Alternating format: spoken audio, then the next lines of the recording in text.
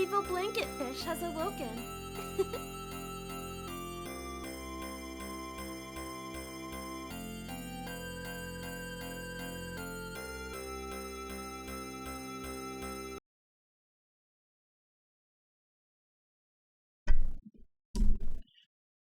Okay. Looks like everything's coming in.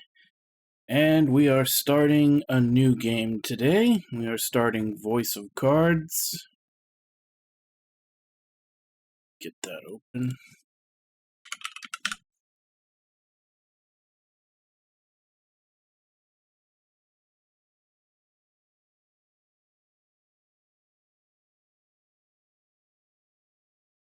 And as I mentioned yesterday, we are starting with the demo.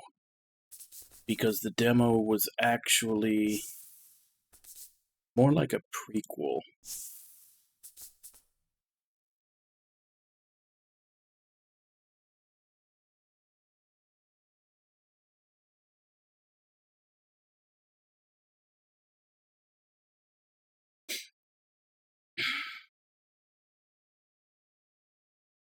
I like how they say some characters and items will differ in the retail version when basically like it's not the same set of player characters.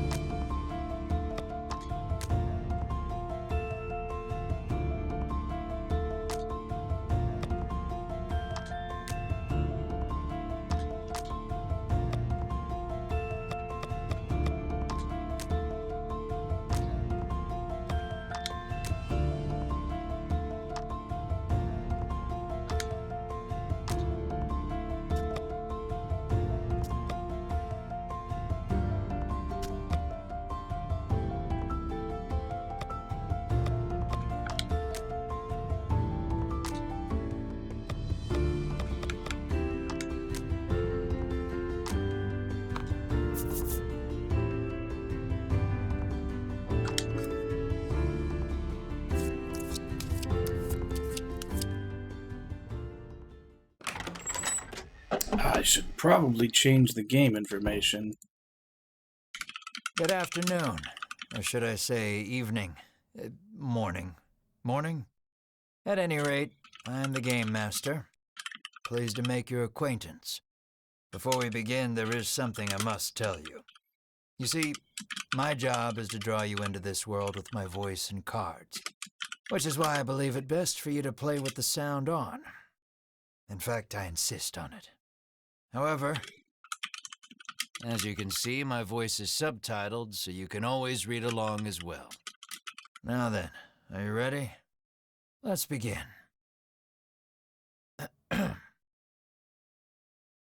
Welcome to Voice of Cards.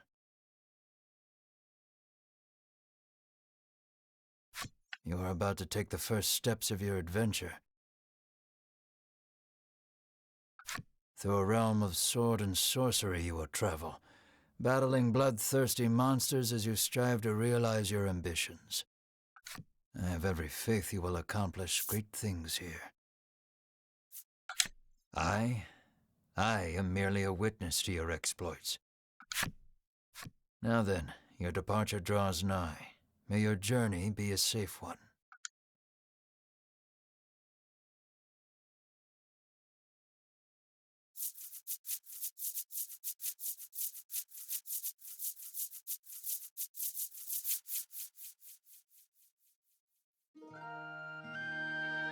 This is Castle Advent.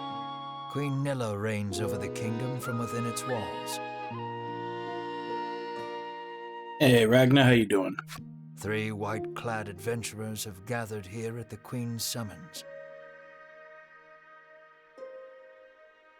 No, that was my fault. I forgot to update that, but it should be updated now. I didn't realize until after I had started stream. How you doing, Webon? Present yourselves, O faithful of the Ivory Order.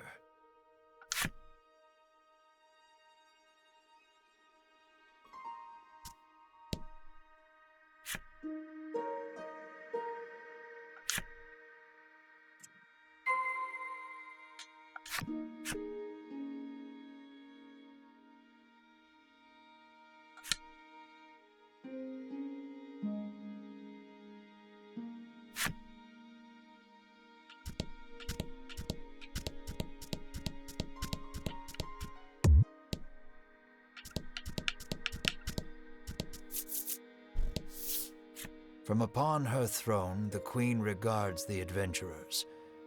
So you are disciples of the Order.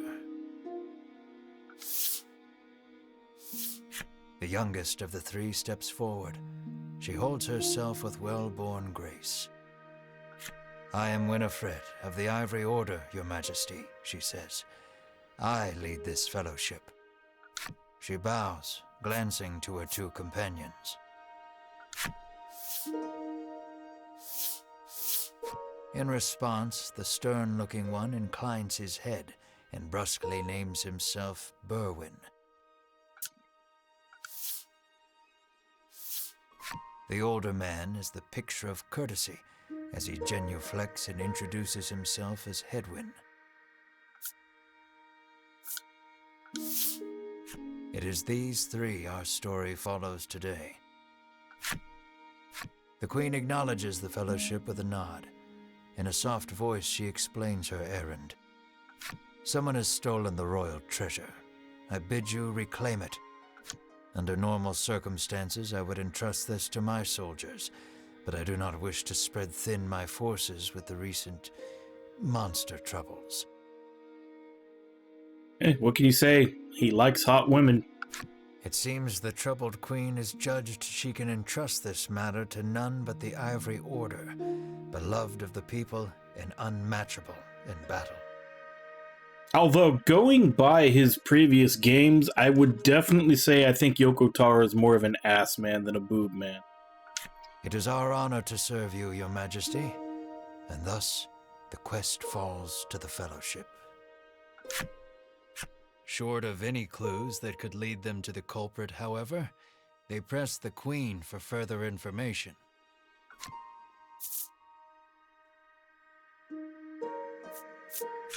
The Fellowship asks the Queen if she knows anything about the thief. The Queen says witnesses might be found at Nexton.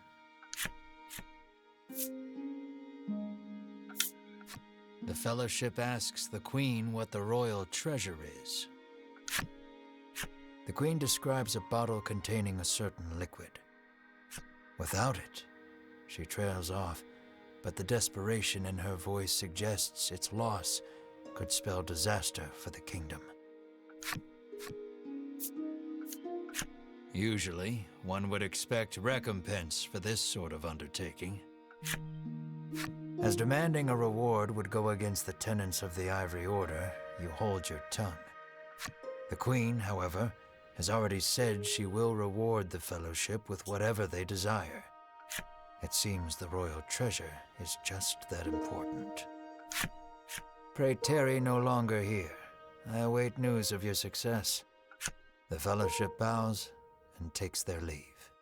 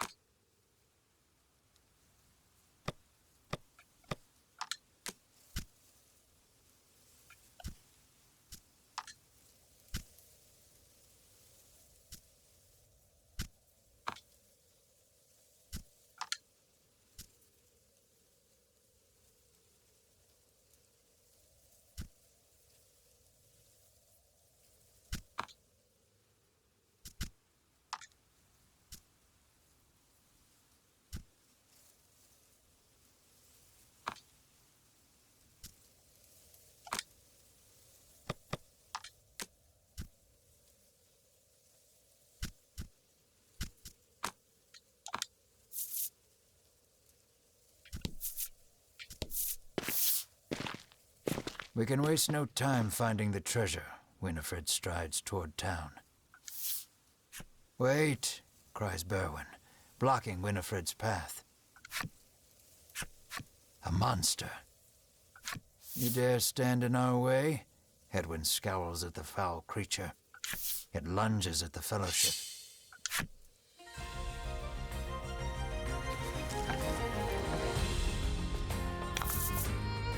Let's do this.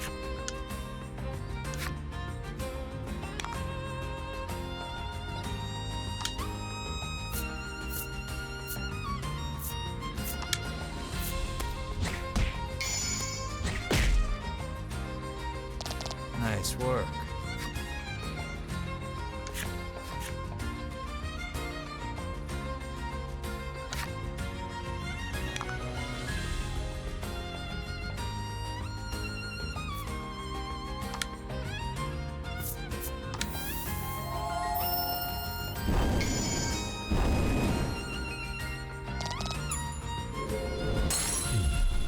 Excellent.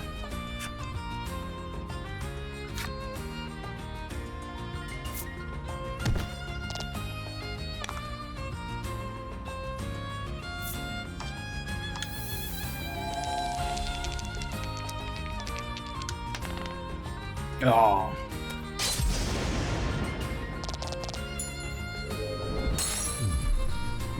Not that it needed it, but still sucked rolling minimum damage.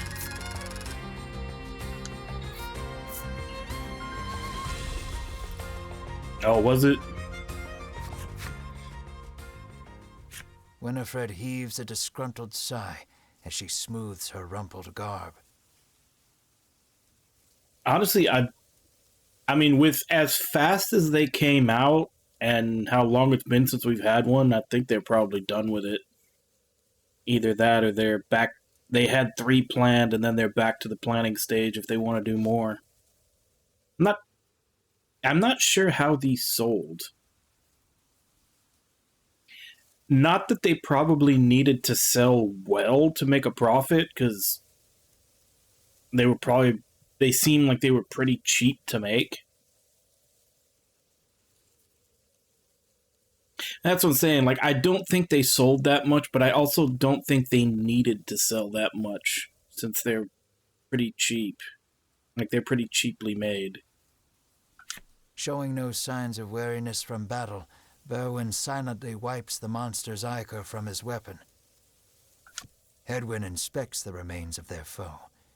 The Queen spoke true, he mutters, his face masked in contemplation. Winifred gives a grim nod at his words. Like, I still, every once in a while, have to...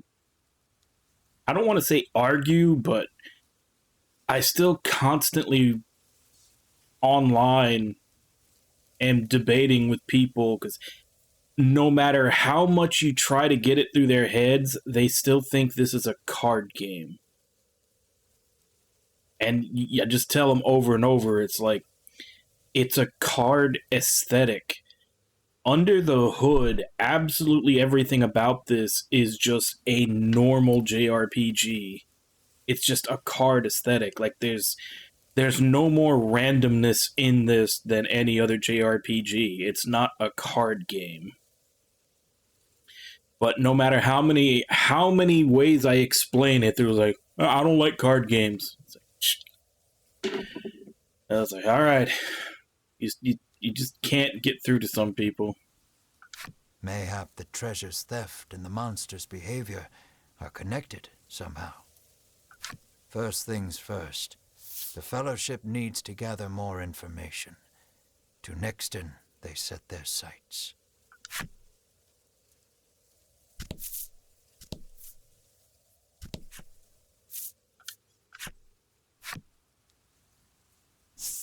And it's even got a world map, which so many people are always complaining that games nowadays don't have.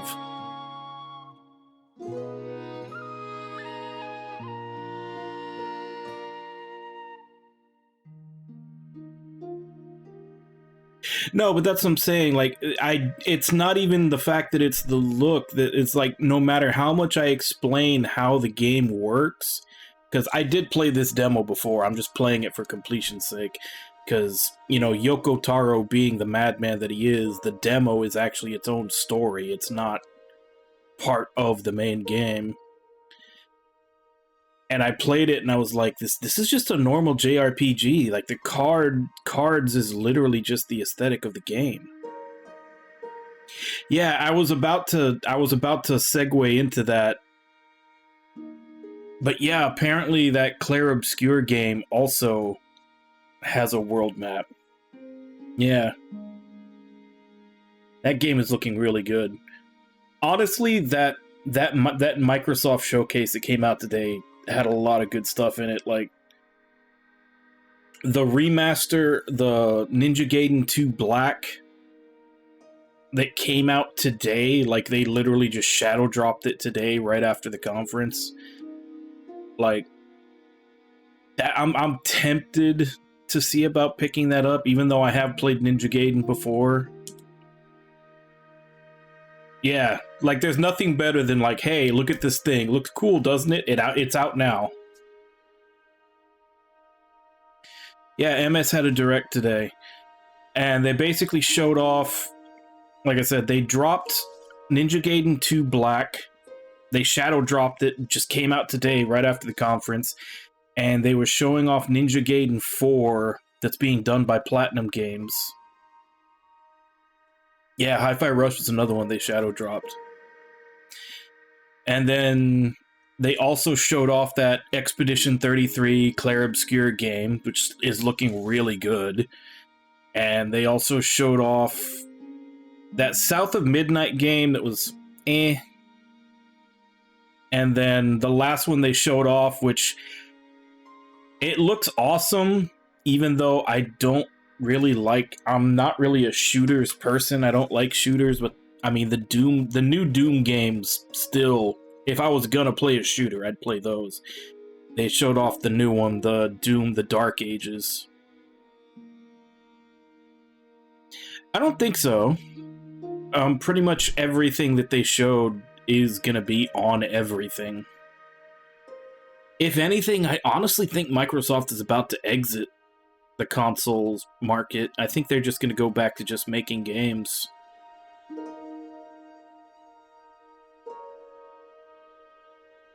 Oh, really? I haven't picked up either of the 8-Bit Adventures games. They're on my wish list. I just haven't gotten around to getting them yet.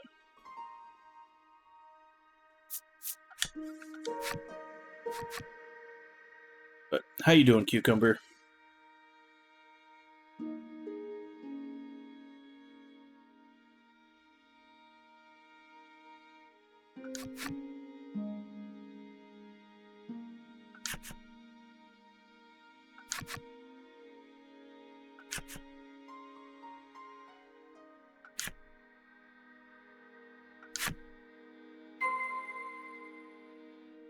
Yeah, Sony, honestly, the only one that's not releasing their stuff for everything is Nintendo now.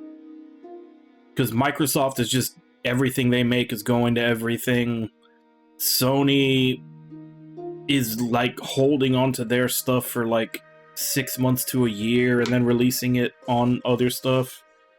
So it's really just Nintendo that's not sharing. Oh, nice. About to be a homeowner. Or were you a homeowner before? Are you finally getting a house, or is this just moving to a different house?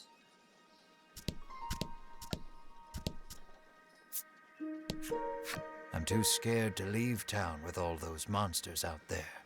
The woman sighs.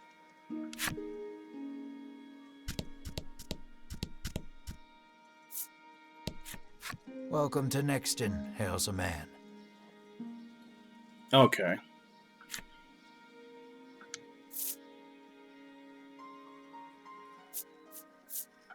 The man doesn't respond to any question except to parrot back his original greeting.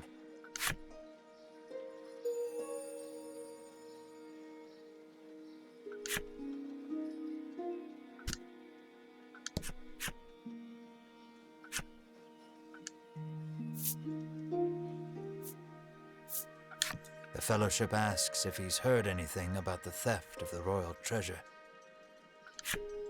The man's eyes widen. He leans close to Winifred and whispers something in her ear.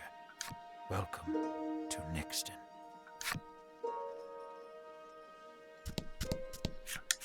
How may I help you? The proprietor inquires.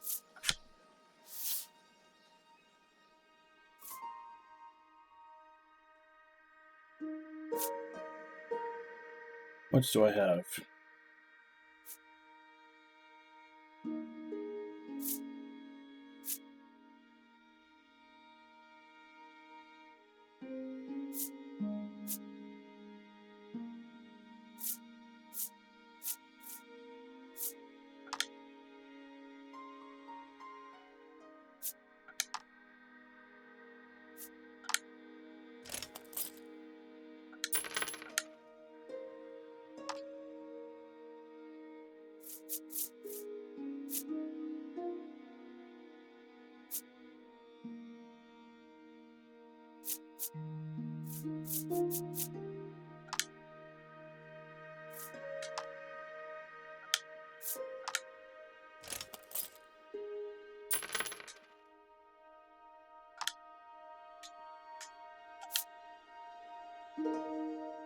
Will that be all?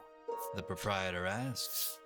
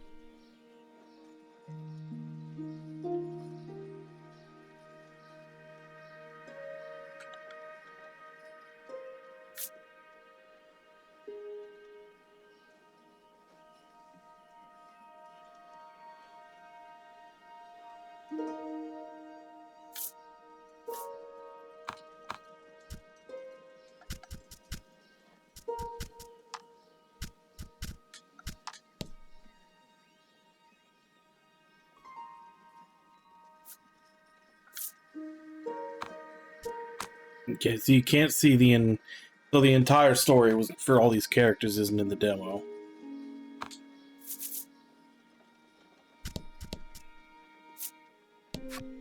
The man helpfully advises you take the opportunity to purchase equipment and curatives while you are in town.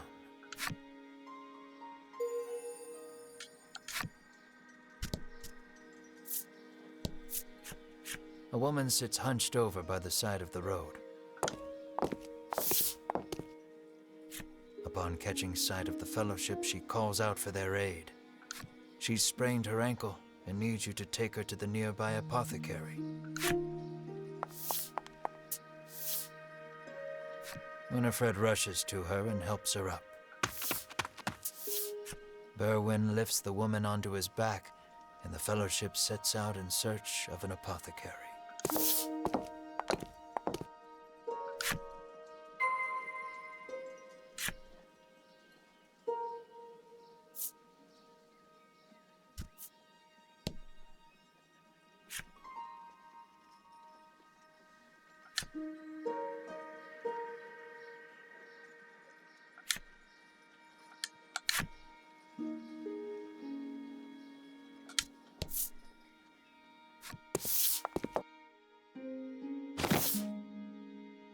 You arrive at the apothecary.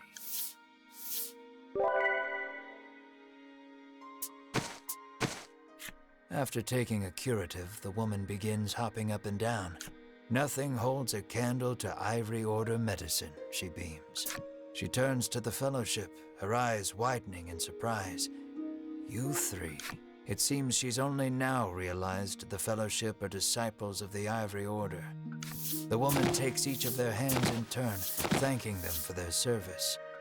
The Ivory Order is famous for providing medical supplies throughout the realm, and indeed the wider world.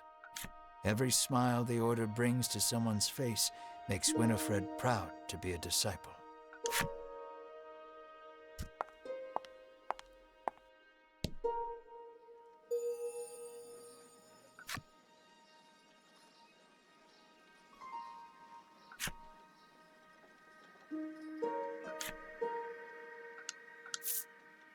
Yeah. I guess I looked there before it told me to.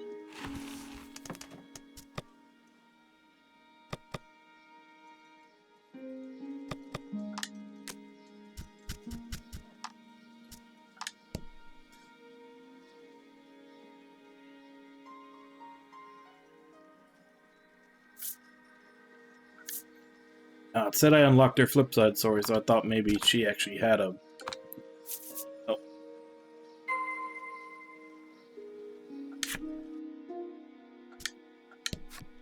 How may I help you? The apothecary catches sight of the Fellowship. Ah, the Ivory Order, to which I owe the prosperity of my humble shop, she says. She gestures to the drawers filled with her wares. Pray, choose one of my concoctions and take it at no cost. It shall be a token of my thanks to the Order. The Fellowship insists they will pay as any other customer would, and sets about browsing her wares.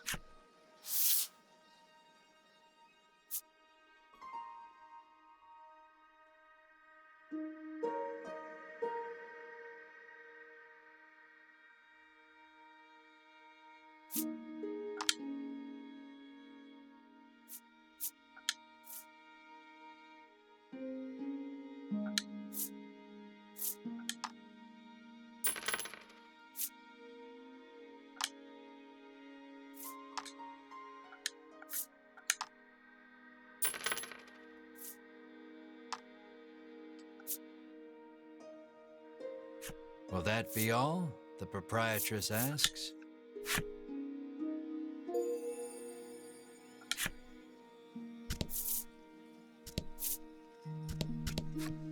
How may I help you? The proprietress inquires.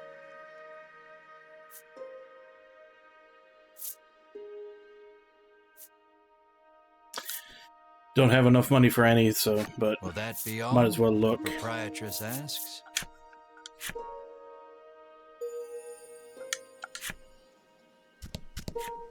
Nothing holds a candle to Ivory Order medicine, proclaims the woman. Swigging the woman begs the Fellowship for their autographs. She seems to greatly admire the Order. I know there's nothing to worry about with disciples of the Order here, she says, relief flooding her features. Upon asking, the woman says she was attacked by a monster outside of town. A strange creature, she says, nothing but bones, and it clutched a bottle of medicine as if its life depended on it.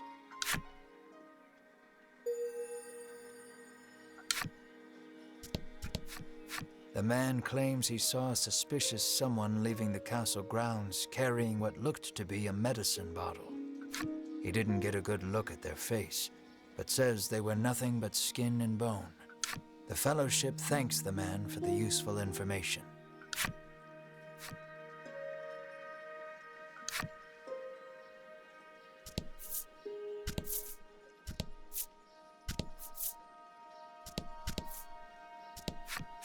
Apparently, there's a monster lurking around the outskirts of town stealing medicine, and only medicine.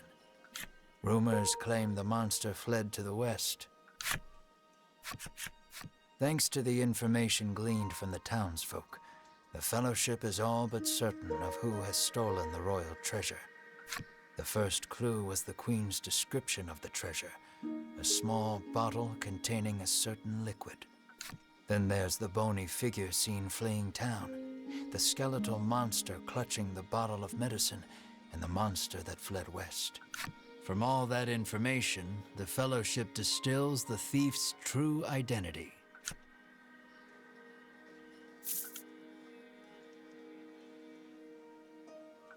realization strikes Winifred. I know who our thief is.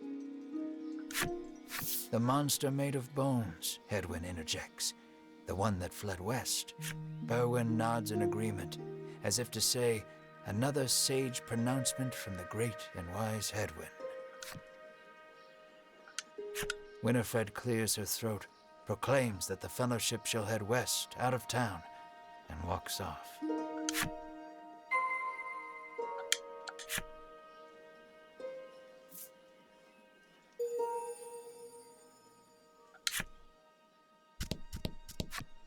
An innocent-looking young boy accosts the Fellowship.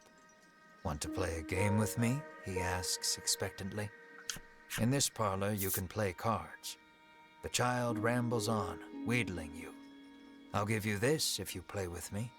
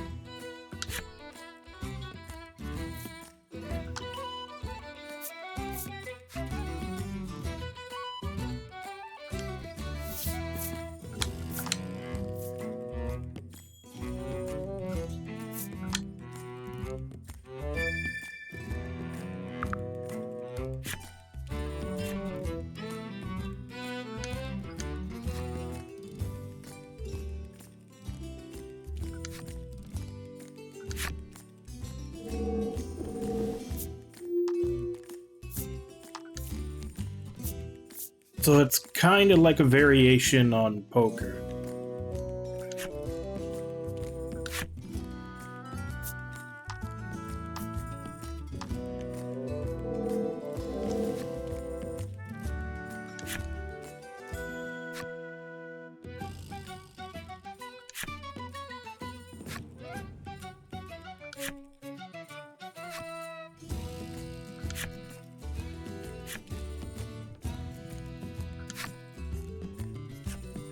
Hey Ludlow, how you doing?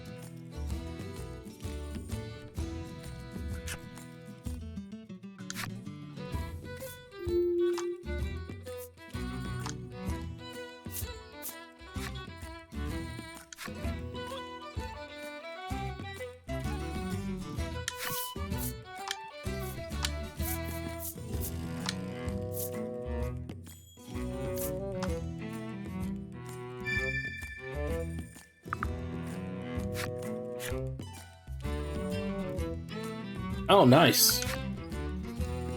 So what are you gonna do with your week off?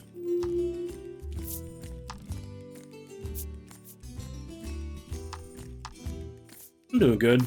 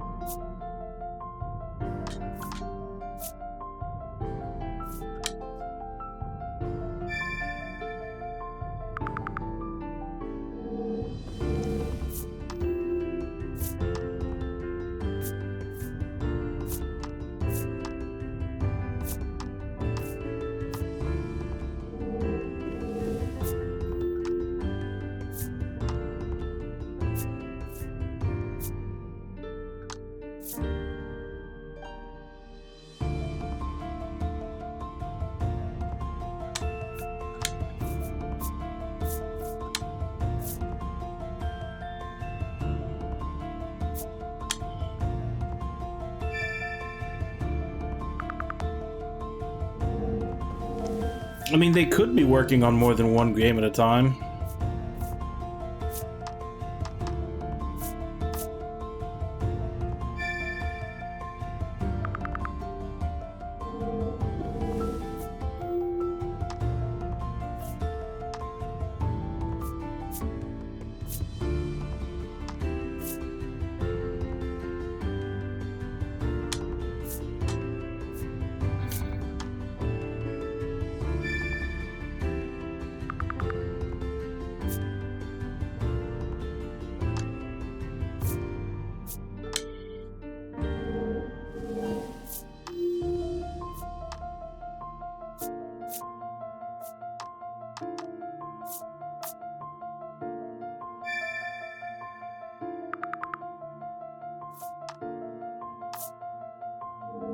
Well, I mean, they were working on more than one before all that started.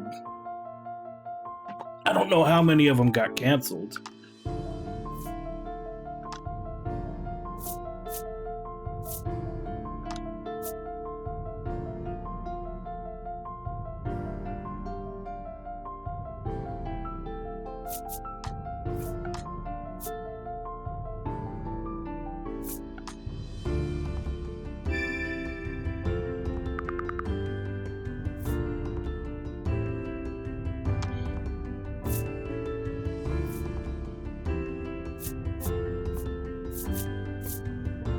I don't remember how much that one was worth.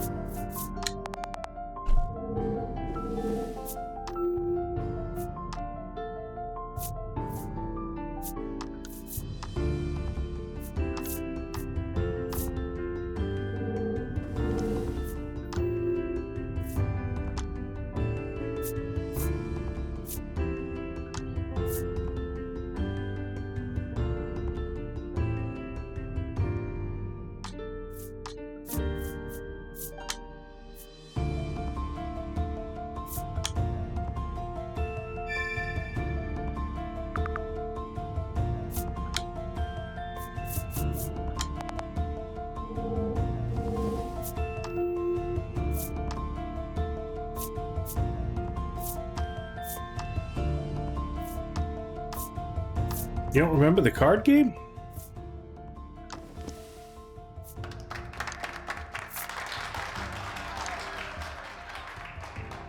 Probably.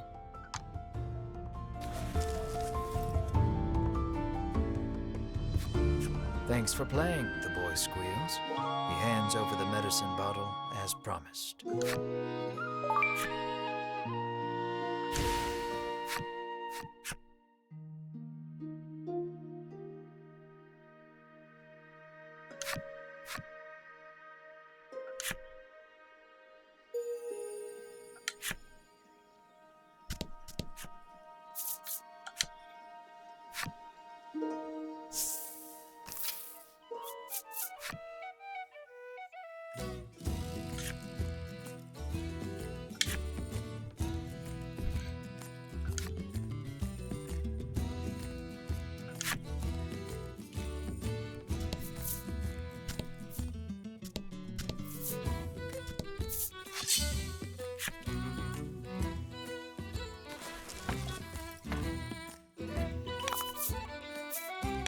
And fight.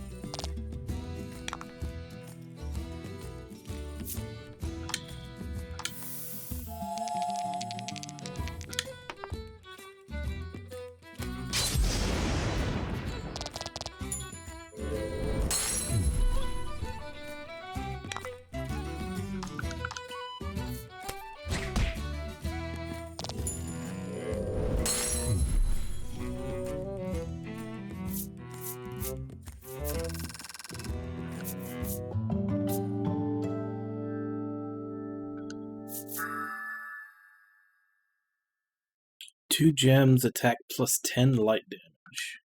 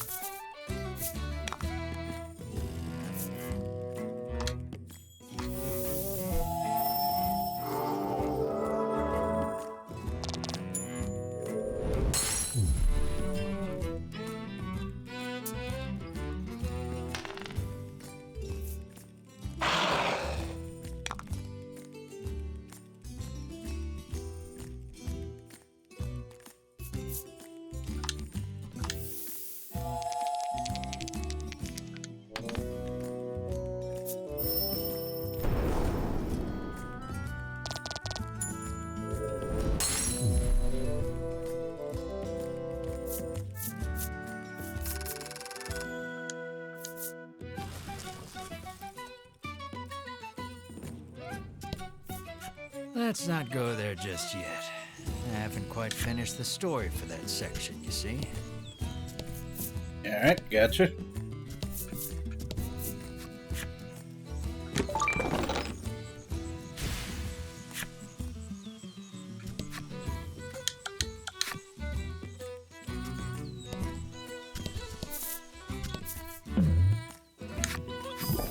A monster appears to be in pain.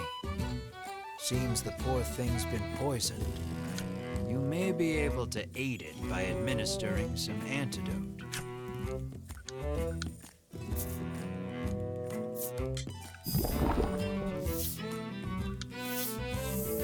You take pity on the creature and administer some antidote. Healthy once more, it gets up and makes its way to who knows where. Every so often, you catch it looking back at you, but before long, it's out of sight.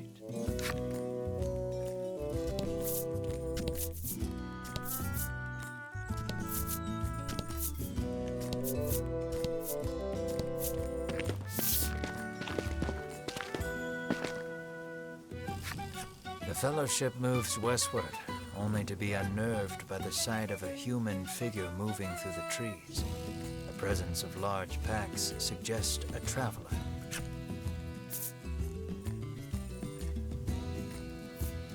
The sun bears down hard upon us this day, Winifred says, approaching him. The traveler lets out a chuckle. Indeed, I've just been swimming in the sea to the west. Then perhaps he is heading east? I beg your pardon, but did you catch sight of a monster fleeing west? Winifred inquires. He gives her a puzzled look. There's nothing out there but the sea, he says.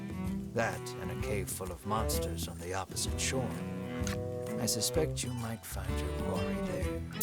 The Fellowship exchange glances and nod as if to say, then that is where we shall go. Alas, they will need a boat to cross the sea. The traveler hoists his packs, suggests the Fellowship speak to the fishermen on the western shore, and takes his leave.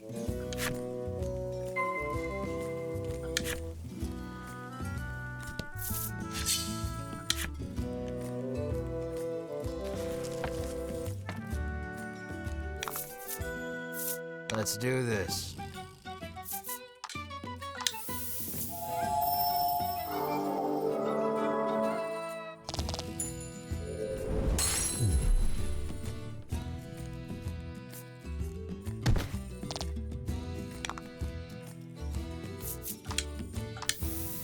It's another week to win now. Come on, big money.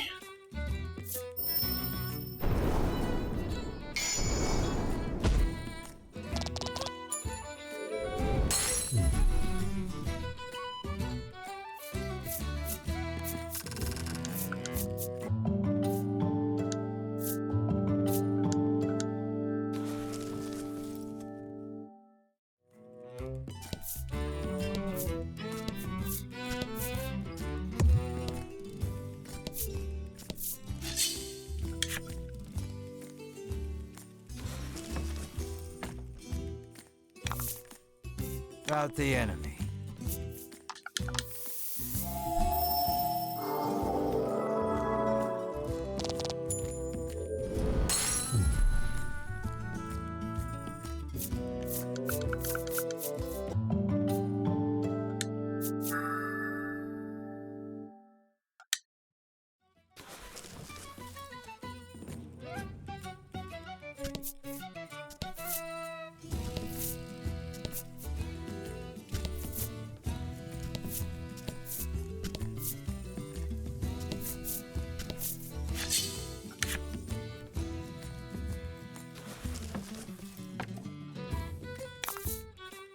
Rout the enemy.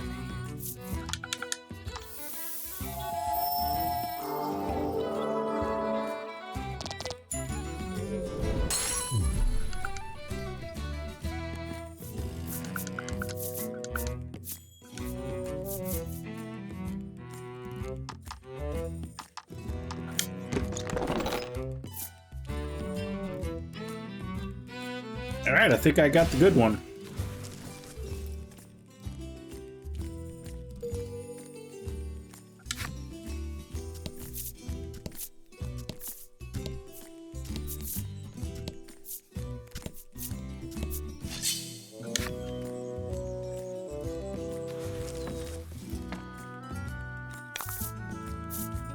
Rout the enemy.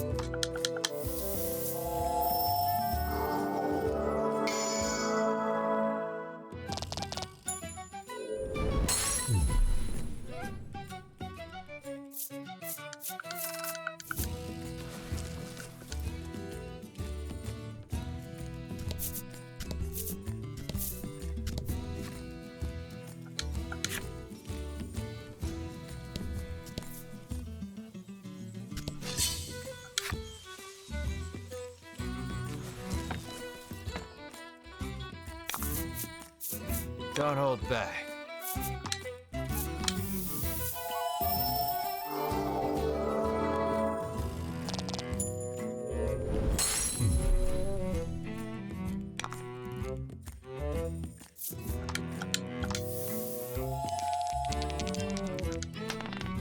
Oof, minimum damage.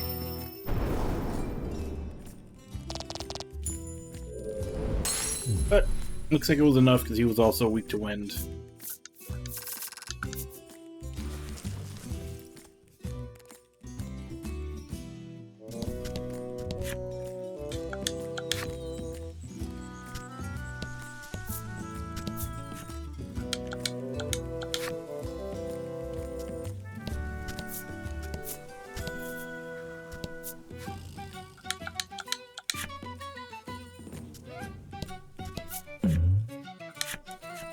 A bizarre rock appeared.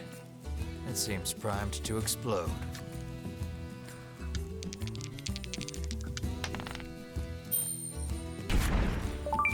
The bizarre rock transformed into a gold rock.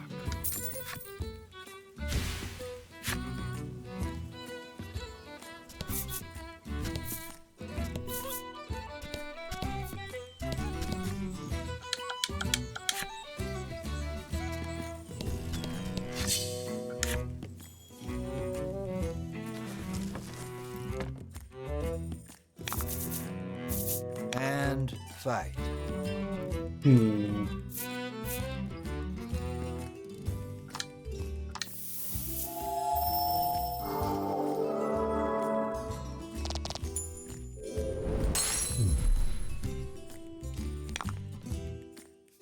Yep, I rolled crit success and turned a rock into gold.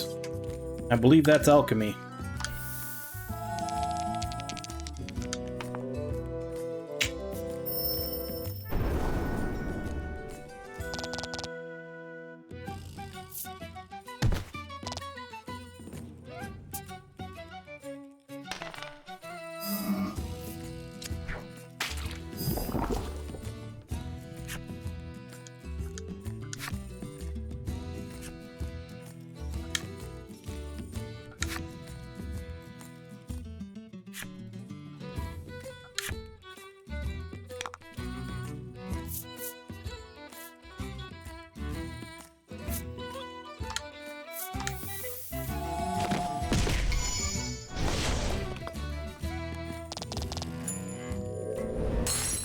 Nice work.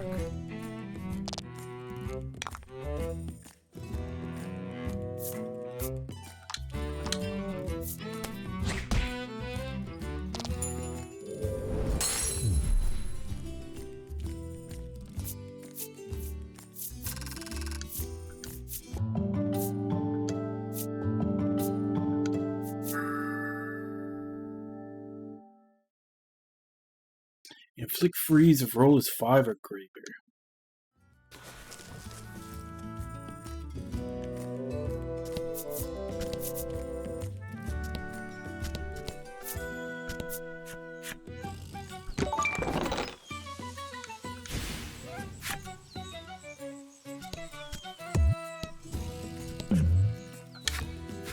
A monster appears and just stands there, stock still, staring at you. Suddenly it makes a pained face, acting as if it's been poisoned. Aha! This must be the monster you saved with the antidote. It places a medicine bottle at your feet and is gone as quickly as it came. You suppose that's its way of saying thanks.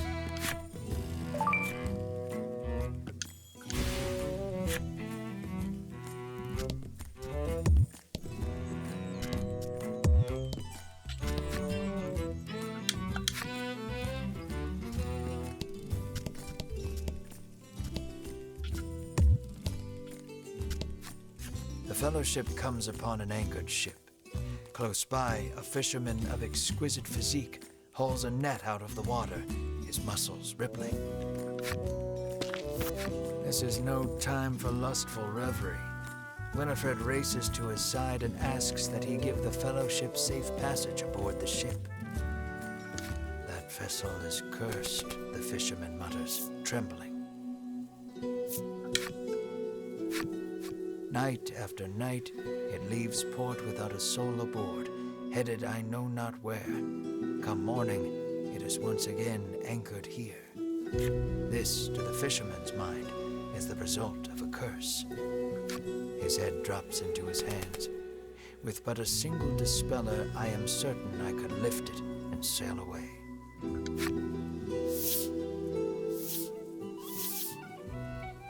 Winifred hands the despairing fisherman a dispeller and asks again for safe passage to the cave beyond the sea. The fisherman snatches up the concoction, so delighted that his pectoral muscles begin twitching. The Fellowship politely ignores this fact. He opens the bottle and proceeds to douse the ship.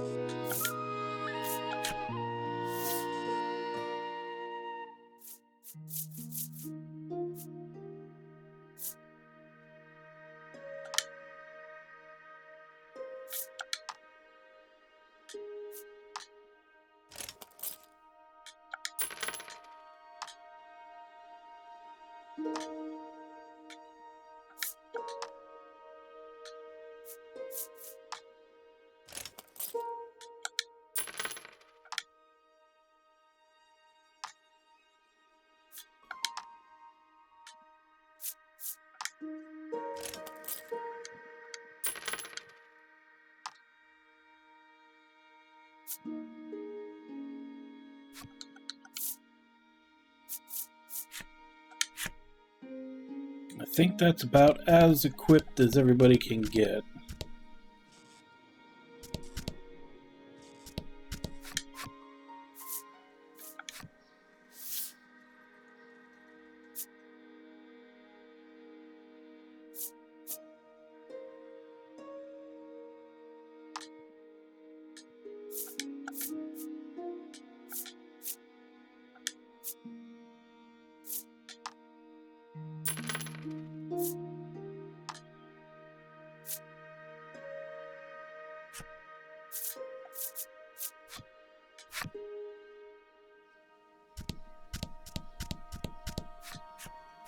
Thanks to a royal decree, you're allowed to stay the night for free.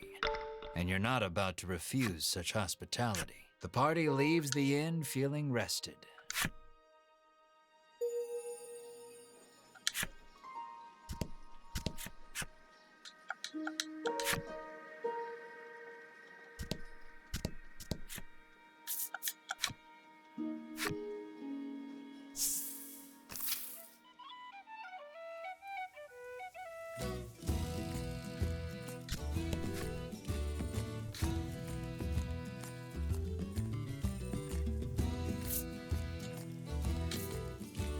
Are we level 7? Are you ready to set sail for the cave? The fisherman asks. I'm pretty sure we started Are at you 5. I'm pretty sure everybody's gained at least 2 levels. Let's shove off then. He beckons you aboard.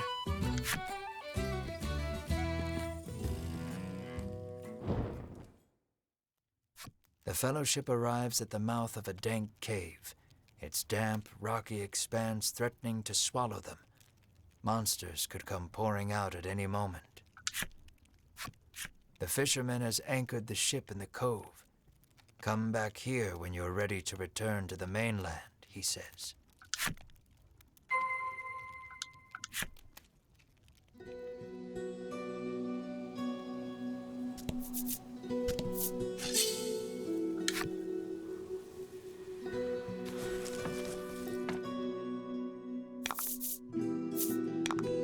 and fight.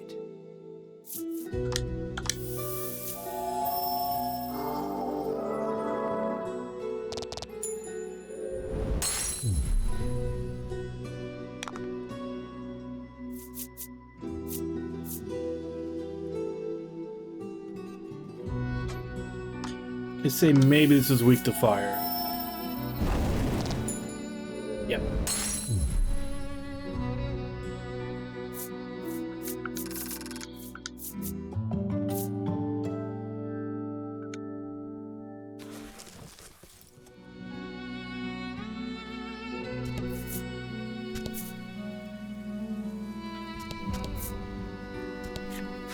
Are you finished here? Asks the fisherman. All right then, he says, turning back toward the ship.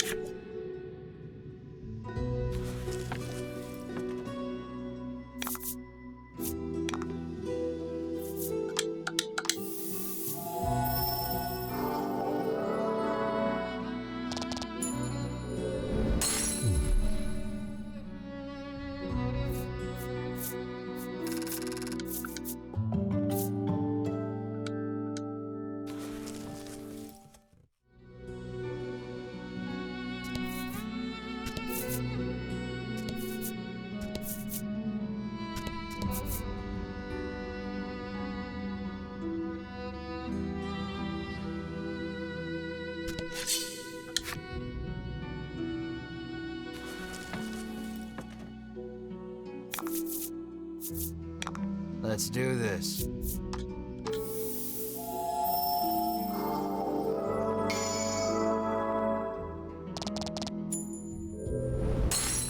Nice work.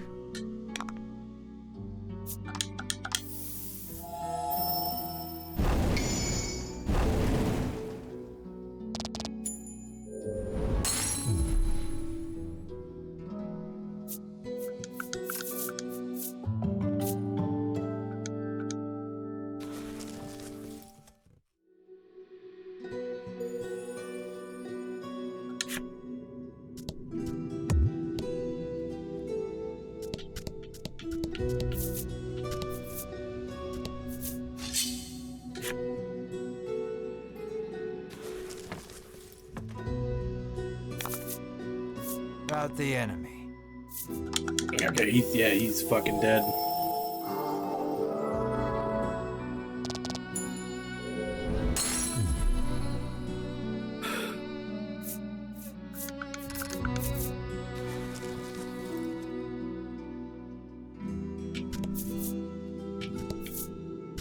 Treasure. What do we get? Magic staff.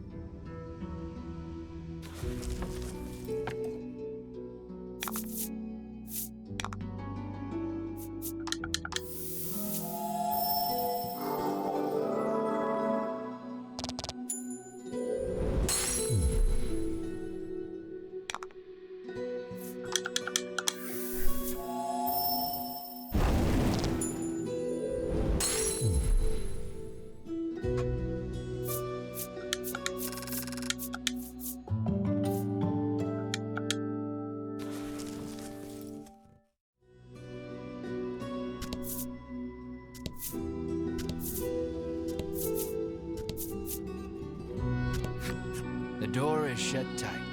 You spy a keyhole on it, suggesting the existence of a corresponding key.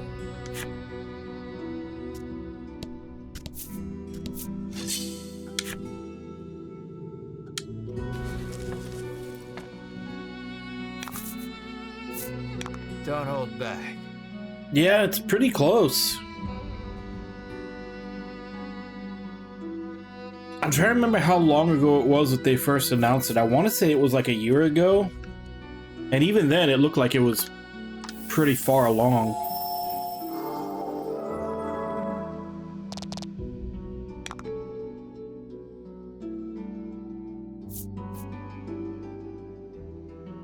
Alright, let's gamble.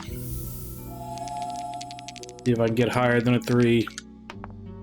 Nope.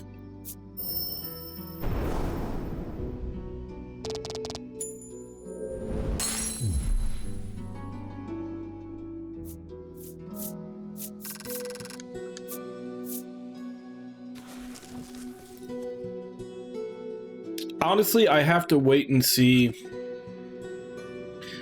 what the like if they add like a future connected or future redeemed to Xenoblade X. Because while I did enjoy the game, I've pointed this out before, I enjoyed the game, but I also heavily modded the game. Like, I modded it to take out a lot of the grind and then to shorten the leash range on a lot of those enemies. Because it got really fucking frustrating running through an area and having some giant level 90 enemy aggro on you that you didn't even see, and then you have to run a mile away from it to get it off you. Maybe. But that's what I'm saying. I enjoyed the game when it was heavily modded. I am interested if they have a story extension. And I assume, like, Xenoblade 1 and, like, I assume, like, in the Xenoblade 1 remake that story extension will be, like, standalone. Like, you just go into it and they hand you a character that's ready for it.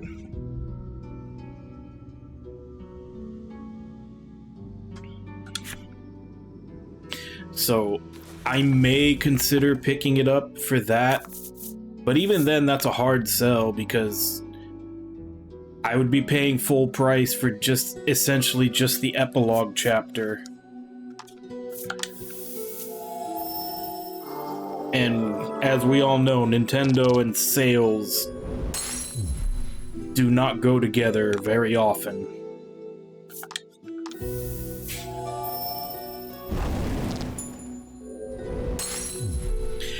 Well, it's not so much on the main storyline, but they had a really bad habit in that game of every side mission was intentionally sending you into areas where there's a massive amount.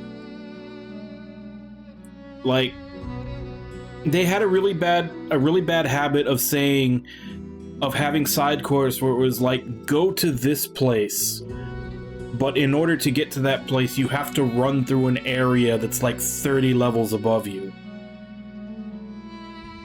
So you're essentially going through a big open area trying to do stealth. And the game is not set up for stealth.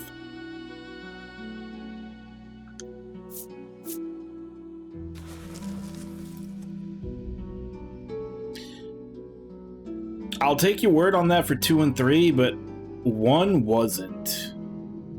1 just had an obnoxiously large number of side quests, but there weren't that many of them that sent you, like, compared to the first game, there's just a way higher grouping of dangerous enemies that you don't have a chance at fighting. And that was one of the reasons why I had to like vastly reduce the leash range so that I wasn't constantly dying and having to restart.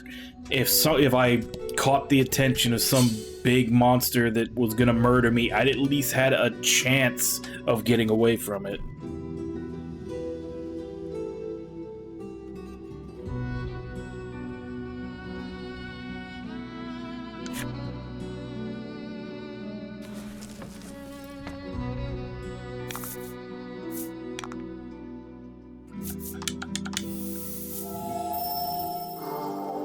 And then I think the other thing I turned down was also just I uncapped like the resource, like the resource that you have to do that mini game for. I uncapped it because it got to the point where I couldn't even fully refuel my mech with the amount that they were giving me.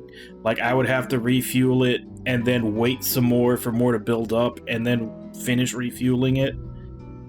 Which, I mean, the most, like once you actually get the skull, that's the most fun part, is using it. So the fact that I was being told, no, you can't ride your mech because you don't have enough fuel. You're gonna have to wait for 20 minutes before more of it comes in, just because there was an arbitrary cap on how much you could hold. Like, I got rid of that.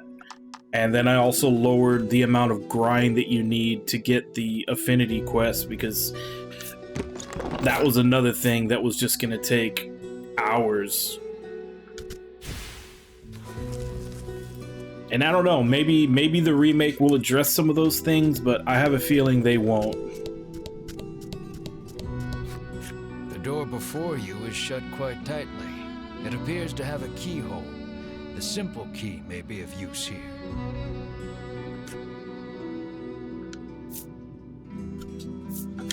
The Fellowship slides the simple key into the keyhole and turns it. The lock opens with a thunk. It's more so just the fact that you have to wait in real time to get it. So like I said, if I had my full stockpile there and I went riding out in my mech and I got close to running out of fuel, I would then take it back, I'd refuel it with everything I had, which around 3/4 into the game, like, the stockpile that they give you is not enough to fully refuel the mech. So then I would have, in order to get it fully fueled up, I would have to actually spend real time waiting for it to get more. And that sucked. About the enemy. Because like I said, like once you actually get the mech, that's the fun part of the game. Like you go through like 7 chapters waiting to get your mech, and then once you actually get it, you start getting rate limited on how much you can use it. It's like, no, let me just run around in a mech and kill shit.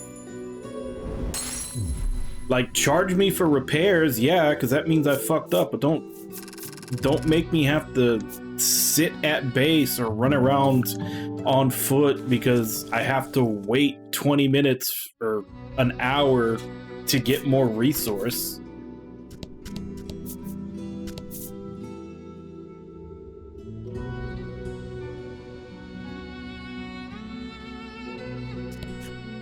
So yeah, that's what I'm saying. Like I had a lot of fun with the game after I modded all that stuff into it.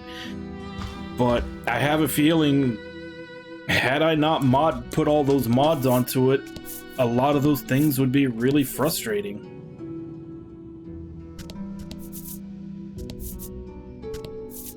I am actually way more interested in trying out Armored Core ever since I played Daemon X Machina.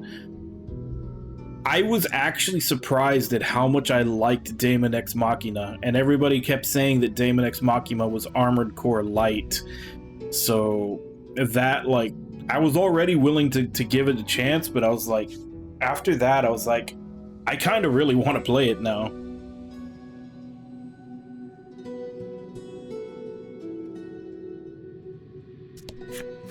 An iron door towers before you. It has rather conspicuous handles. And supposedly they're still working on another Daemon X Machina, so definitely gonna wait for that. Berwin pulls on the massive handles with all his might. It moves not an inch. Berwin gives the door a roundhouse kick out of pure frustration. As his foot connects, the door trundles to the side. so it was one of those sliding contraptions.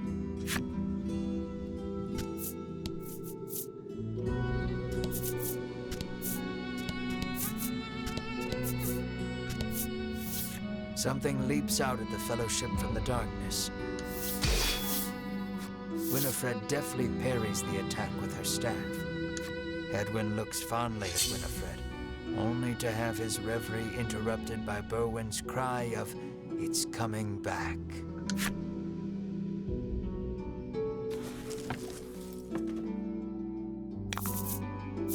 And fight.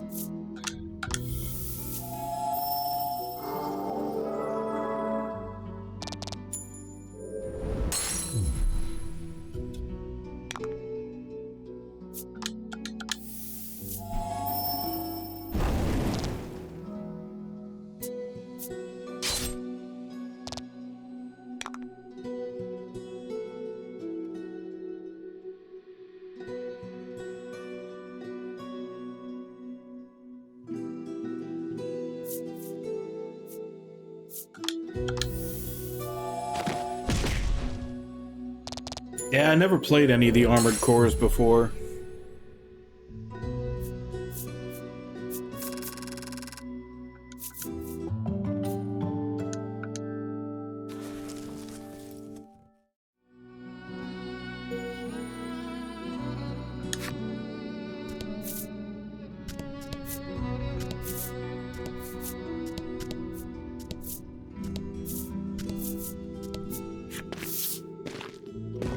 The Fellowship approaches the chest, only for a voice deep as an earthquake to echo through the cavern. "You shall not have it," a voice growls. The Fellowship warily eyes their surroundings as several somethings leap out of the shadows.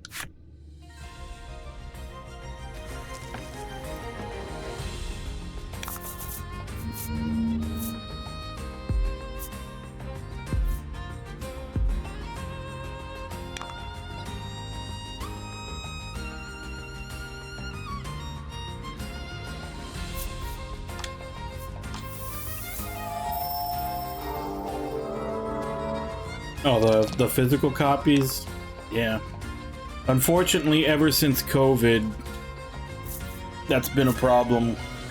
The prices of physical copies going up.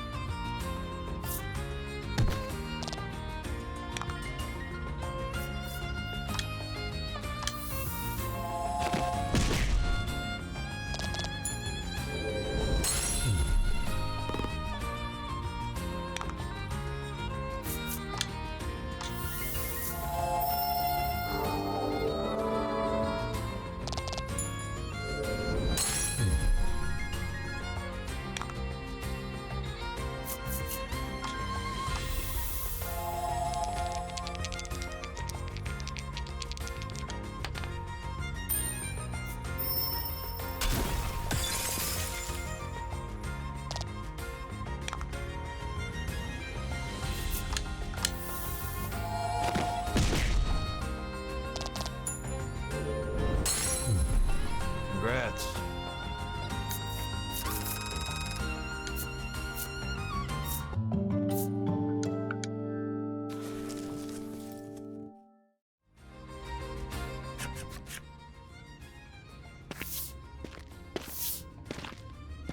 Winifred neatly steps through the fiend's remains and opens the chest. Inside is what appears for all the world to be an ordinary medicine bottle. At last, the royal treasure is in safe hands once more, Edwin sighs. Winifred and Berwin nod in agreement. Treasure in hand, the Fellowship exit the cave, exulted. I think this is where the demo ends. In time, the Fellowship find themselves before the Queen once more. They offer her the retrieved treasure. As reward for the arduous task of returning our prized possession, I bid you name anything you desire, she proclaims. I'm not sure you can, because once you get close enough to that treasure chest, it starts the boss fight, and then you leave afterwards. So I think they intentionally made it so that you can't complete that. She is positively beaming and seems prepared to shower the fellowship with riches, whether they demand them or not. But at that moment, a massive roar, the likes of which had never been heard before, shakes the entire castle. As the roar recedes, one of the royal guard, pale as a sheet, bursts into the royal hall. He struggles to gather his breath. Just now, over the castle, a dragon, he pants to Queen Nilla. A dragon. So the great evil has returned. Queen Nilla turns her gaze to the sky, dumbfounded.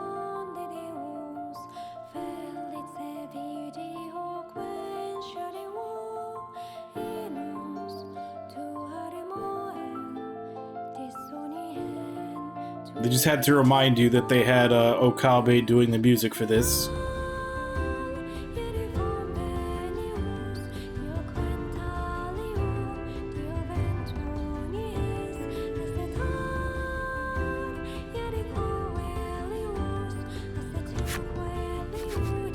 So the monster Like Yoko Taro and Keiichi Okabe are so the queen does not hear. pretty much always working together. A profound silence settles over the royal hall. The fellowship stand tall, unflinching, as though they know what must be done in the face of such a crisis.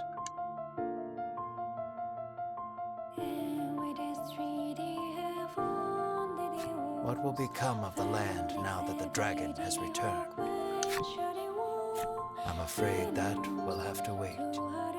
We're all out of time for this portion of the adventure.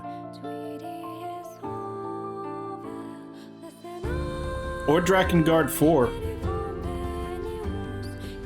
For a while there, he was going back and forth between doing Nier and Drakengard. He could be making Drakengard 4. Don't you worry. We'll continue the tale another time. I look forward to our next session. Until then, I bid you good day. Farewell, friend.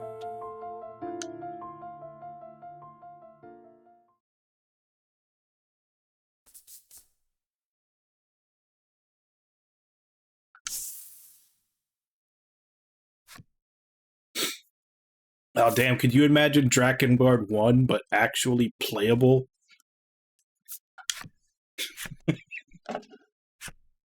Like, don't get me wrong, I absolutely love the story and like the setting and everything for the first Drakengard, but man, was that game painful to play through.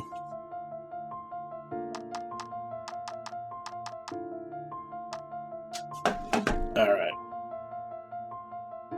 So we got the prologue done in the demo. Let's start the real one.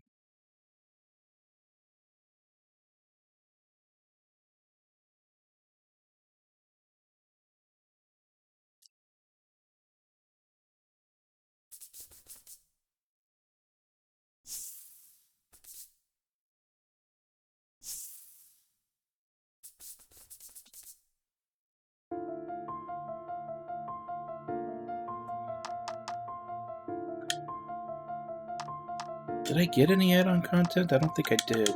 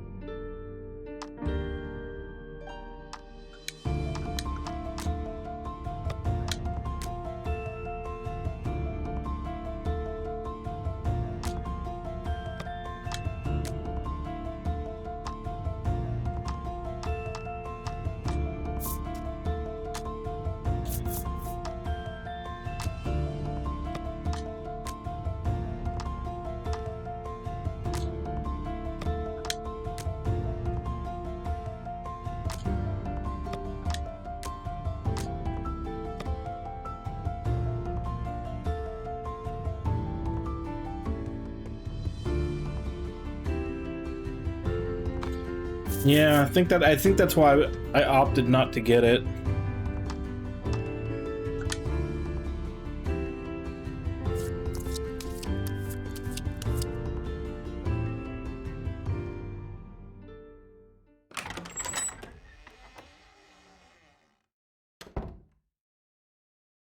Good afternoon, or should I say evening, morning. Morning? At any rate, I'm the Game Master. Pleased to make your acquaintance. Before we begin, there is something I must tell you. You see, my job is to draw you into this world with my voice and cards, which is why I believe it best for you to play with the sound on. In fact, I insist on it. However, as you can see, my voice is subtitled, so you can always read along as well.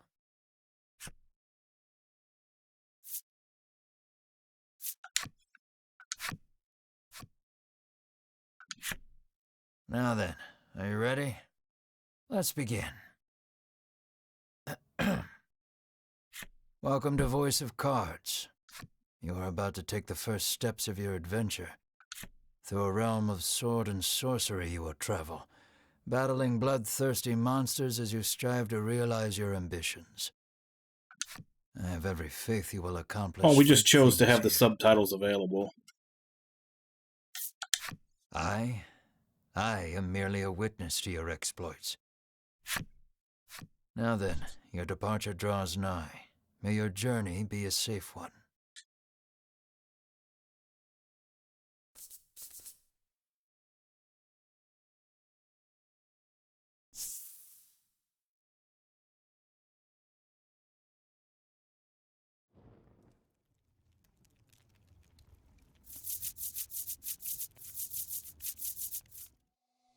We begin in a cave. The surrounding rocks are slimy with damp. It feels as if some foul creature could leap out from the shadows at any moment. Yet in this horrible place gathers a fellowship of 3 adventurers. One is a young woman. You can tell just by looking at her, she enjoyed a good upbringing. Another is a stoic warrior. He stands at the ready, scanning his surroundings for any sign of threat. Last but not least is the old man. He has a sagely air and gazes into the darkness stretching out before him. These adventurers seek a certain treasure hidden in this cave.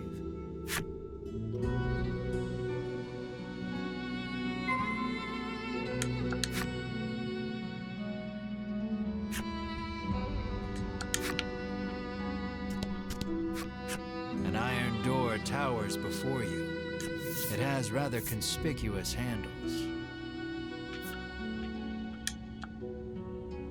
The stoic man takes hold of the handles and pushes as hard as he can, but the door doesn't so. The stoic man winds his leg back and lets fly a powerful kick into the door.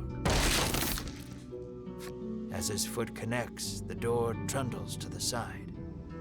So it was one of those sliding contraptions. Okay, so there is a little bit of overlap between the demo and the main game.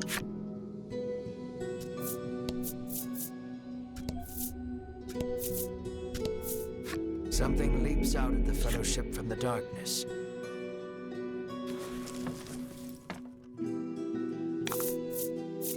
Don't hold back.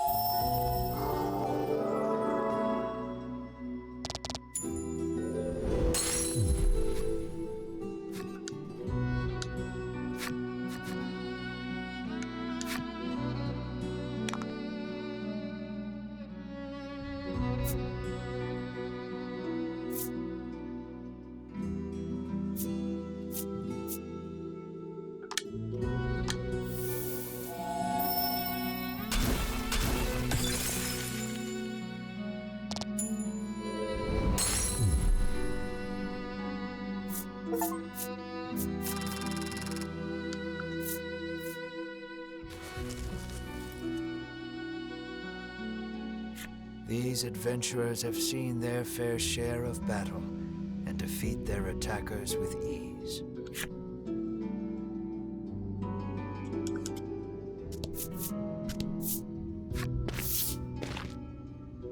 As the trio approaches the treasure chest, an awful rumbling resounds deep in the cave. You shall not have it. Before the wary trio appear creatures the likes of which they've never seen.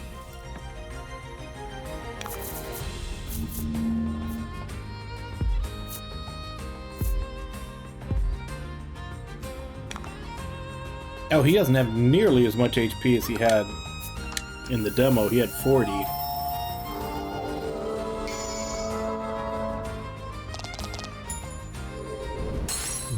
I was lucky.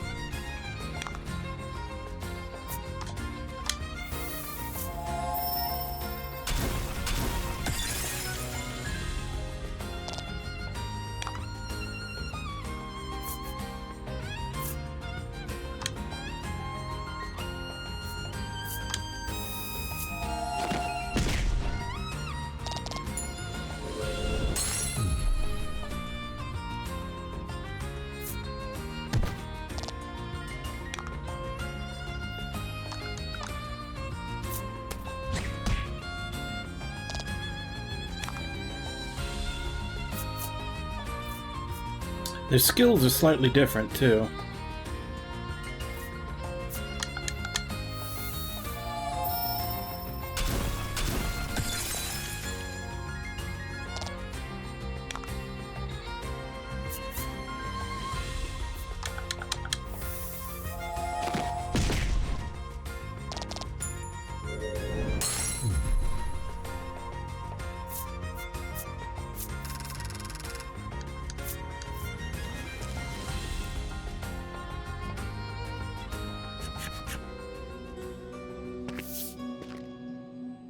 The young woman edges around the monster's bulk to stand before the treasure chest.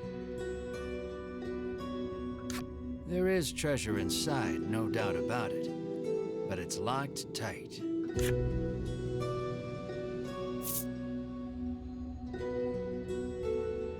Obviously the torch. The woman slides the simple key into the lock. The chest clicks open. Inside is what appears for all the world to be an ordinary medicine bottle. At last, we've retrieved the royal treasure, the old man says. The woman and warrior exchange a nod. Their quest complete, the triumphant trio put the cave behind them.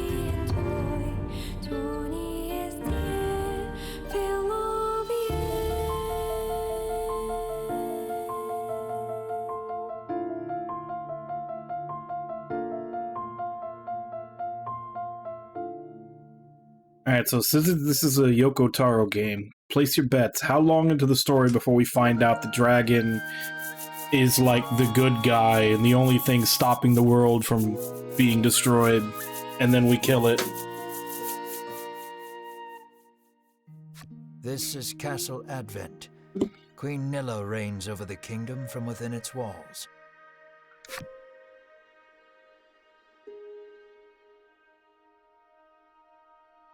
In the crowded audience chamber jostle all manner of knights, adventurers, and bounty hunters. The white-robed adventurers stand close to the throne. Oh, of course the dragon's gonna be hot. The palace guard calls over the tumult. Be silent. Her Royal Majesty graces us with her presence.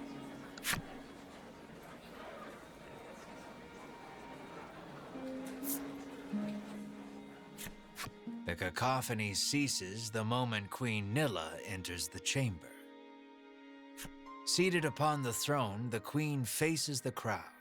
Her lips part. Thank you all for heeding my call to slay the dragon. Whatever it takes to defeat this reawakened evil, I ask that you do it. Whomsoever conquers this beast will be honored for ages to come and handsomely rewarded. At that, the gathered crowd cheers loud enough to shake the castle's very foundations. Leave the dragon to us, Your Majesty, say the white-robed adventurers, as if the beast's demise at their hands is assured.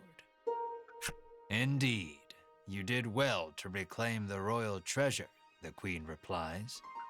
I thank you, for my stomach becomes most upset without it. So the treasure is a staple of the royal medicine cabinet. It puts my mind at ease to know the Ivory Order offers its aid in slaying the dragon. So she sent them on a quest to retrieve the royal Pepto-Bismol.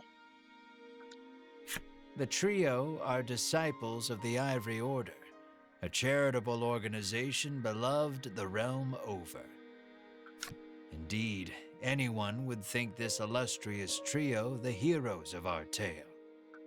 But they'd be wrong.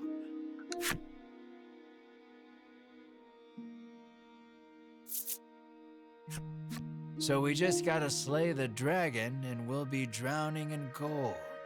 The man trails off, drooling over unknowable fantasies. Beside him, a strange creature lets out a chirping coo. Pay attention, because this is important. There he is, or there you are, I should say, the hero of our tale. A humble bounty hunter, you love little in this realm more than coin. A seemingly tedious fellow who doesn't hesitate to claim the title of hero for yourself. When you heard about the quest to slay the dragon, it was the promise of reward that lured you to the castle. Now then, if you wish to officially register for the hunt, see me so I can get your signature. You wonder why you need to sign anything, but head for the guard anyway.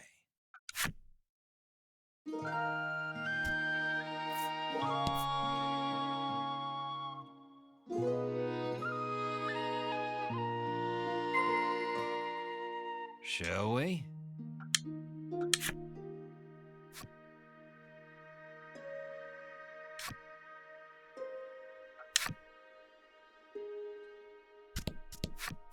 Have you registered yet? Says the guard.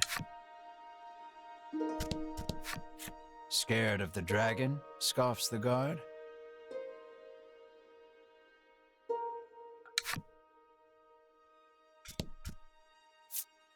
No, this is the Yoko Taro story. We're not going to be the obvious good guys. Peace to the land, brags a white-robed man. My colleague made me come along, but he didn't mention we were going on a quest to slay the dragon, she says, trembling.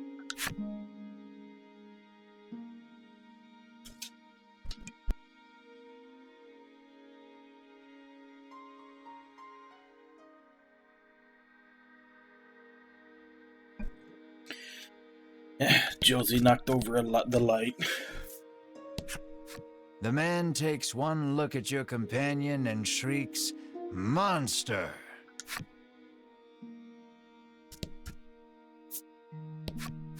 You think the dragon's really as tough as they say? Asks the man, his knees knocking together.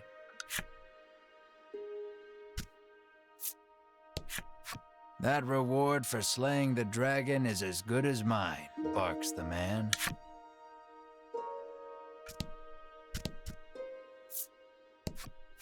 If the heroes of the Ivory Order are hunting the dragon, he's as good as dead, says the man, relief spreading across his face.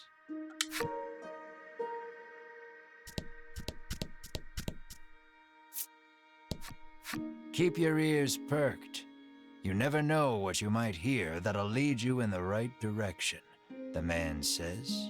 You think.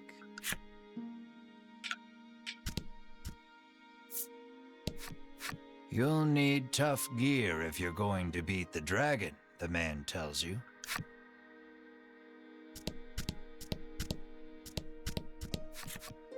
The Ivory Order trio stands before you. They seem not the most approachable of parties, but...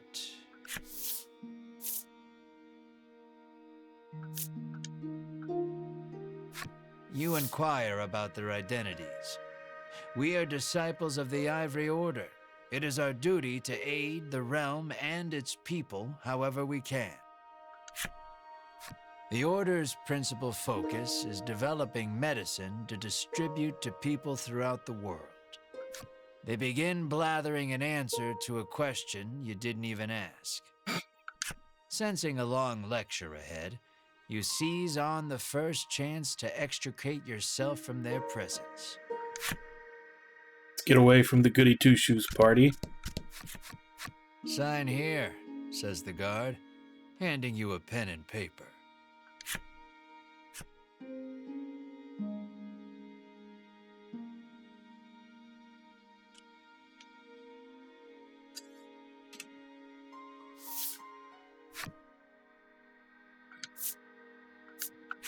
You sign your name.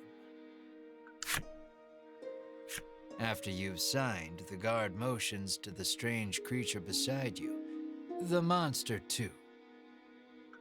You sign your companion's name as well, Mar. Mar, your friend and sometimes traveling companion. Though he can't speak the human tongue, he seems to understand it well enough. Thank you. Now we'll know what to have engraved on your tombstone. Maybe Ash Ketchum. I'm hoping more Ash Winchester from Evil Dead. Can't ask the dead what name to mark their grave with, after all, the guard chortles. Oh wait, no, Winchester was from Wild Arms 2. The hell was Ash's name from Evil Dead? Williams. You want the reward as badly as you don't want to die. You figure you better make some strong friends. Well, to be fair, even Star Wars was slightly altering the story, like stories that came before it.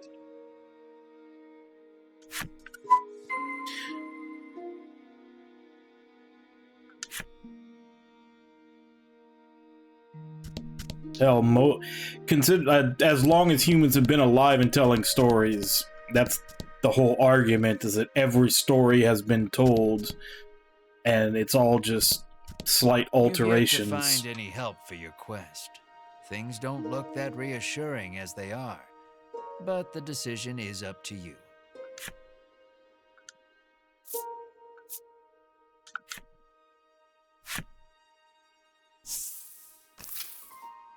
In the end, you set out, just the two of you, to hunt the dragon.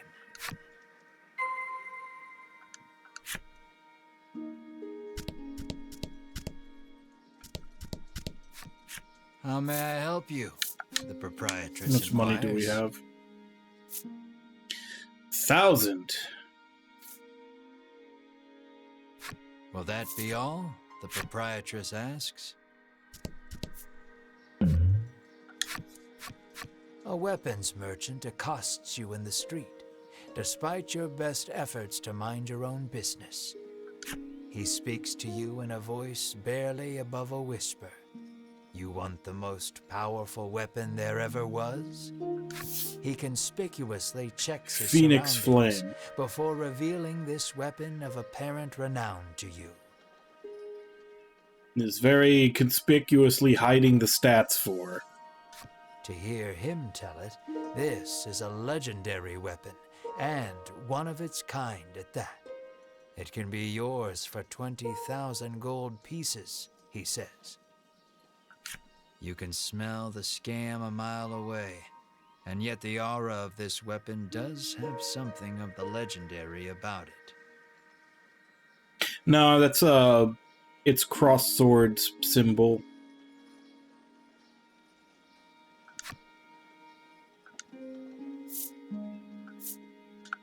You open your coin purse only to find you don't have 20,000 gold pieces. No money, no sale. He tucks the weapon away once more.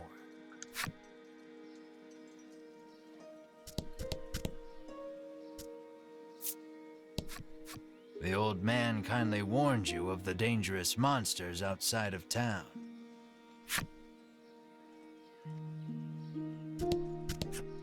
The door is shut tight. You spy a keyhole on it, suggesting the existence of a corresponding key.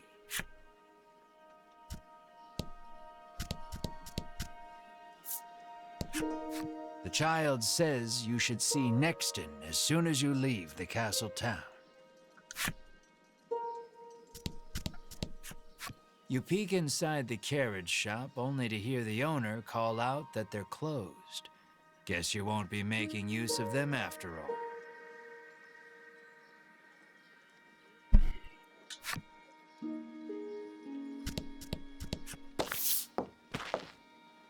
Before you stands a sign calling for people to join the hunt for the dragon. Earlier, you saw the bit about the handsome reward for whoever slays the dragon, and hightailed it to the castle. A woman stares at the sign, transfixed. Her face curls into a scowl as she notices you. "Monster!" the woman cries, and flings magic at Mar. Startled by the spell, Mar grows dizzy.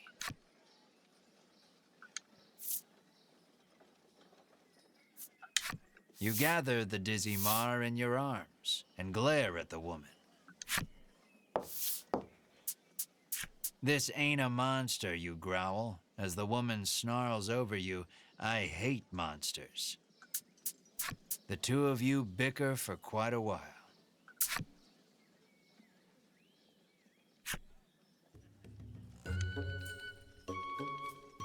In the end, the woman admits she may have jumped to conclusions, but stubbornly refuses to apologize.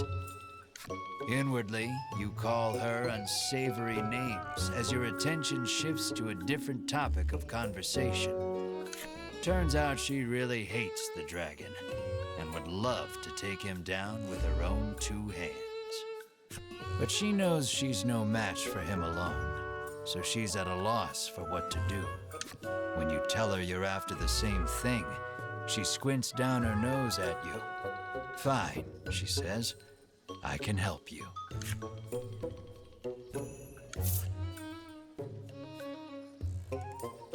I mean, do we have a choice? No way are you teaming up with someone who attacked you out of the blue. But as you open your mouth to tell her off, "I only want to see the dragon dead. I don't care about anything else," she mutters. You overhear her remarks and grin without thinking. Then you don't care about getting a share of the reward. You couldn't have asked for a better companion. Your opinion of her improved. You happily joined forces with the black-clad woman. She introduces herself as Melanie. She tells you she is a witch, but says nothing of why she hates monsters or what grudge she bears against the dragon.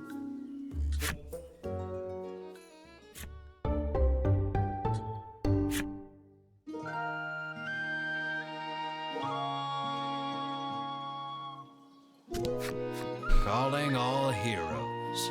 Whomsoever slays the dragon shall be handsomely rewarded.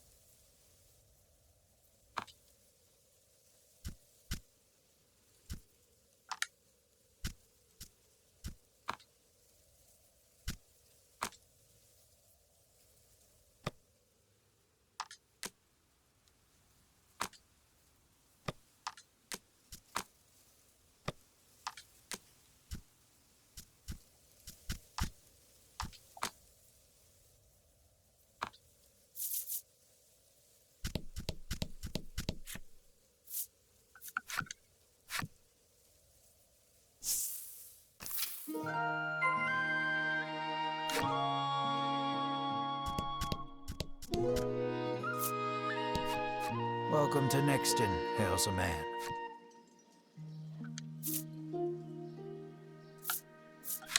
You try asking the man if he knows anything about the dragon.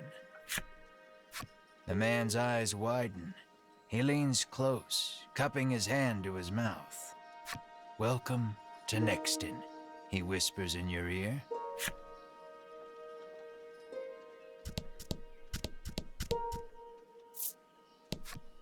The woman tells you she's so terrified of what might happen if the dragon attacks the town, she hasn't been able to eat. How may I help you? The proprietor inquires.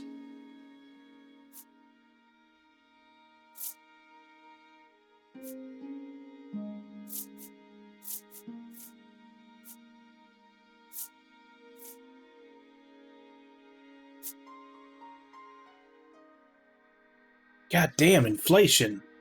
Those were only 200 in the demo, now they're 500. Will that be all?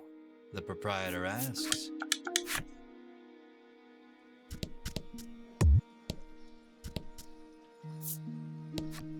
The man helpfully advises you take the opportunity to purchase equipment and curatives while you are in town.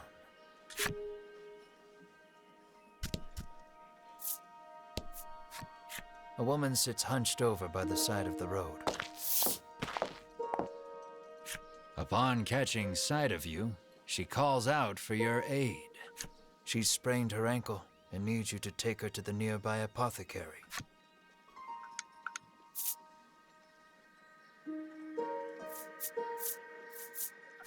We're a little busy, you say. You make to leave, but Melanie stands in your way. What kind of person are you? She snaps.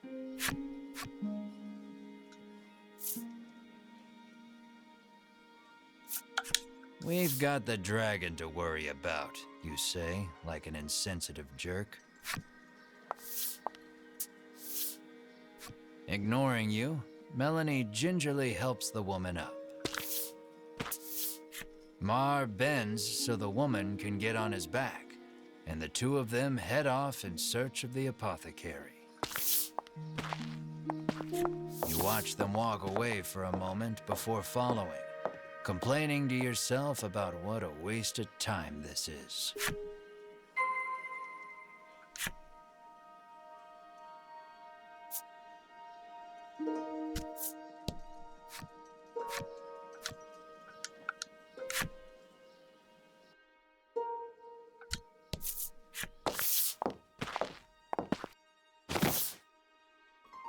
You arrive at the apothecary.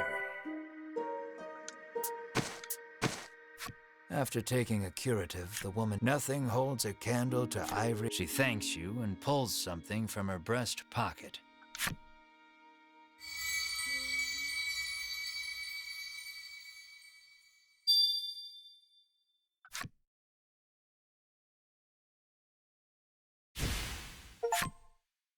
You've helped someone. albeit not quite out of the goodness of your own heart. It might be a good idea to do that again, should you come across anyone else in need of assistance.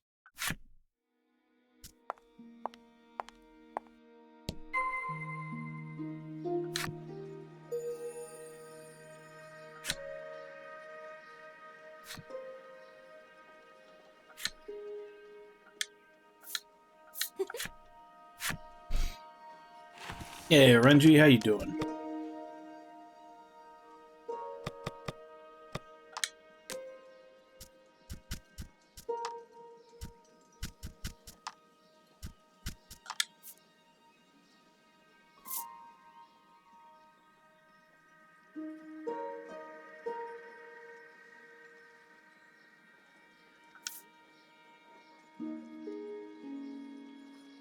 Okay. That was, I now see why they wouldn't let you see the flip sides of those cards in the demo.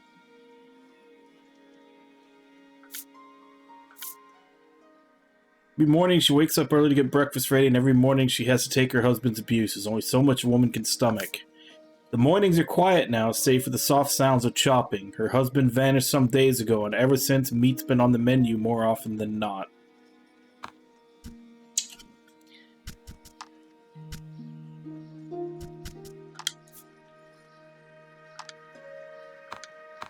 Art. I assume you probably have to buy stuff from him.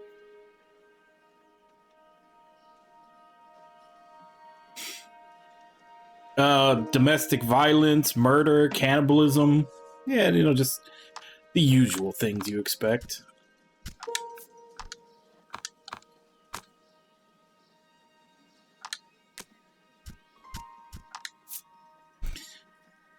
What matters most in life differs depending on the person. For him, it's money. Slaying the dragon may make him a hero, but more importantly, it'll make him rich. Love at first coup when our freewheeling bounty hunter met Mar. They've been inseparable ever since. Who says bounty hunters can't have a soft side? This dark and twisty mage harbors a deep-seated grudge against the dragon, but knows her own limits. She desires power enough to slay the dragon with a single blow.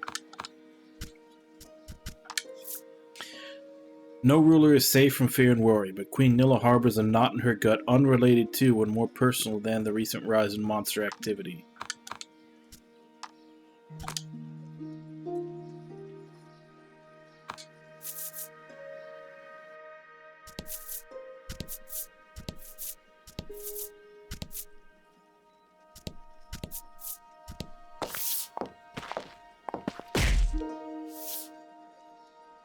As your eyes roam everywhere but the path you walk, you barrel right into someone.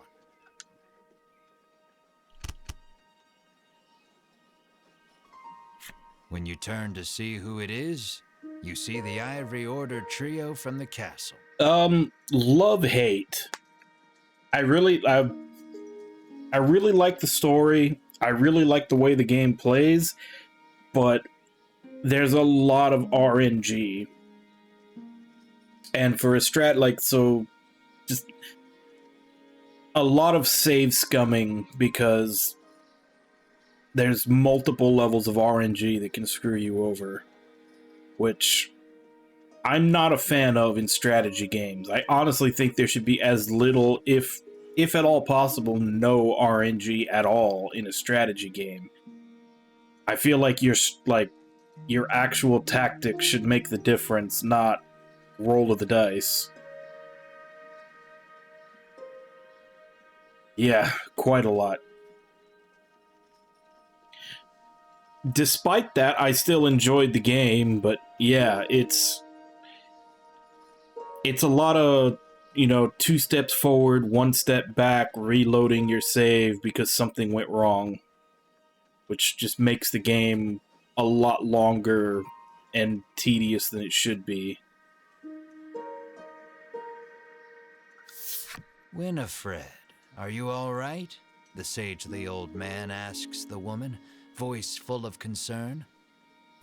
I'm fine, the woman called Winifred replies. Thank you, Hedwyn. Berwyn, the old man calls, turning to their stoic companion.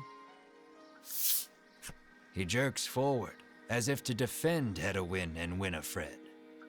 The trio advances on you. How dare you treat disciples of the Ivory Order with such disrespect?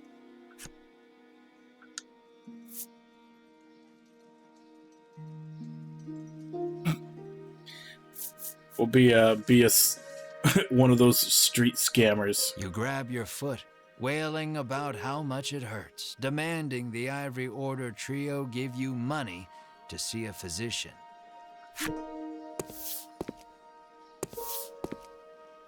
Berwin pokes at your foot, proving nothing is actually broken. Muttering a half-hearted apology, you try to keep walking.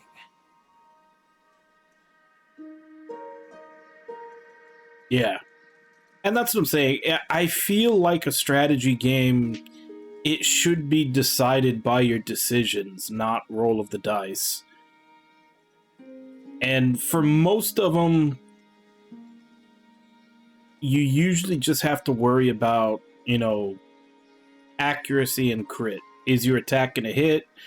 Is it going to crit or not? And that's the end. But in Valkyria Chronicles, there's a lot of other, because every character has these positive and negative traits that activate randomly.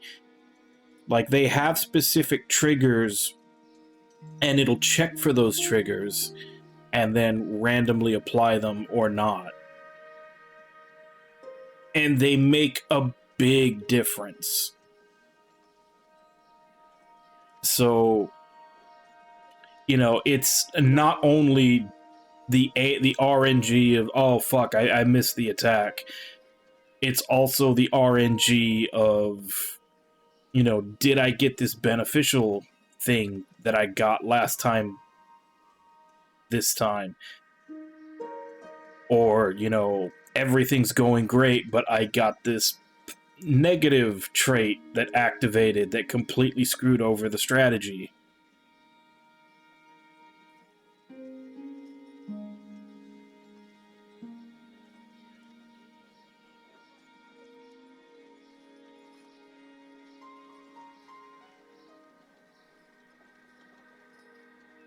Yeah. John d'Arc I had fun with, although it had certain instances of its own bullshit, but that was more the situations that they put you in sometimes. Like, there was some stages where they just really piled it on you. But that's when you notice something in your hand. Looks like you accidentally grabbed Winifred's coin purse when you ran into her. Thief, bellows Berwin, drawing his weapon. Guess you've got to fight your way past.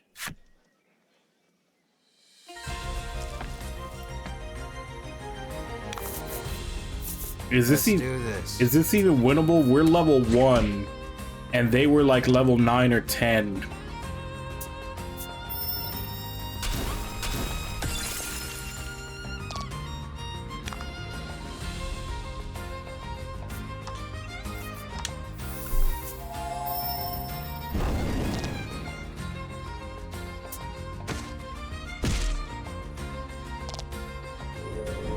I'm gonna guess no. The coffin card is down, but they're still alive.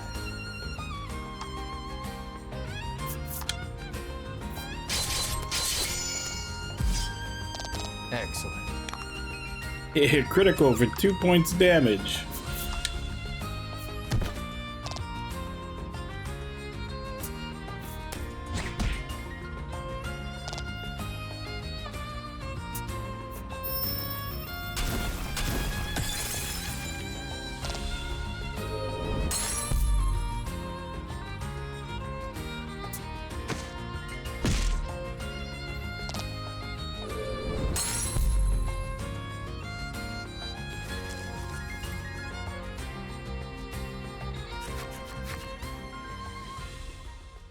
The Ivory Order laid you out flat.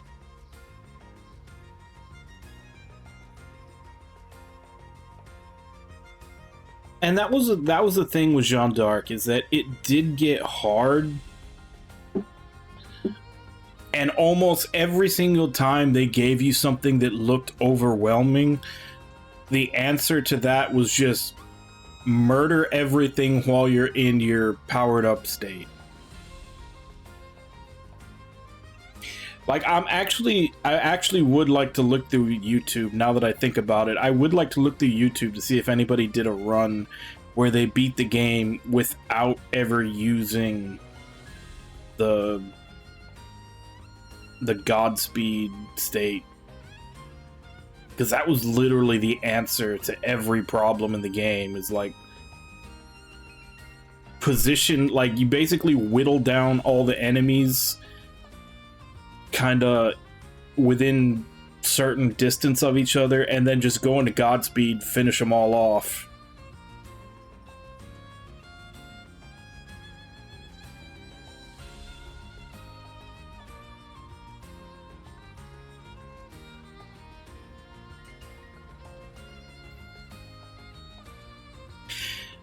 Yeah, and that's the only game in the Department Heaven series that I didn't play, and I didn't play it specifically because I could not find anywhere that could actually describe, like, actually explain how the fucking game works. Apparently, a lot of people that have actually beaten the game have done so just, like, doing random shit until it works. The Ivory Order trio looks at you like they can't believe such a weakling would even try to hunt like down the dragon. I've seen so many reviews where people was like, I beat the game, but I don't know how I did it. Taking pity on your ineptitude, the Ivory Order trio uses their magic to heal your wounds. We mustn't tarry any longer. To the monster researcher of Thriston with us. Hedwin urges his companions, and the trio depart.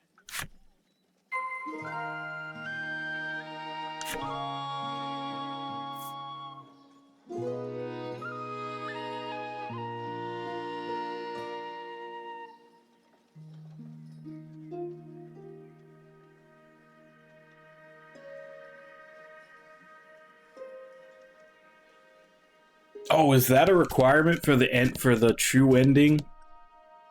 You have to attack an empty space 21 times? The girl says if you follow this road northwest for a bit, you'll come to Thriston.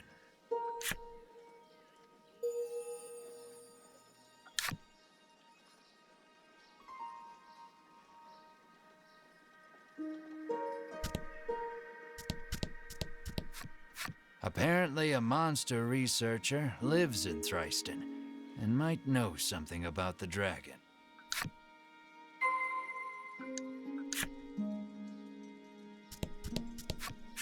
It seems the majority of the world's medicine is made. That's probably part of the reason the Order has so many ardent supporters. Nothing holds a candle to Ivory Order medicine, proclaims the woman, swigging this curative and that.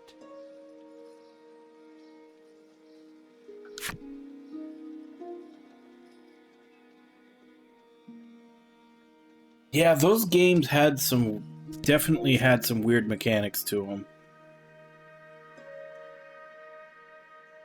Honestly, I think the one that was just the most straightforward was probably Gungnir. That one, and I think that was the last one they made too. So that was like, I think they finally gave up and just tried to make a mostly normal tactical game. Because in Yggdra Union, like, the true end, you're basically fighting a character. You're basically, I didn't get the true ending. I think I got the good ending, not the true ending in Yggdra Union, but like, I think you have to play the game on hard, get all the way to the end, and then the final boss is unkillable. It's just like she uses a certain move that drains their HP or something. So you're essentially just you're kind of doing the Zap Brannigan thing of like sending waves of your own men out to be destroyed until she shuts down or something like that.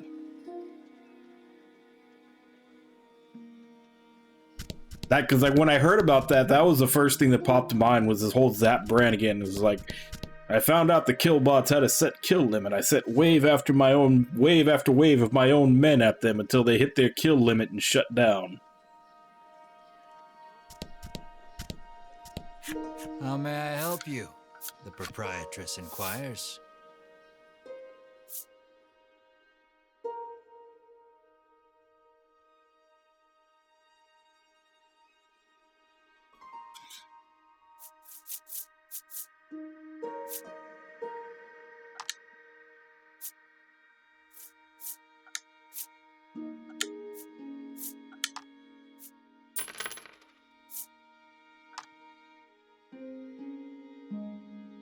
Yeah, it's almost like, wasn't there that one secret room or something in Elden Ring where you had to like hit the wall like 15 times, and it didn't give any indication, like it didn't have any special sound, like it didn't act any different, like as if you were hitting any other wall, but if you hit this one specific wall a bunch of times, it opened up to a special area.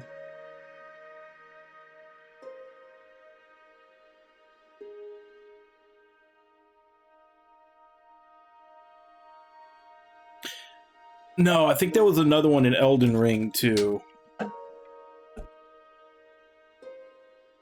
But in Arkham Asylum, yeah, that was another one where there was a wall, a certain wall that you had to like X-ray through, and then you could break it or something. And I think it had like prototype images for Arkham City.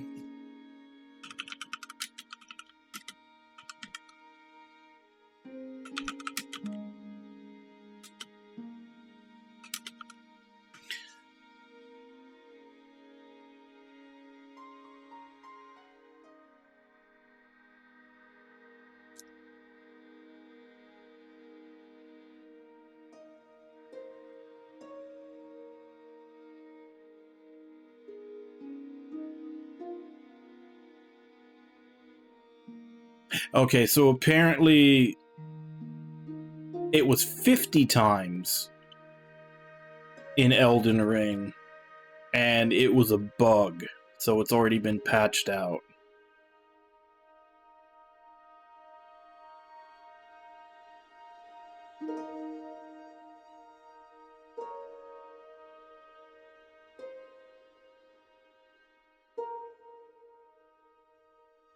Yeah, according to Yoko Taro, there's still one secret in Nier Automata that no one's found.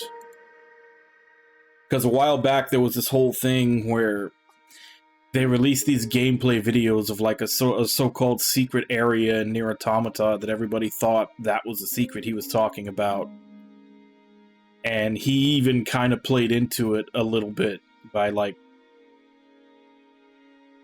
he didn't like he didn't say that that's not what he was talking about, or he didn't debunk it. He just kind of said like, "Oh, that's interesting," when he saw the video. But it turned out it wasn't part of the game. It was like created by some new like modding engine that they were showing off. But yeah, Yoko Taro kind of trolled them by not officially coming out and saying that like, no, this is not the secret I was talking about. He just kind of played along with it. Yeah.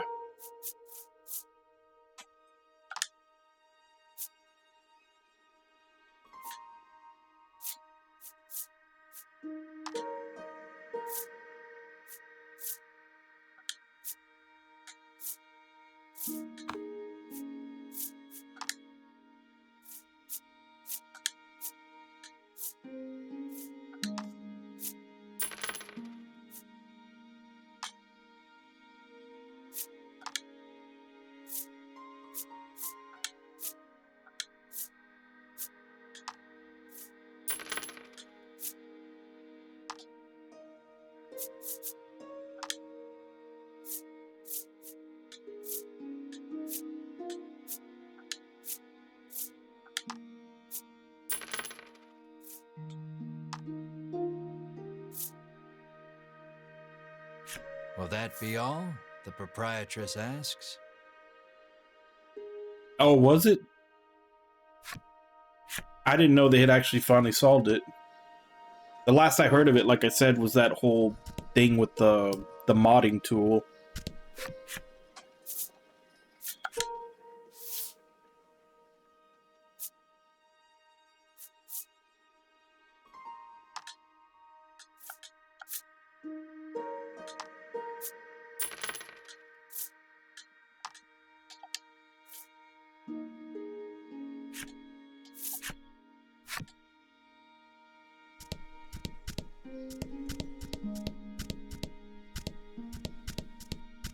So if there's a button combination to skip the majority of the game, I imagine that's part of the speed run now, the any %. Aimless wandering can be fun, but if you want purpose and direction, I'd suggest sticking to the path.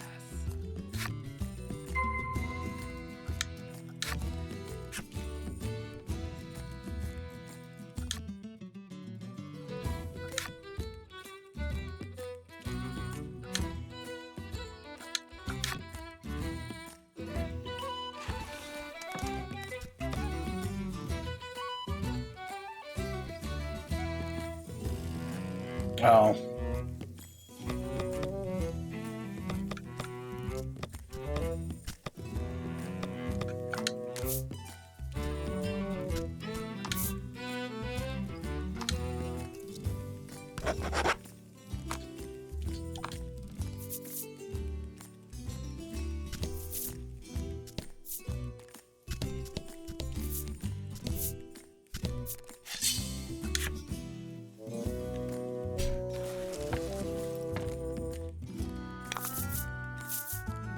Like, when you said that it skips most of the game, I thought maybe it would, like, put you on the path where you could get ending C and D, like skip A and B or something.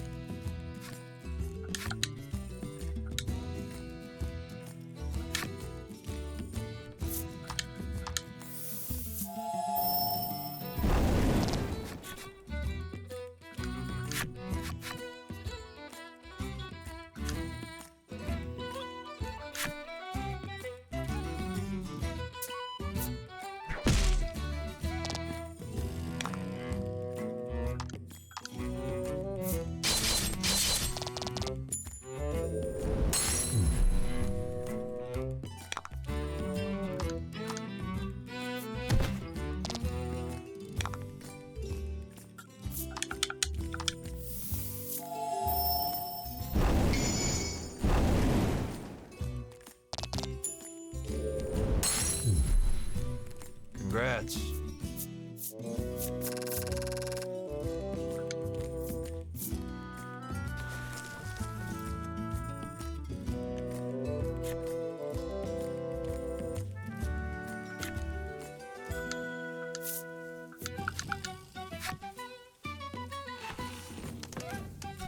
Yoko Taro, that's who.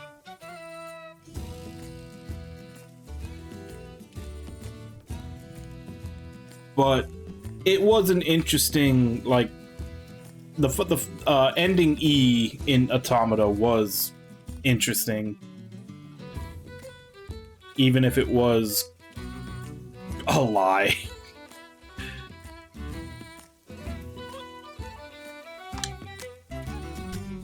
Because I don't think there's any way, like, just going by the numbers, I don't think there's any way they would have enough people giving up their saves. If you figure that every person who does that whole bullet hell thing at the end will probably die, you know, several times, and every time they die, that was someone else that gave up their save data to give them that life. That means that for every person that plays the game, you need several other people to give up their save data. And the numbers just don't add up.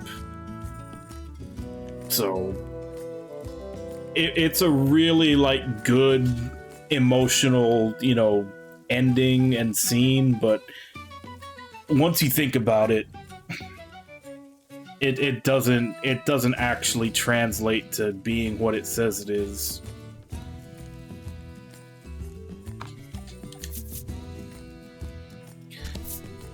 Like, the numbers just don't add up. You gradually become aware of a voice calling out to your party. Looking around, you spy an old man, a traveler like you, perhaps, stuck in a hole and flailing wildly. You yank the old man free. Oh, while you're here, would you mind taking me to Nexton? He asks. It seems an old friend. I played it after I played it after the servers were already down. I never even got to touch that stuff. He says he'll make it worth your while. Will you show him the way to Nexton?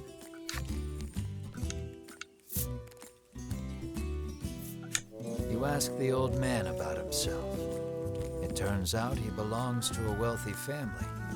Visions of lavish rewards begin to dance in your head. You offer him safe passage to Nexton.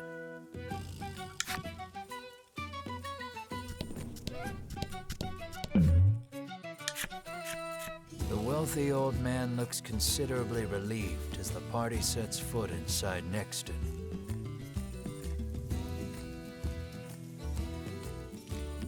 I mean, there might be a private server, but I was flying the flag when I played it.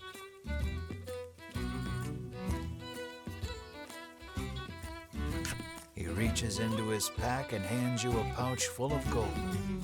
This is So, to be your if there reward, is a he says. private server that you could, do the Street Pass stuff on with Bravely Default, I couldn't find it. The next instant, he takes off for the center of town, shouting, "I shall be there soon, my love."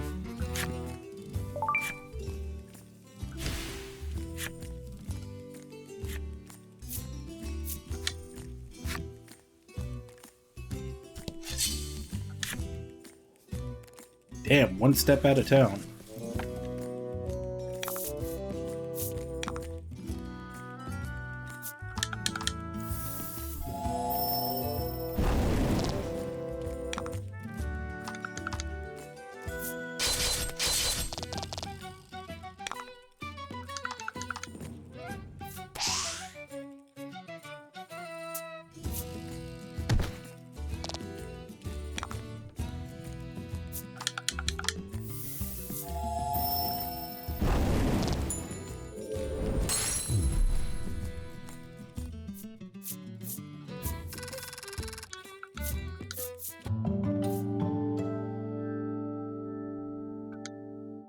Do you heal on level up?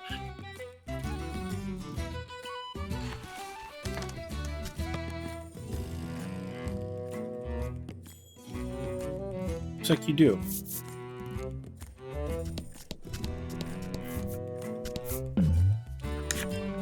You are surprised to find a merchant selling goods in a place like this. You decide to take a look, and the merchant, "You're in luck. I have some rare items for sale," she remarks, lining up some goods before you.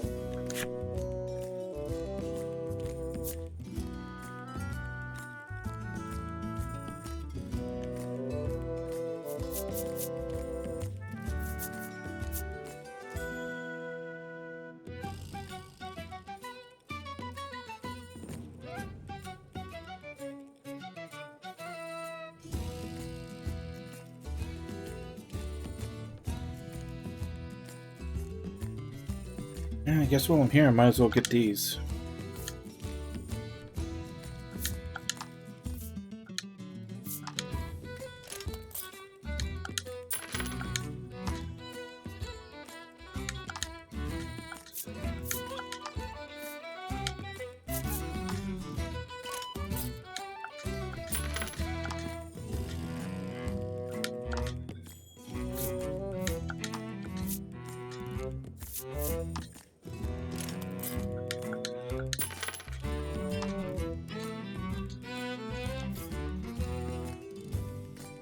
She begins closing her shop, saying she needs to stock up on wares again. It seems you won't be able to do any more shopping here.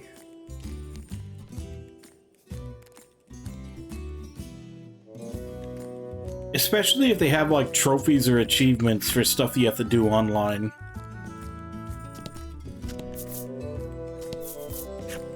Because then you've like, if you're a completionist, you're completely out of luck.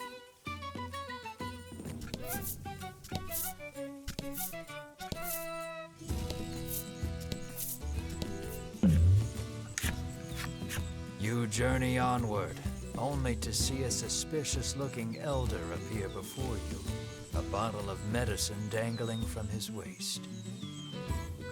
He proclaims himself a man of medicine who has discovered a revolutionary new curative. He would have one of your party drink it as a test. There's no harm in trying it, he boldly claims. Well? Mar leaps out and takes up the bottle, greedily gulping down the concoction.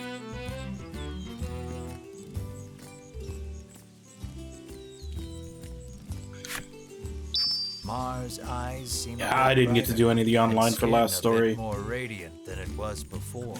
I've created a skin serum, the Doctor of Sorts happily chirps, handing you something as compensation for your troubles.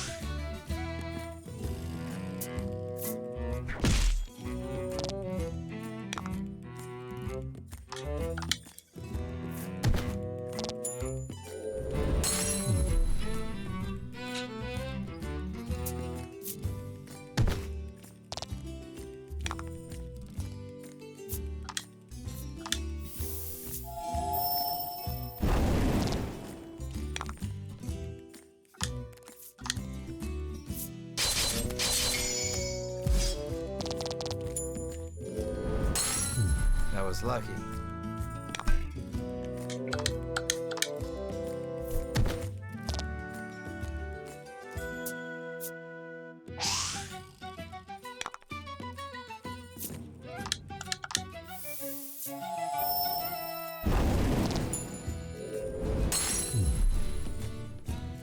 Congrats.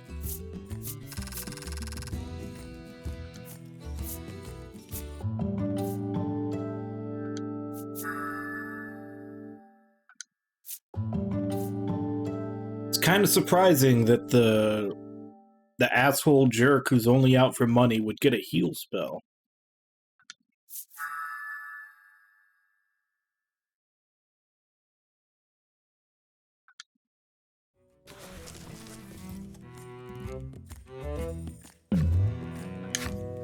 You pick up a scrap of paper dropped by some manner of monster. It has a message scrawled on it. Have they released any specs for the Switch 2? Other than just showing it?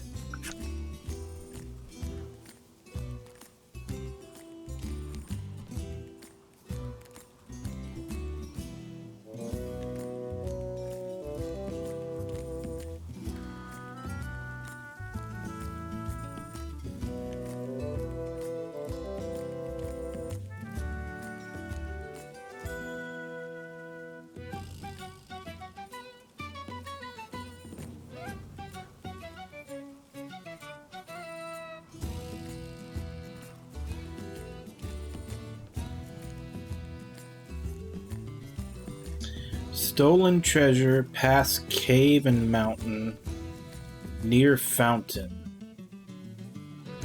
Clearly, whoever dropped this message did not want to forget where you stashed the scrap of paper in your pack and resolved to keep an eye out for the treasure on your travels.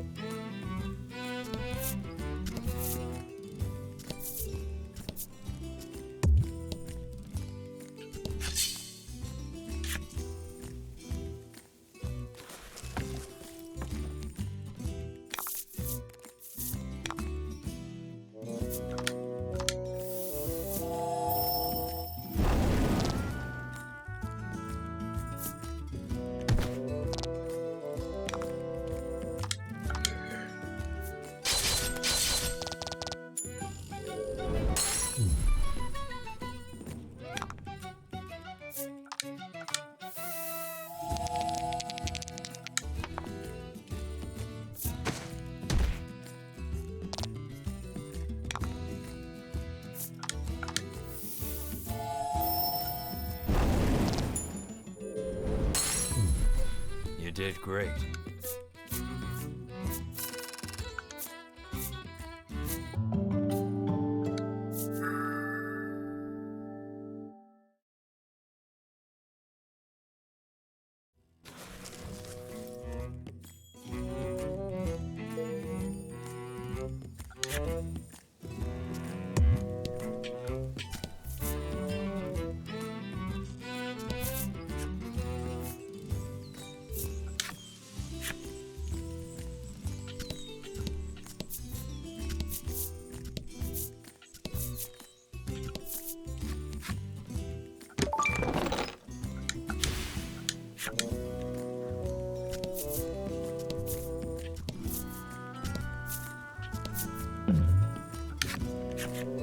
You come across two men sitting on a rock. They take no notice of you or the party, but you can hear, you listen in, and deduce that they are a pair of thieves. You lean in, trying to hear what else the thieves are talking about. You catch pieces of the conversation here and there. I hid the goods. Head south just before the bridge. No, whatever ye do, don't go into the bewildering wood. It sounds like they've just told you where to find their stolen loot. You hastily grab a scrap of paper, write down what you've heard, and quietly sneak away.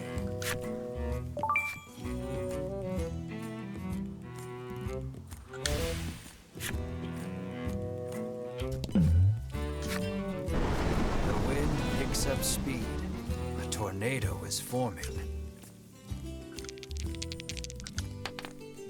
Crap. You stand there gaping for 1 second too long. The tornado flings you up like a rag doll, and you hit the ground hard. Ouch. Lying in the grass, you find an old telescope. You figure a look at the path ahead can't hurt, and pick it up.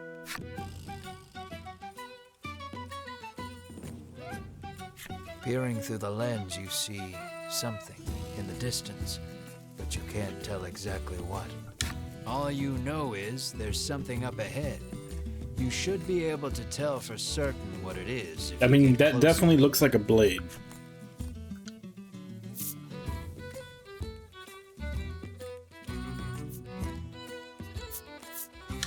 Figuring it's best not to go looking for trouble, you decide to detour around it. Still, you can't help wondering what that thing was. Something's catching the sunlight just so. You move closer to get a better look at it. You find a chest lodged in the hollow of a tree. Something about this feels familiar. You fish a note out of your pack. Sure enough, this is the location those thieves mentioned when you were eavesdropping. Quite convinced you found their stash, you open the chest with a self-satisfied smirk on your face.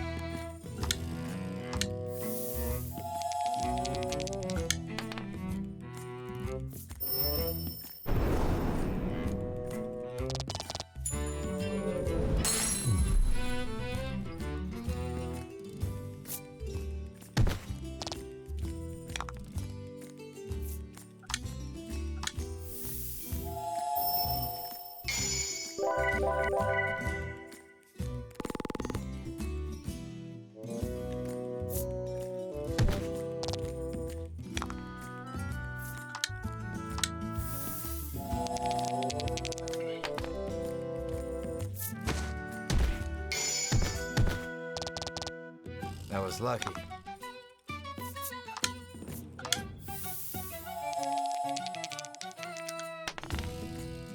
Minimum.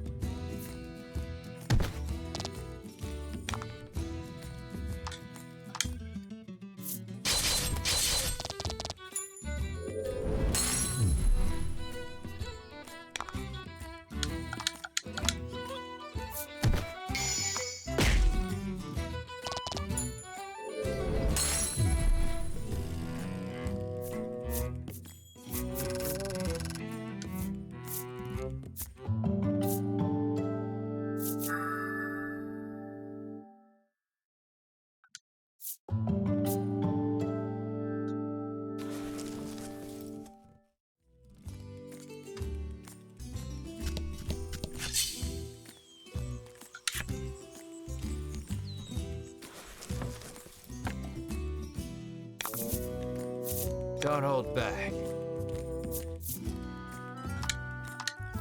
Can't remember if these were also weak to wind.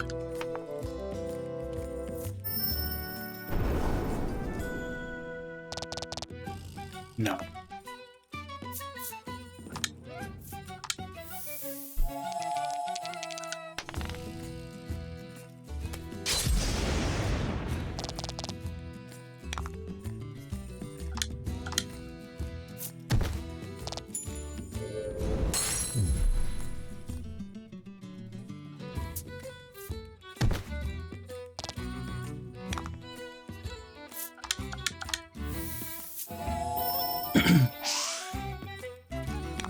It dodged the fire.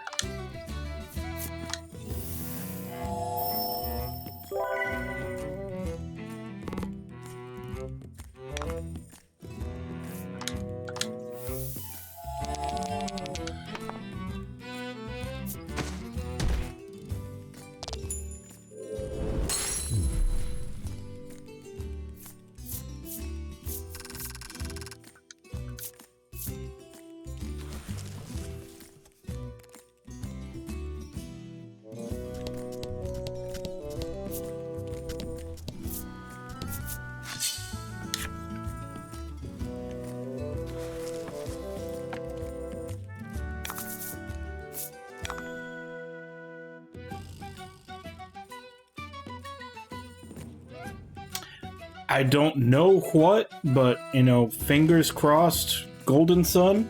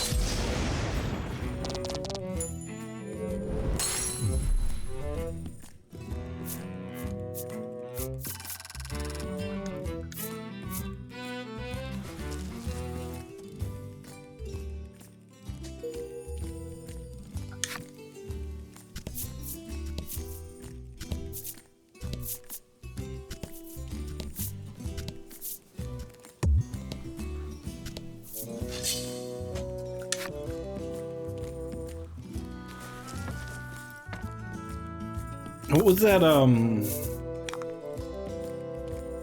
Not Wii Fit, but that one where it was like an RP. It was like a fitness thing, but you were doing an RPG to the exercising.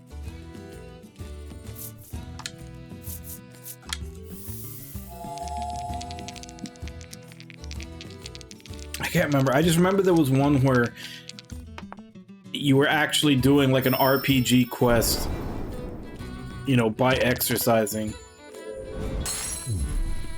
I can't remember what the actual name was. I think it might have been Ring Fit something, but it might have been like Ring Fit Quest or something like that.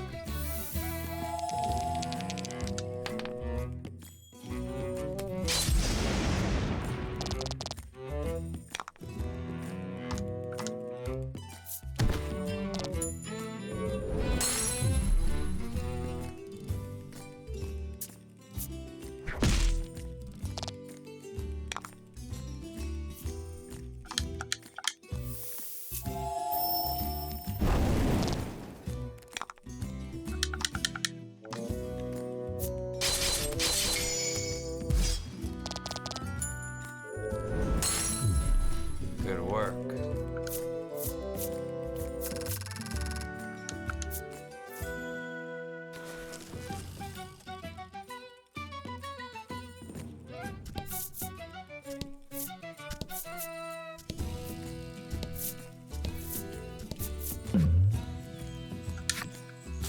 Trees bearing very solid-looking nuts whip to and fro in the force of the gale. This doesn't bode well for you. Oh god, we're about to be hit by these nuts. We avoided these A nuts. bunch of nuts fly off from the trees, but you and your friends hightailed it out of there before any of them could hit you.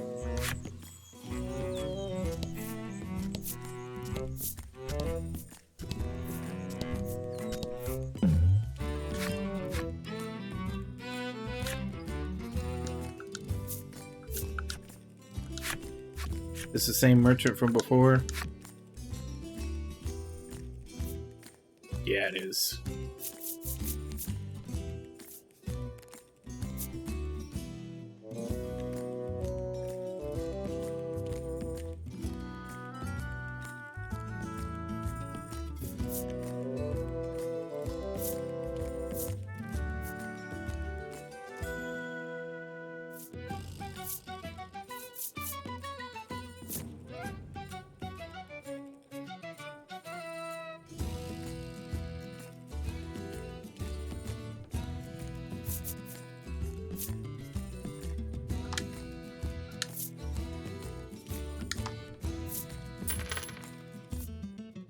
Yeah, I already bought one of those.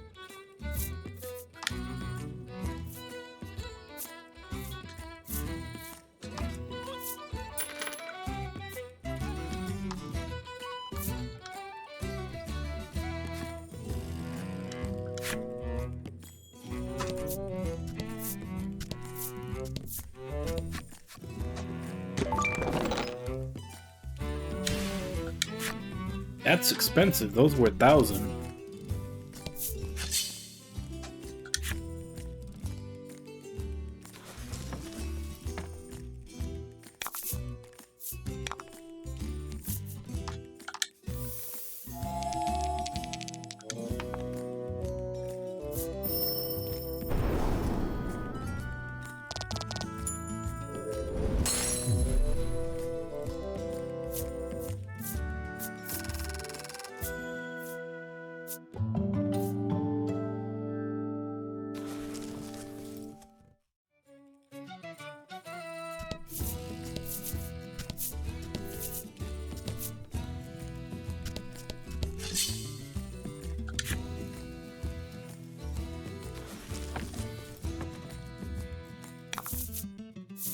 And fight.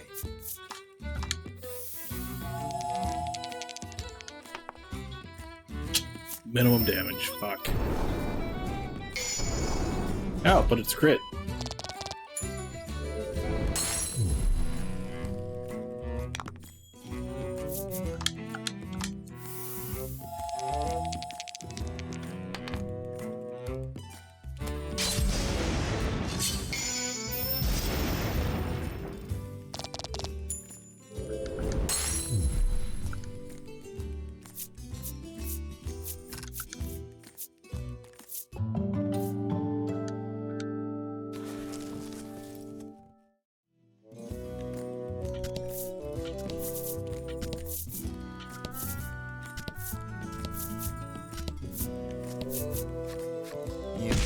rock down the road, muttering about what jerks those three from the Ivory Order are. Cut it out, chides Melanie. She warns you your anger will only come back to bite you in the rear. You grumble, but your sulking is cut short when out of the thicket leaps a monster. The rock you kicked must have hit it because it is really mad. Brace yourself for battle. Damn. I rolled 1 on kicking a rock and started a boss fight.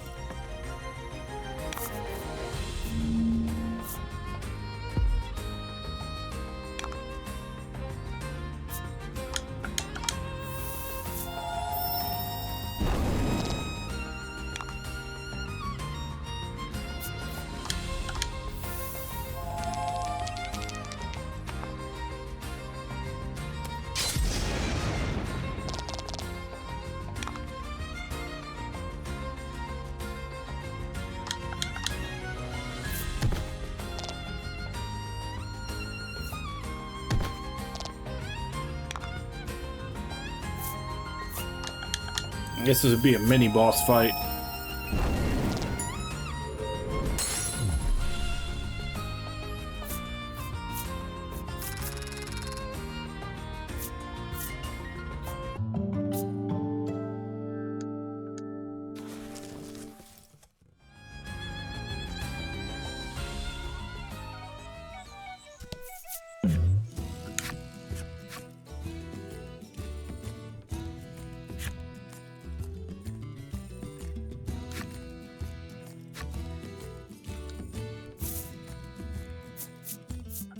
Melanie's face twists in disgust, but she soon relents.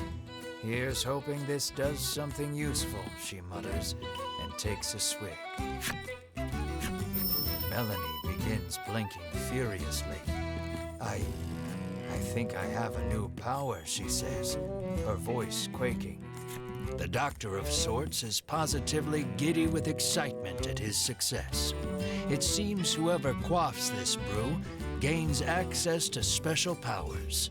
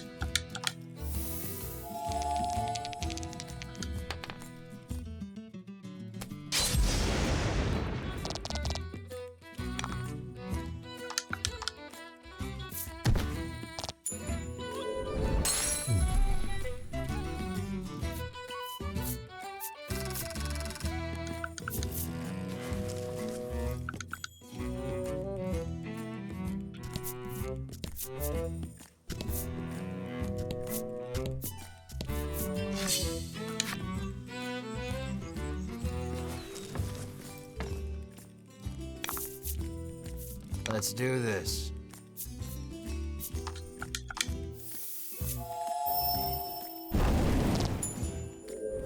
Exact.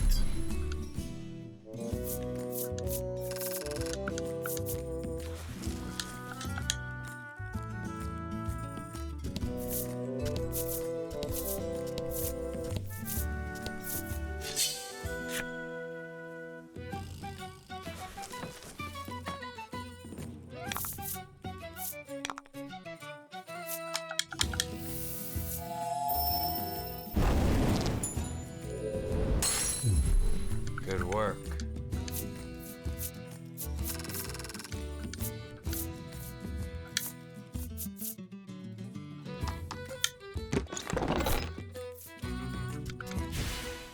Got the good one?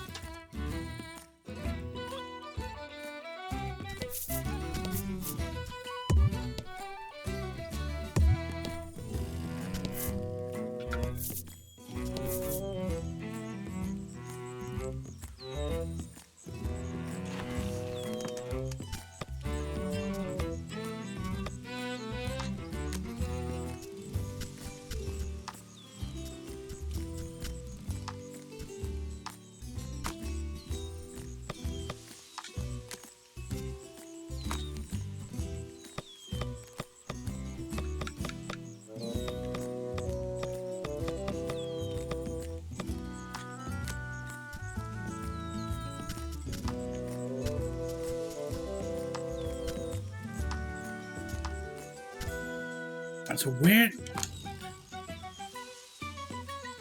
where do I go to see that? There we go. Stolen treasure, cave and mountains.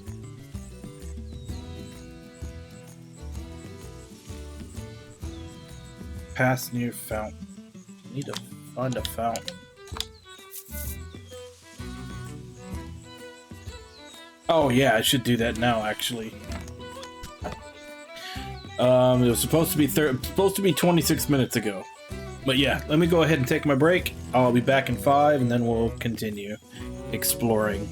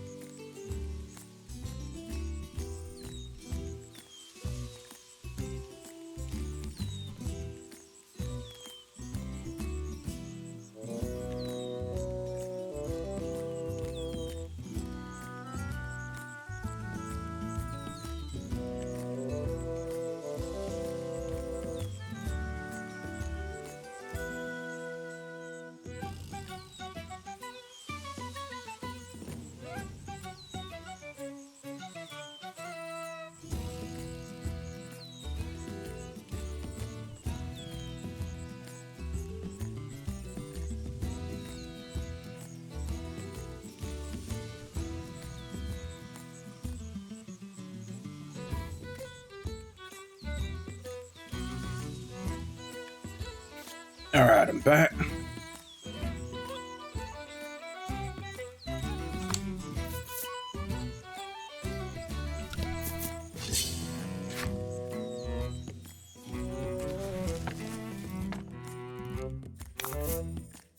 Let's do this.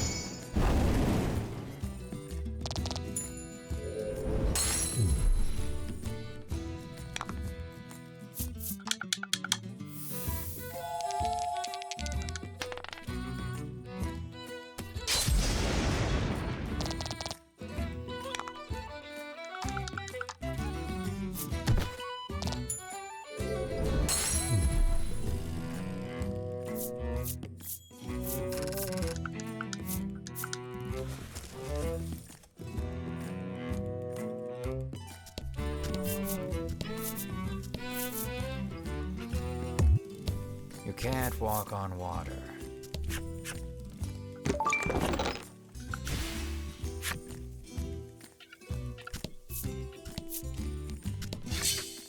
Okay, so they changed. I guess it's just that the boat isn't here anymore. Because the demo, this was where you found the boat to go across to the island where they get the holy Pepto-Bismol back.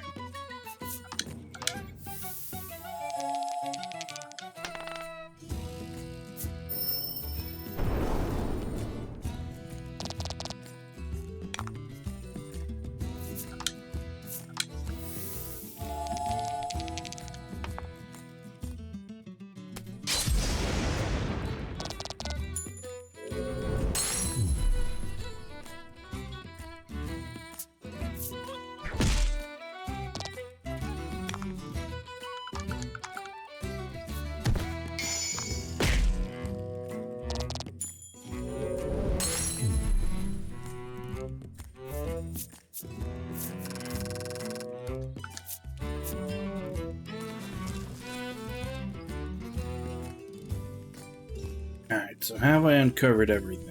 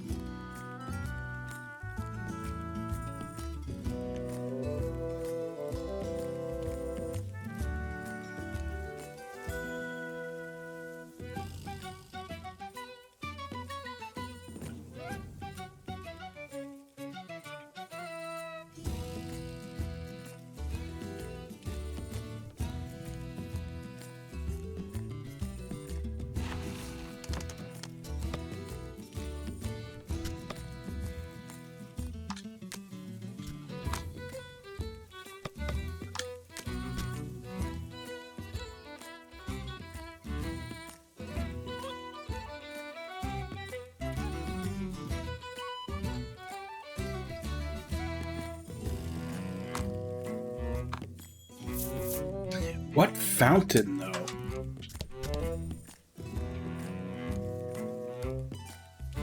Like, here's the cave in the mountain.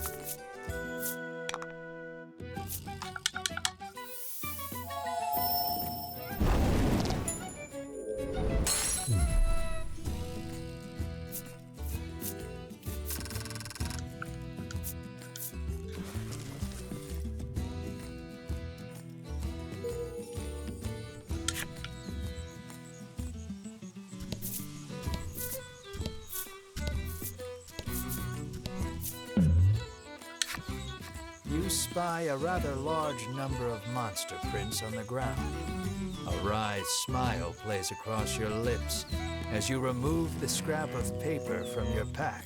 You pull from your pack the scrap of paper you picked up just north of Castle Advent. You feel around in the grass for a few moments before your hand strikes something surprisingly firm. The scrap of paper tells no lies. You greedily open the chest.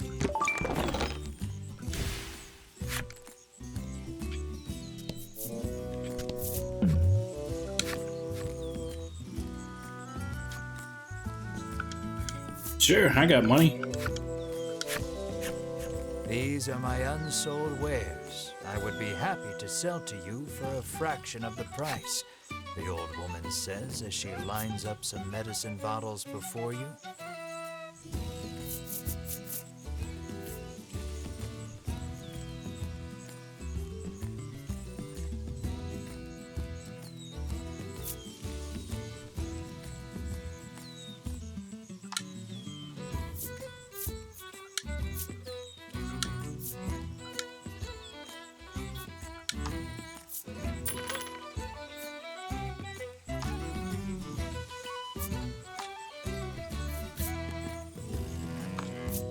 Oh, damn.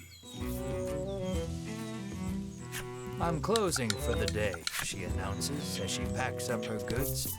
It seems you won't be able to do any more shopping here.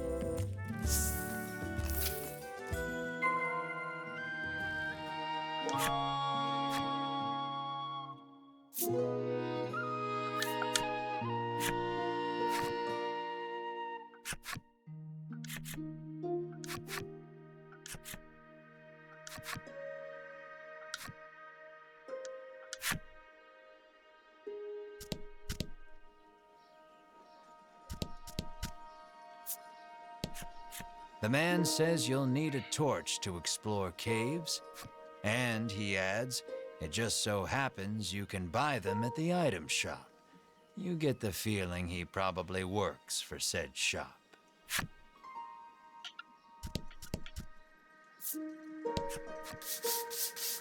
The man scours his skin with a washcloth, trying to rid himself of all odor. Apparently, he blames his natural musk for his unlucky love life. You catch a whiff of scent wafting off him. It is rather pungent. An idea strikes you. Maybe getting rid of the toxins within the body would get rid of the odor without, too. Sure. You hand him an antidote and he chugs it down. As soon as he's finished, the odor completely disappears. Overjoyed, the man resolves to tell the person he likes how he feels. From his breast pocket, the man pulls out something to give you in thanks.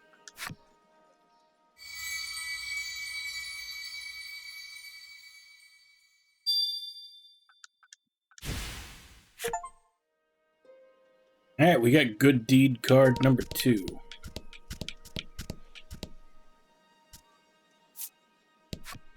It seems the sound of a flute could once often be heard coming from the doctor's house.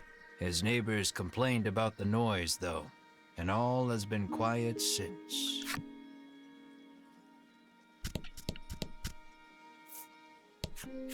The woman tells you a monster stole something very valuable from her. If only someone could get it back for me, she sighs. What did it steal, you ask? Medicine, says the woman, to give my skin a lustrous glow.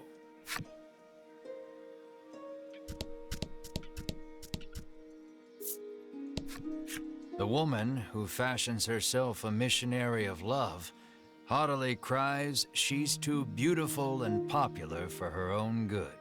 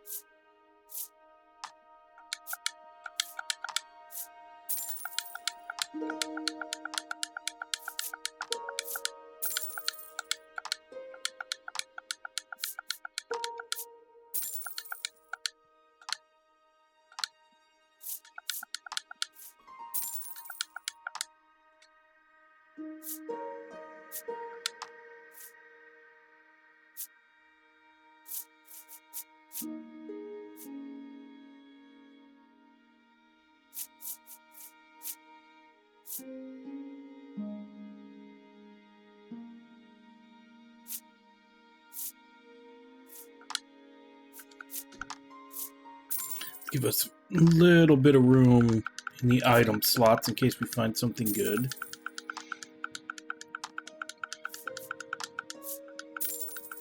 Considering I've got 2 characters with heals, I probably don't need to have that many carried around.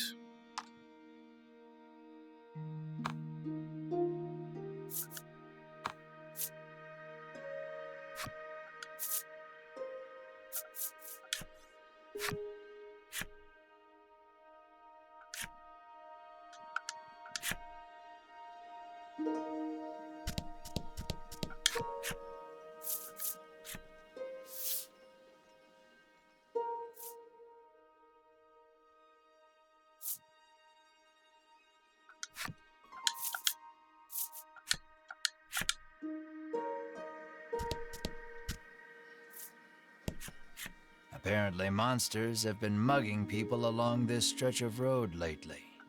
The Ivory Order is searching for where they're stashing the stolen goods. In the well? Oh, can't check the well.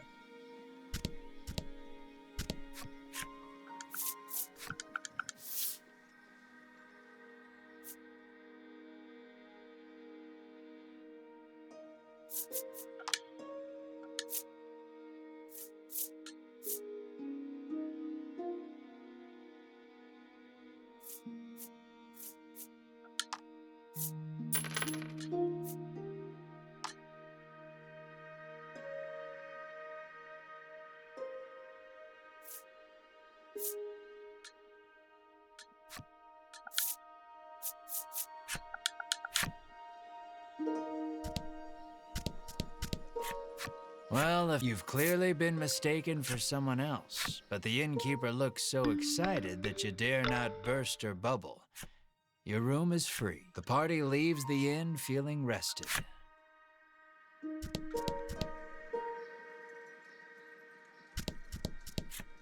Cyprian Ambre, I'm sorry, Cyprian Amber, has lived here for many years, conducting research on monsters. All the townsfolk affectionately call him Cypri. If anyone knows anything about the dragon, it's him. He's a veritable monster expert. You ask Cypri if he knows anything about the dragon. He says he'll tell you if you do him a favor. The monsters stole a precious treasure from him. If you reclaim the treasure, Cypri promises to tell you all he knows about the dragon. Let me guess, they're in the Western Cave. Treasure-thieving monster makes its hideout in the Western Cave. That's where you'll want to head.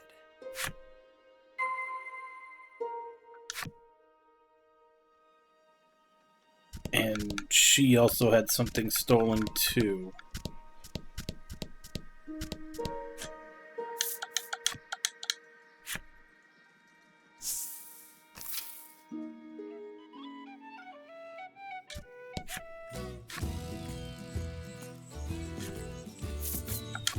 Pretty sure I'm level 3. Light can't reach the furthest depths of the cave. It may be impossible to proceed without a torch. You light the torch. It'll be much easier to explore now with your surroundings better illuminated.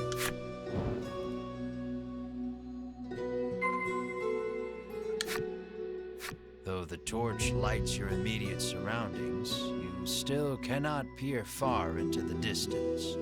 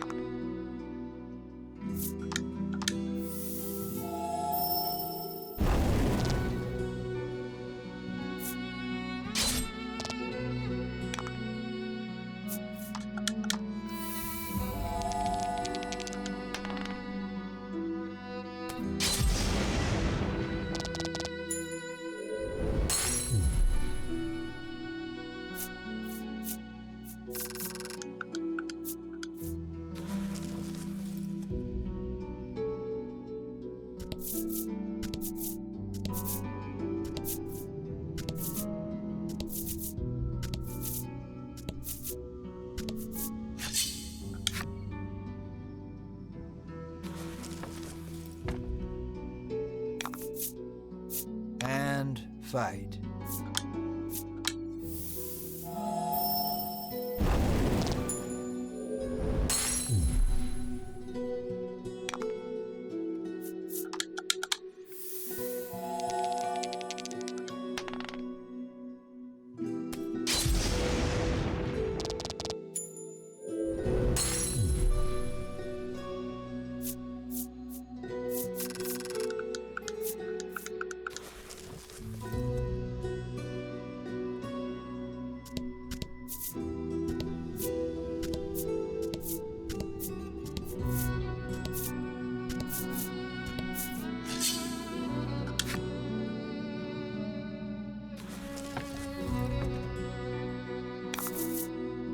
Don't hold back.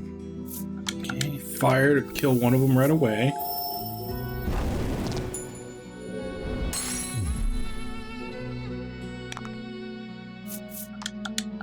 Let's see if we can get a high roll for this. We might be able to one-shot this one too. Nice.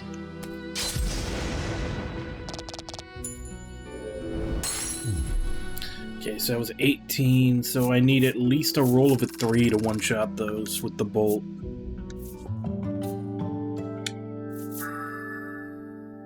Cure target of poison, deadly poison.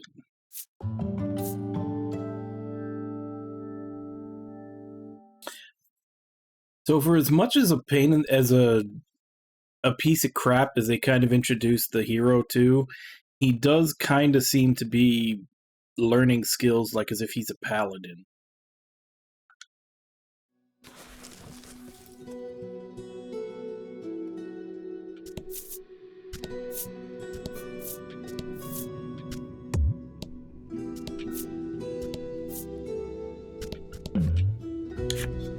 The ground tinkles beneath your feet.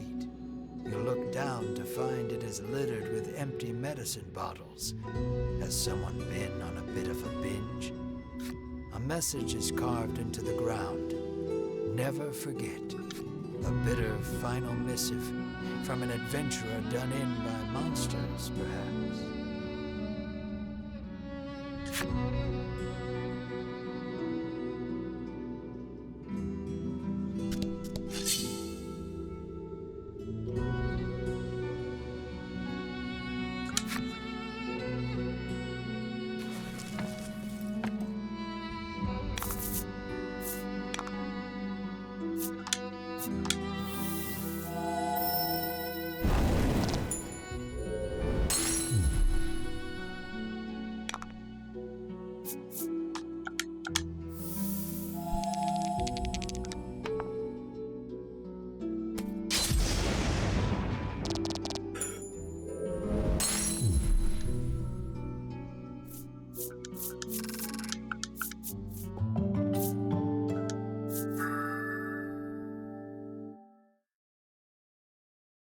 Okay, 2 gems and he gets to hit everything.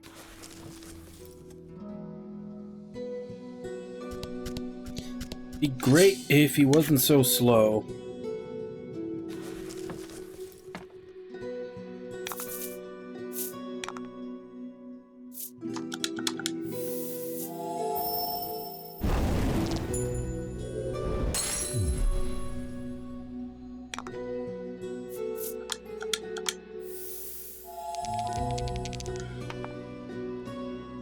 I think that's gonna leave it with 1.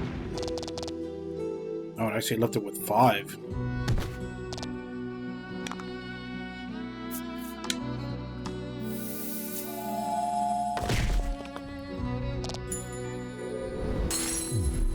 Congrats.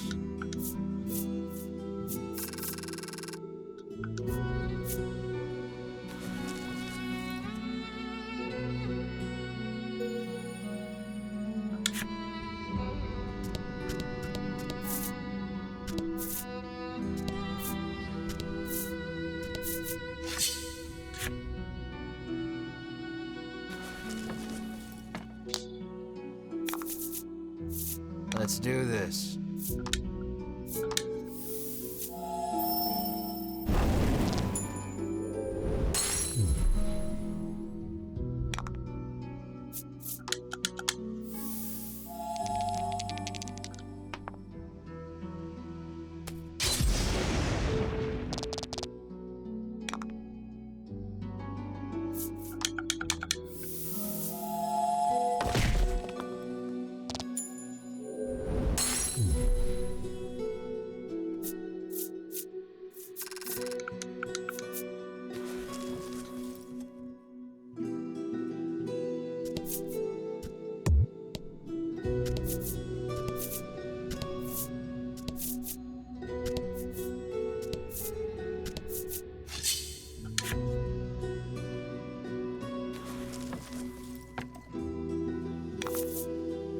Don't hold back.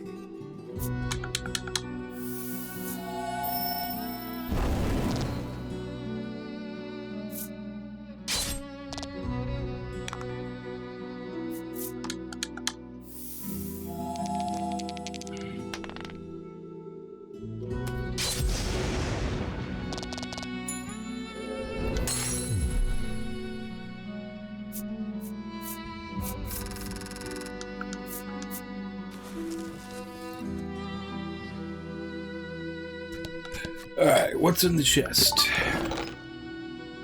Oil pot. I already had a couple of those. Bought them from the event merchant.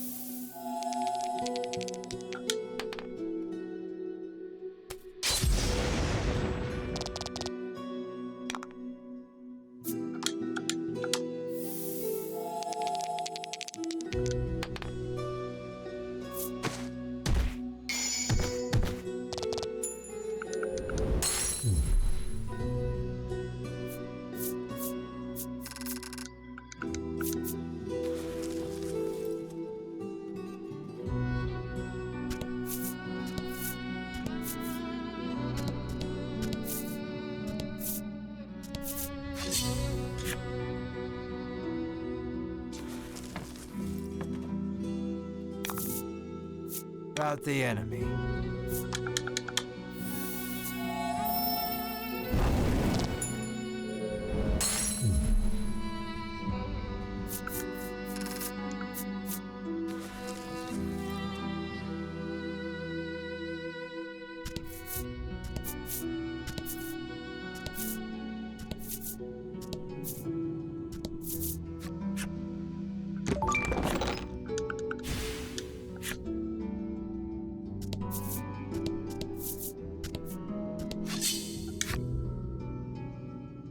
Pretty high encounter rate in this game so far.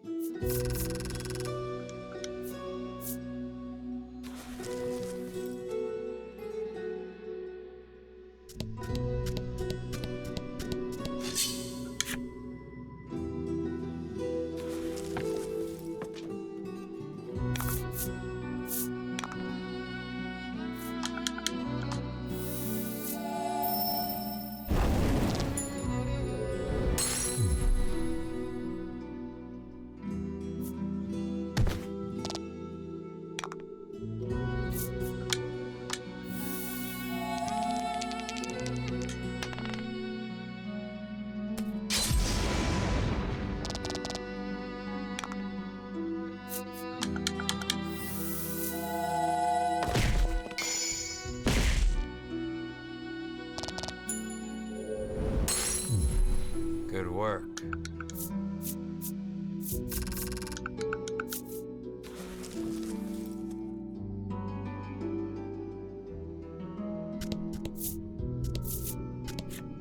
The door is shut tight.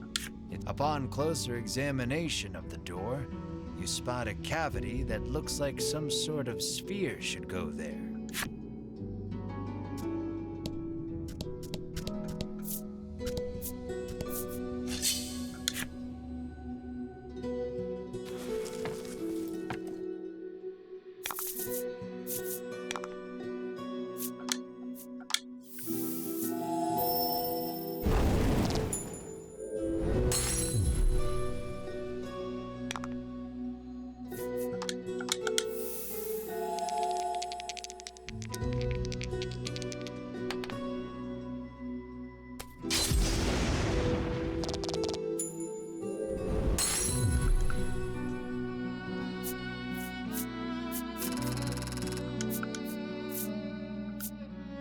Alright.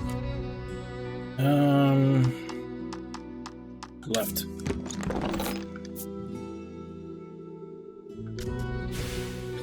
There wasn't anything particularly good in any of them.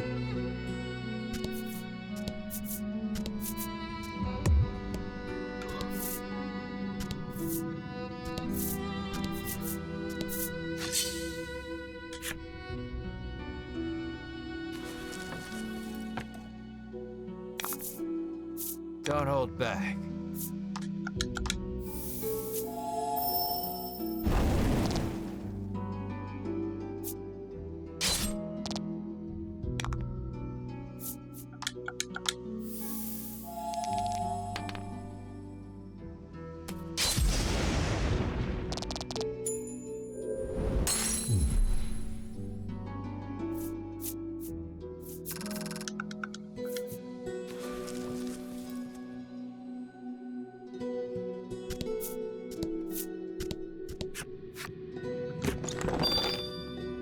Sphere containing magic unlike that of any wielded by humans.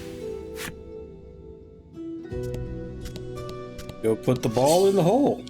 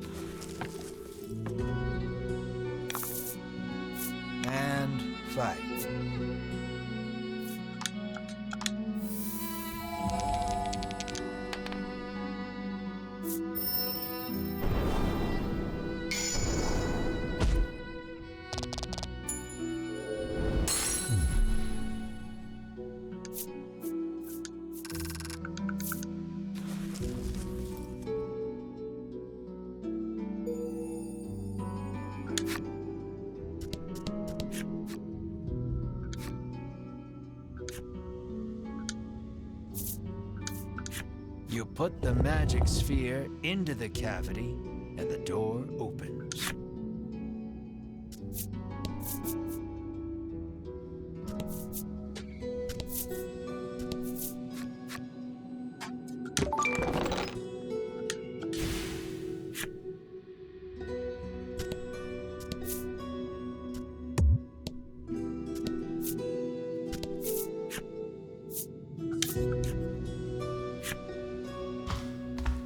Alright, level 2.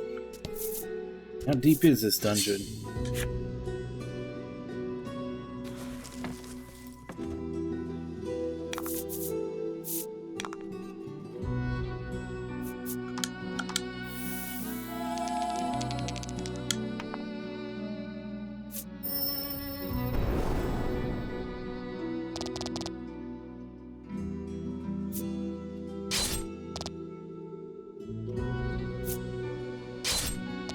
Okay, now Mars, attack to hit everybody will probably come in handy.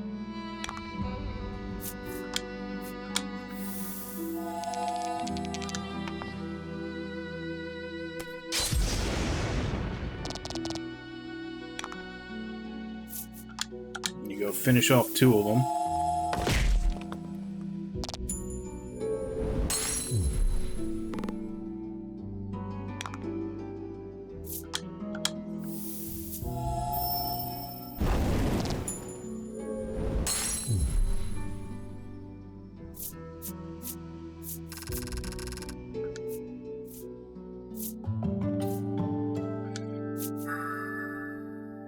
Attack +4, water damage, effect freeze if rolls 5 or greater.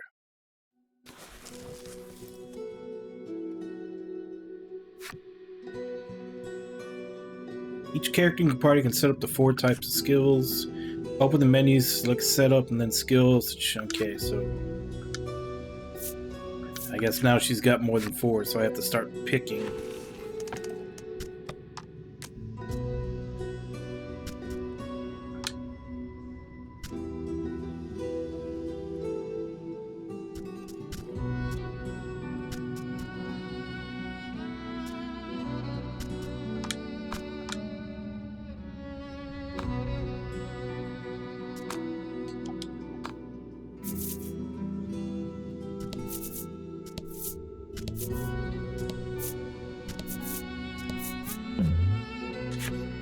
A claret trail leads you deeper into the cave. Was the walking wounded a monster or a human? A knot forms in your gut. You raise the torch to get a better look at your surroundings. The walls have been gouged and scarred as far as you can see. Another message comes into view, written in tiny letters among the scars. I will find you. What horrors transpired here? So never forget, I'll find you.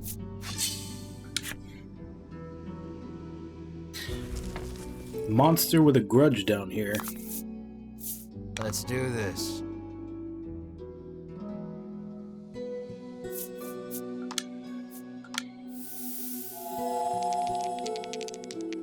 Come on, 5. God damn it.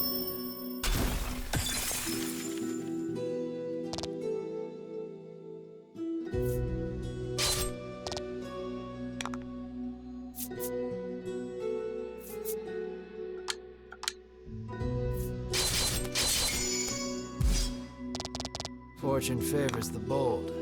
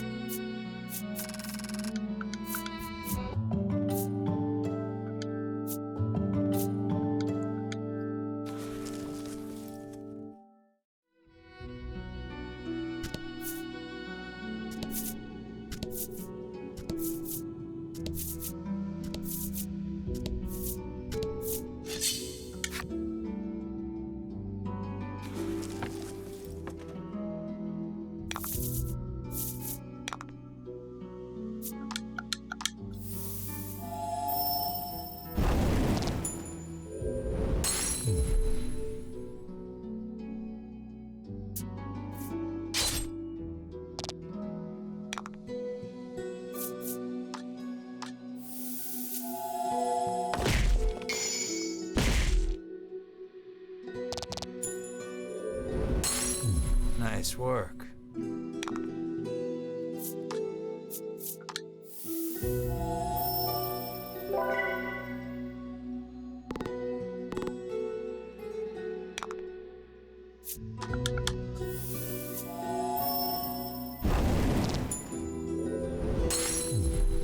Good work.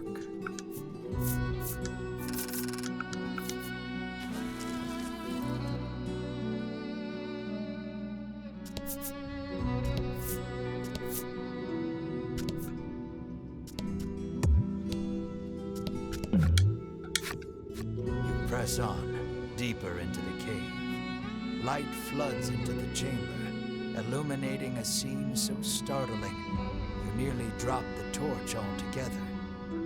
Two mummified bodies lie close beside one another, their hands clasped together. Beside them, a message written in blood.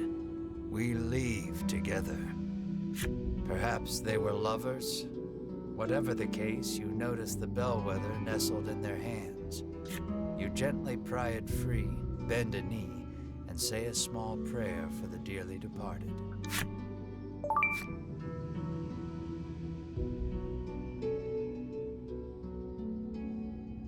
So they had an item to escape the dungeon, but they ended up dead anyway?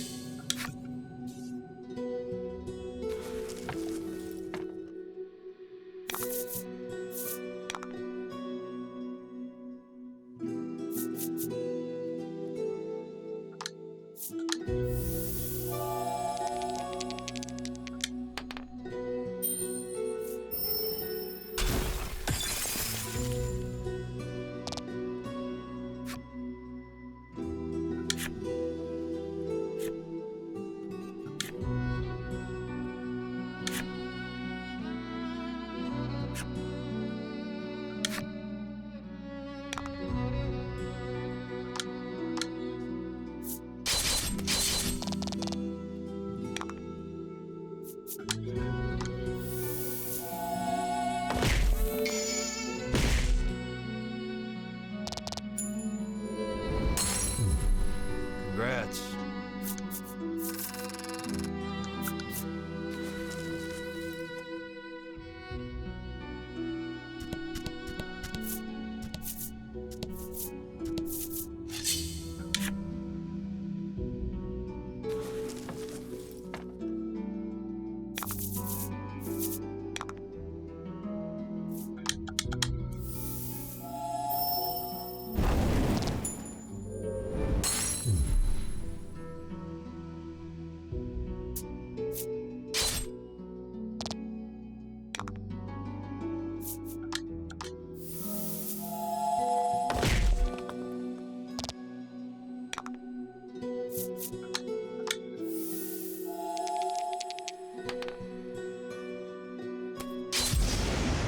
Should have attacked the other one. Skeleton's already attacked, it hasn't.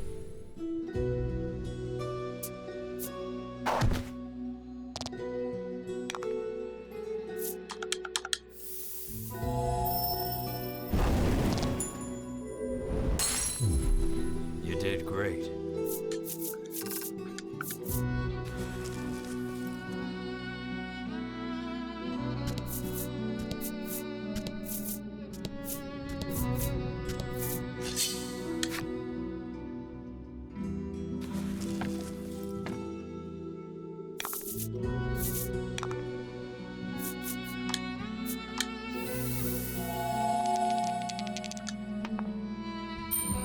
Ooh, max damage. Only 13. Didn't sound right.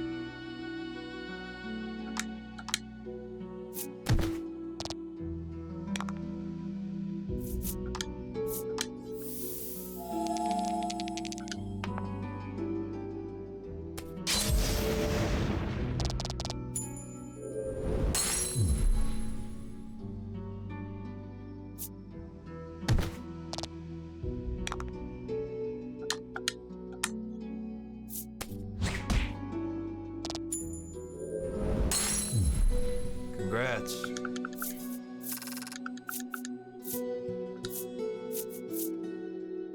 Middle.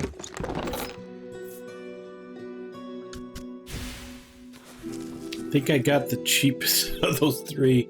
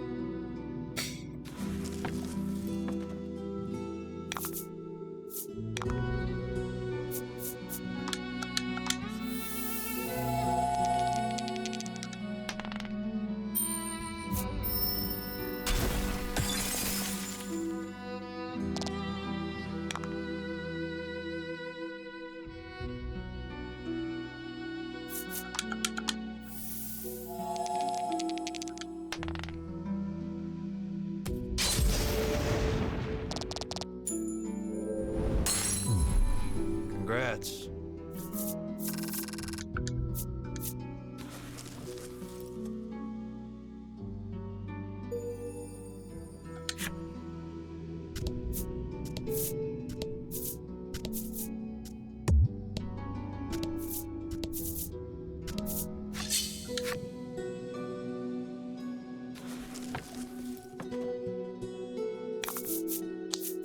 Let's do this.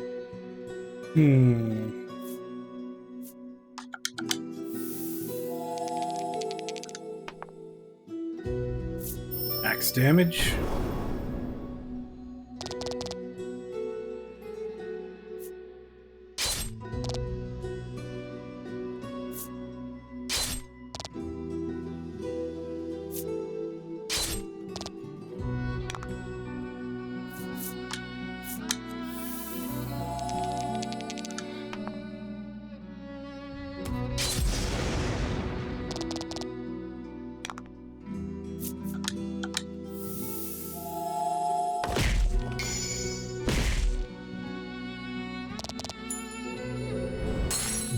Fortune favors the bold.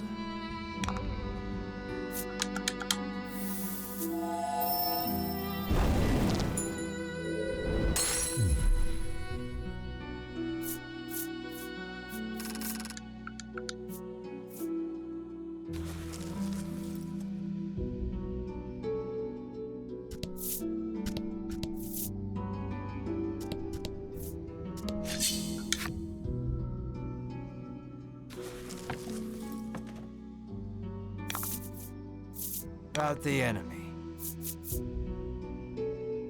Okay, so this just says 13 no matter what. Yeah, for some reason I thought the dice roll affected the damage, but it doesn't. It's a set attack +4, and then the die roll is just to see if it freezes or not.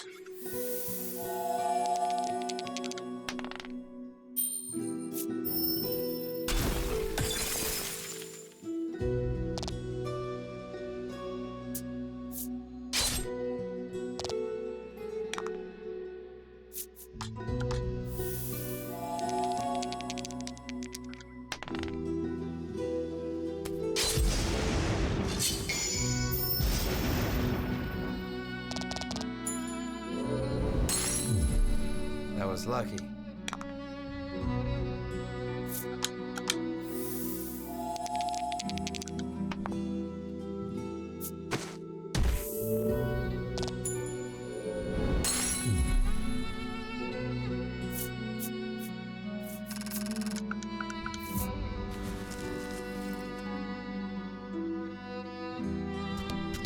You make to open the chest, but an ominous voice echoes around you. I will not relinquish my hoard. The next instant, something leaps at you out from the darkness.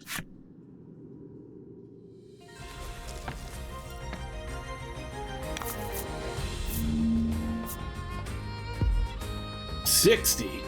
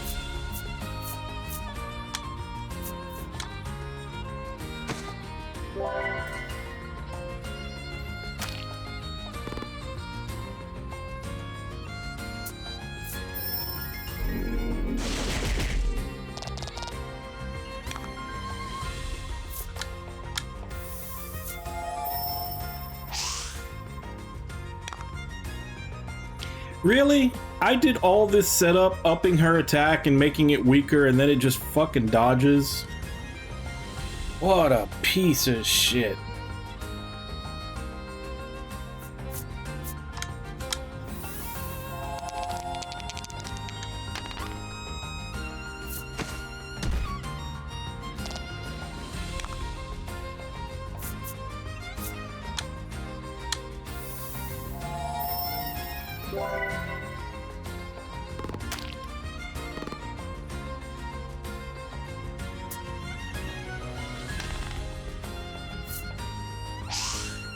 Alright, so it wasted its turn there.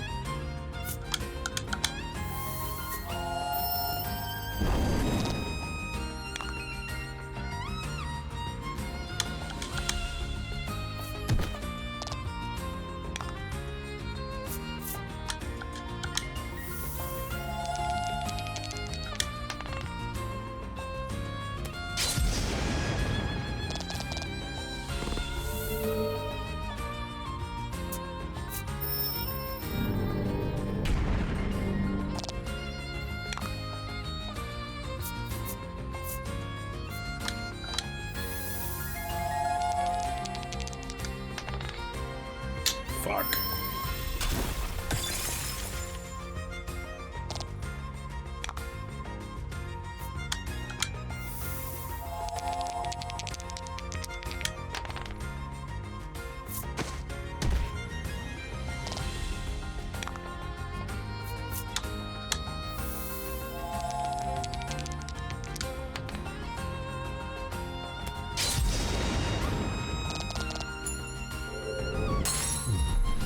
Congrats.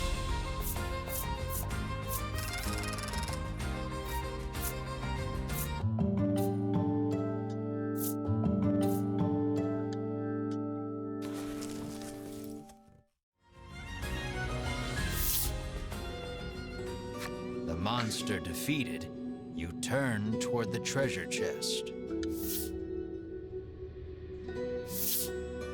And see those Ivory Order jerks rooting through it. Sweet of you to take care of the monsters for us, trills Winifred, favoring you with a smile. Tucking the spoils from the chest safely into a bag, the Ivory Order trio stroll away whence they came. Knowing you couldn't stop them if you tried, you can do nothing but stand slack-jawed and watch them go. Okay, so the do-gooder Ivory Tower people are kind of turning out to be assholes The chest themselves, is empty, too. save for a ragged doll. Nice of them to leave us the trash, you grumble in irritation. For some reason, Melanie picks up the ragged doll.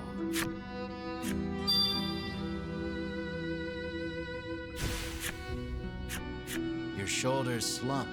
All that effort, and this is all you get to show for it? You find nothing else even close to treasure. Hope Cypri is ready for bad news. Leave now would be the... Nah, I got a little You passage to decide go check. Stay and explore the cave a little longer. Besides, I've got 2 leave dungeon items.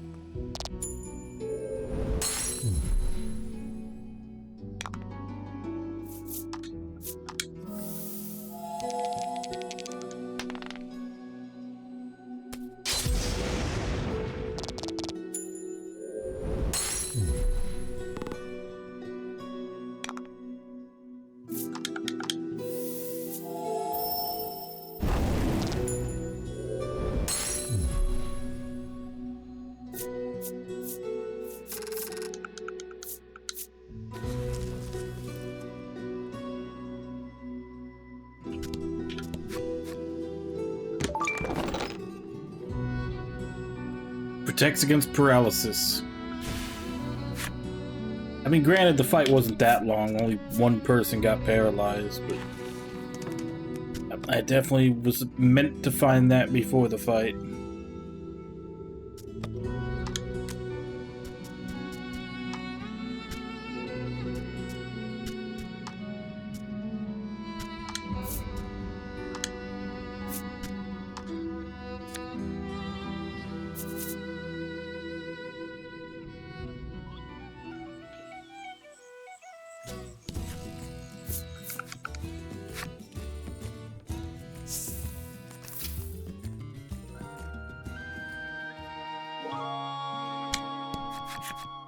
Were you able to find my treasure? Cypri asks. This is all we found, says Melanie, withdrawing the ragged doll. Cypri's eyes widen as soon as he sees the doll, and he reaches out to take it. Without breaking his gaze away from the doll, he begins to speak. Cypri tells you he gifted this doll to his young daughter a long time ago, but she fell gravely ill and died. Since then, Cypri has treasured this doll as he treasured his daughter. Then the monsters took it from him. Cypri turns to Melanie, his head bowed deeply in gratitude. So you reclaimed the treasure by complete accident. You step closer to Cypri.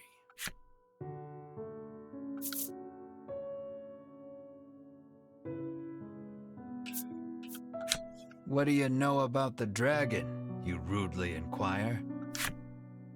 Cypri gestures as if to say, let's not get ahead of ourselves. Far to the east of town is a place called Unionville, where monsters and humans live together in harmony. According to Cypri, you might be able to learn something there, as the dragon and monsters are not totally unrelated.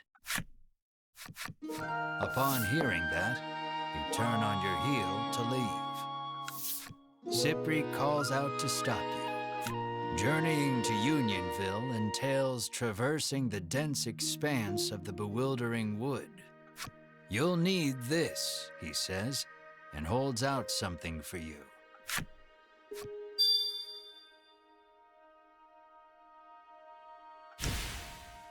You won't make it through the bewildering wood without it, Cypri says. Your sights set on the distant Unionville, you resolve to navigate through the bewildering wood.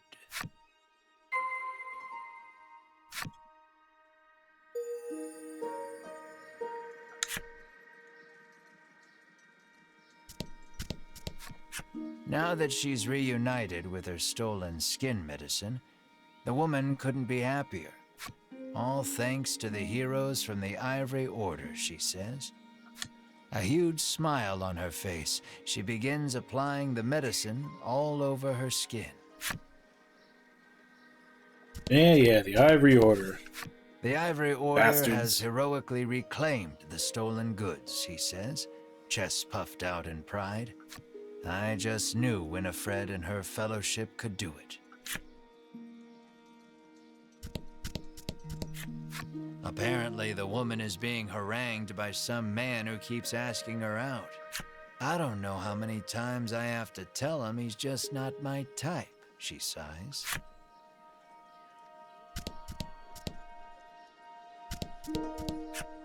This is the game parlor. Come play cards, the boy at reception calls. Yep, harangued.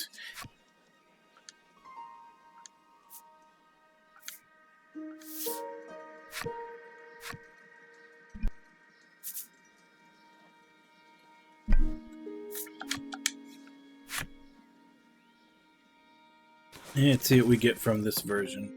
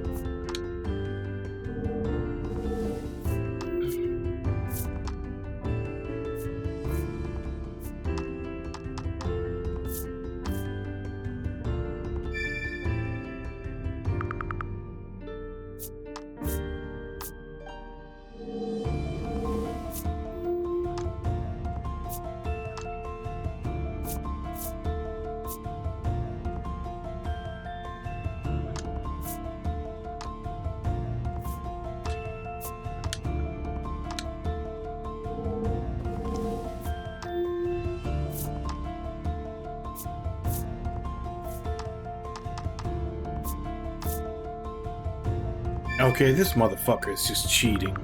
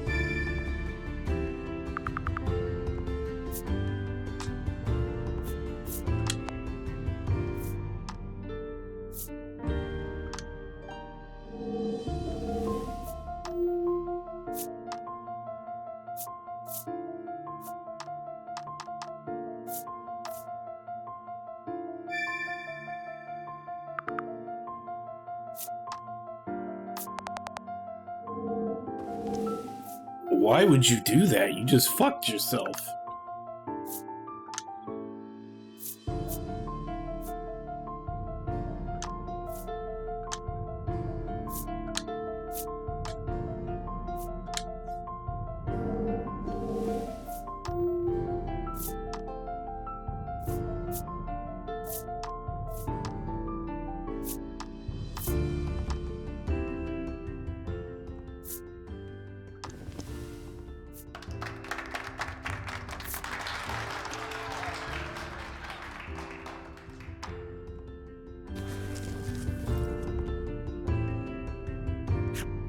Good job. The boy praises you, proffering a gift in commemoration of your first win.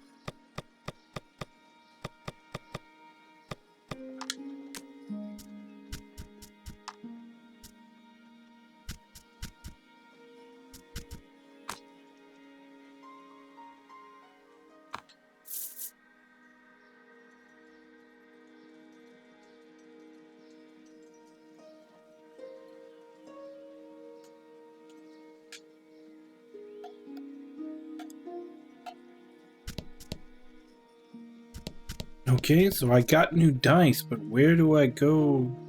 How do I get to the menu to change them out? Can you only do that from the title screen?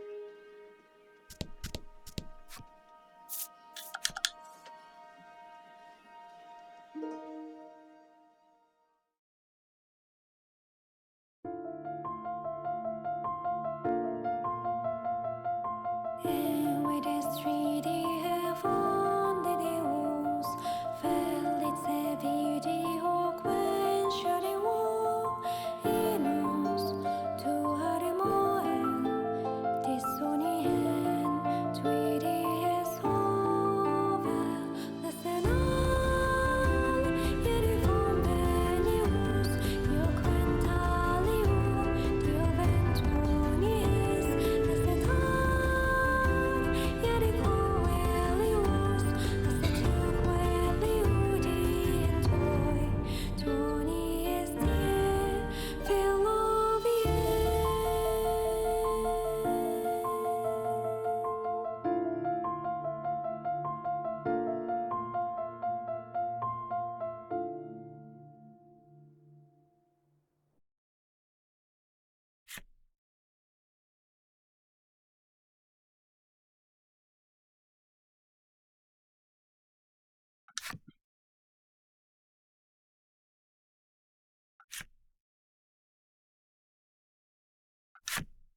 Okay, yeah, you can only do it from the title screen.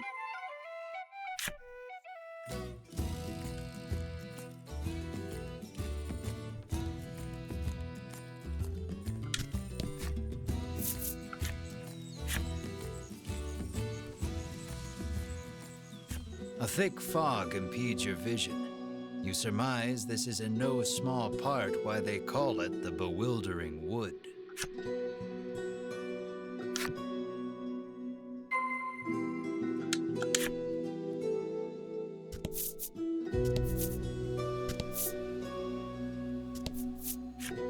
Many a brave soul has set foot in this wood, only to be swallowed up and never seen nor heard from again, the traveler intones gravely.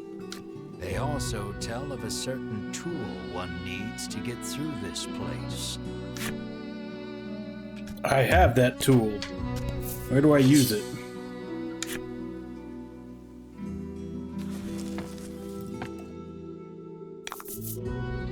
Let's do this.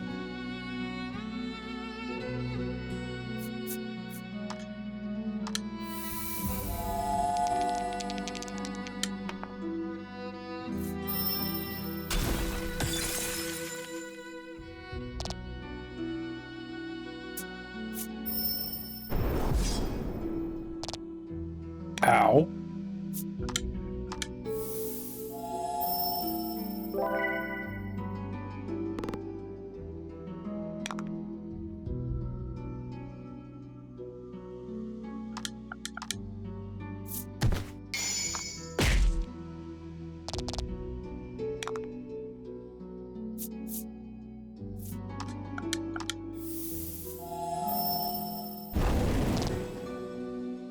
Tweak the fire? Really? Is it a dryad or something?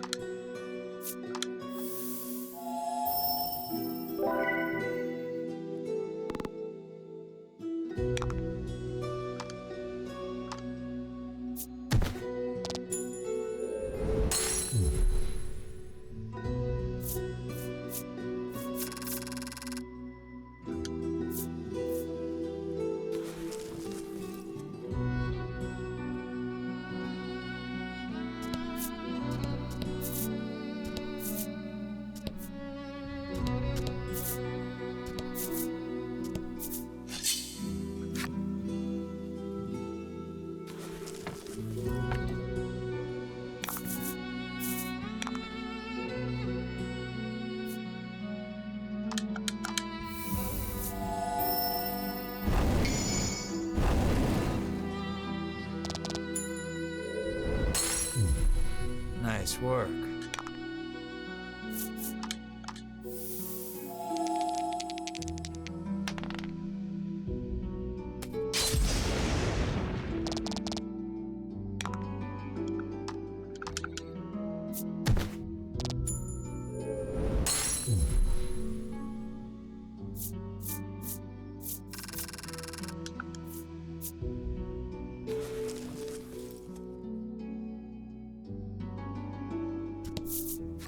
A message is written on the sign. Seek out the Force Stela hidden deep in these woods.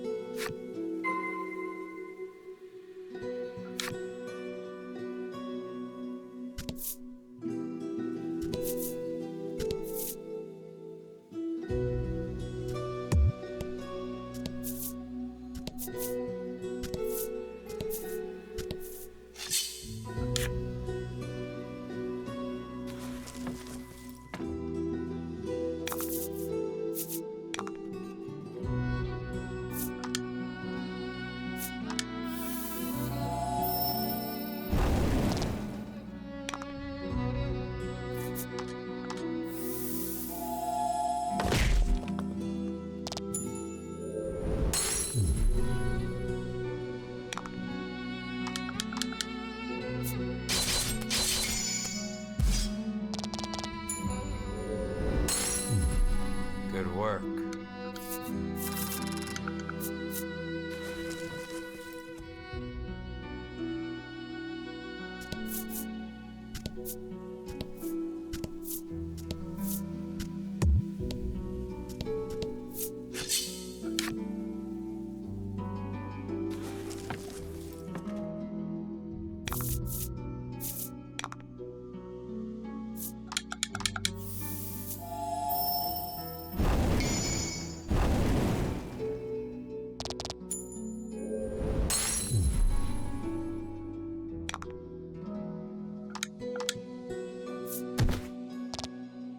Damn, that did nothing.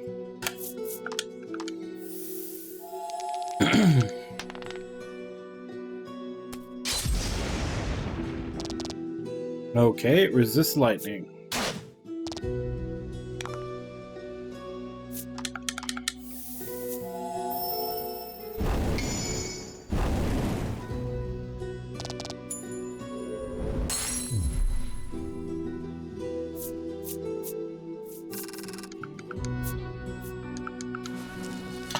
But they are worth 50 XP apiece, it looks like.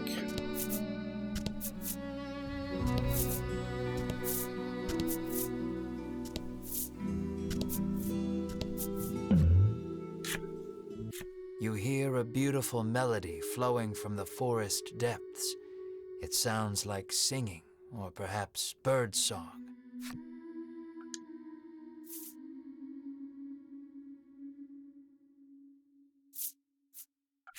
You take a peek inside the grass and immediately find the owner of the voice. It's a harpy. It seems like the harpy hasn't yet noticed you. You pick up a rock and throw it at the monster's feet. Startled, the monster flaps its wings and flies away. You find some coins scattered about where it stood.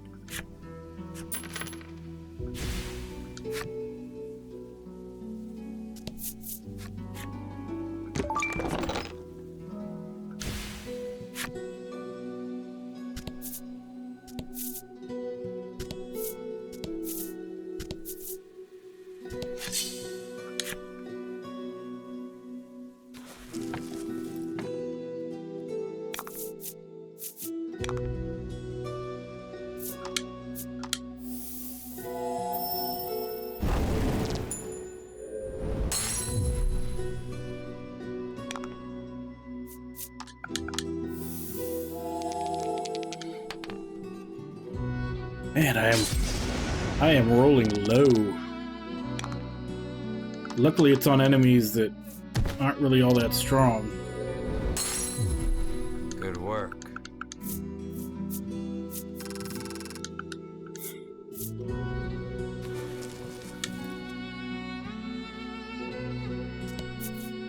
You have found the Southern Stela. You smack it and hear a sound off to the west. You'd best head that way next.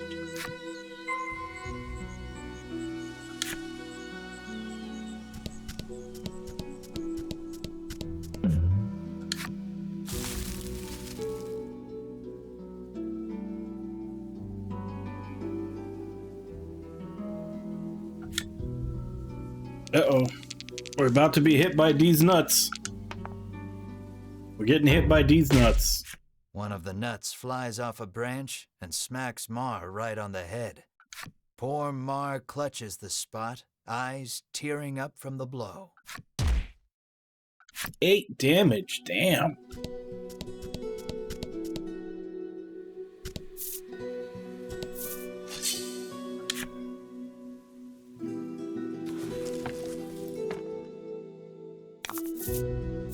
About the enemy.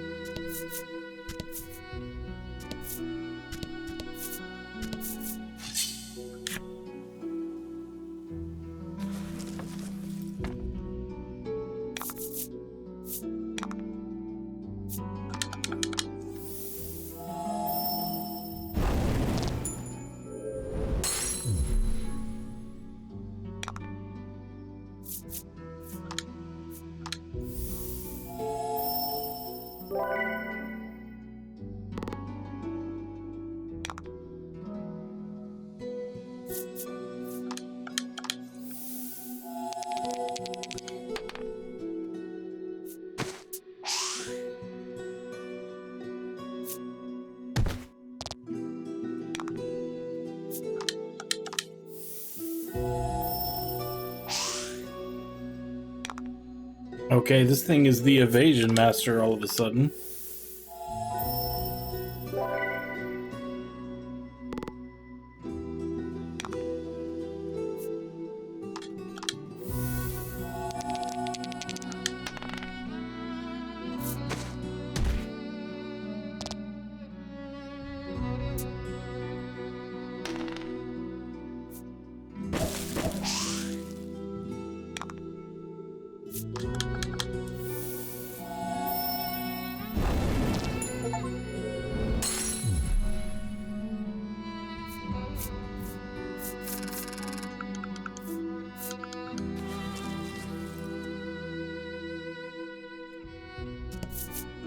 You have found the Northern Stela.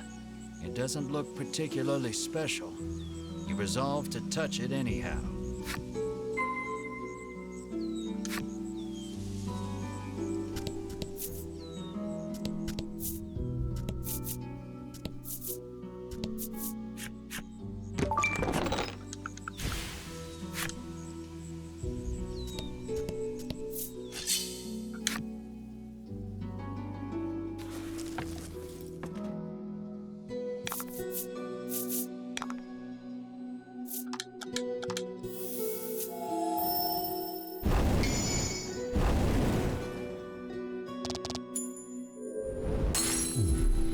Fortune favors the bold.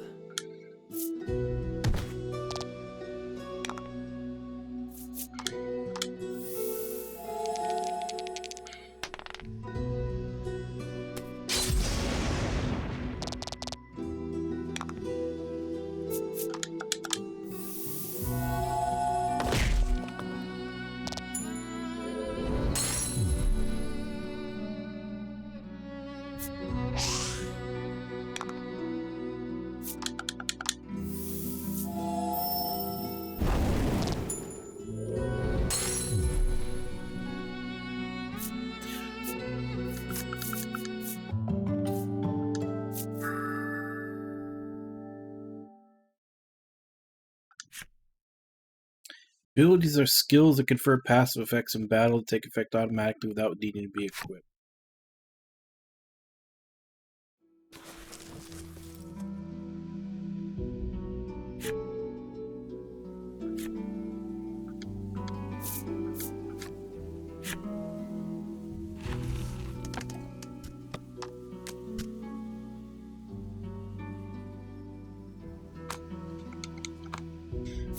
So he just heals 3 after each fight.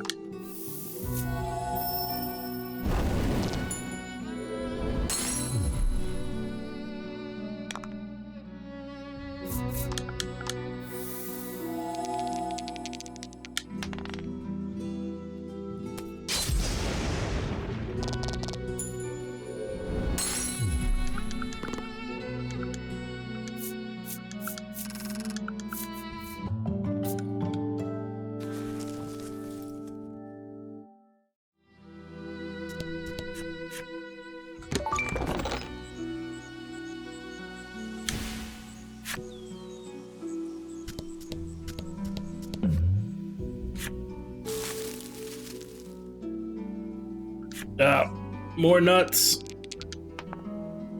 And we're getting hit by the nuts again. Nuts fly off the trees and smack you and your friends right on the head. Everyone's faces screw up in agony. Ow. You have found the Western Stela, which you swear up and down was not here when you came in. Nevertheless, you give it a smack. I mean, it wasn't. Nor was that chest.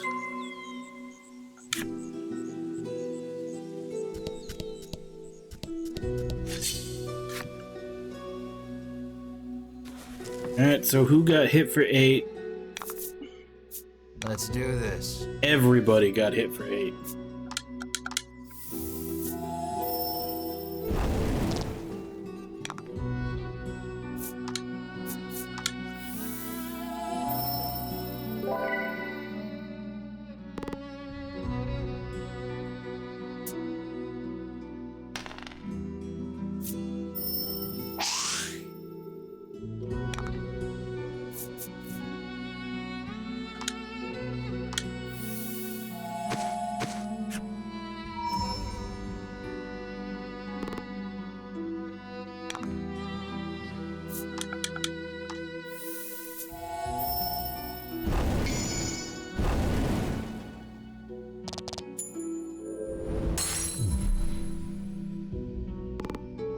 I'll just let him heal with his passive after every fight. A few more, he should be fine.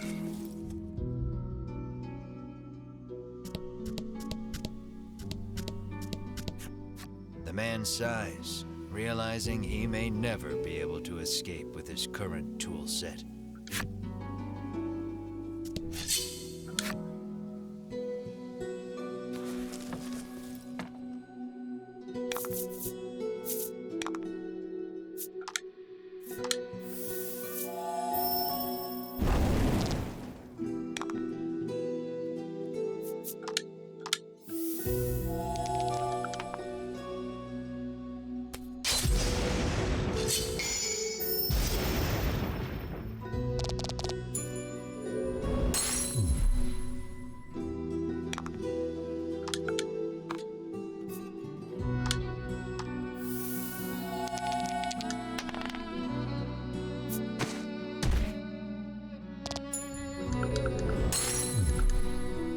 You did great.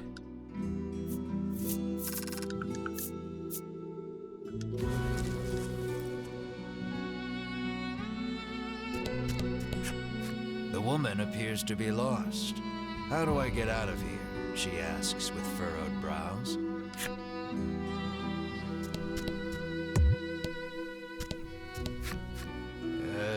The next Stela is... You hear someone murmuring. It sounds like a man, but you can't really be sure in these woods.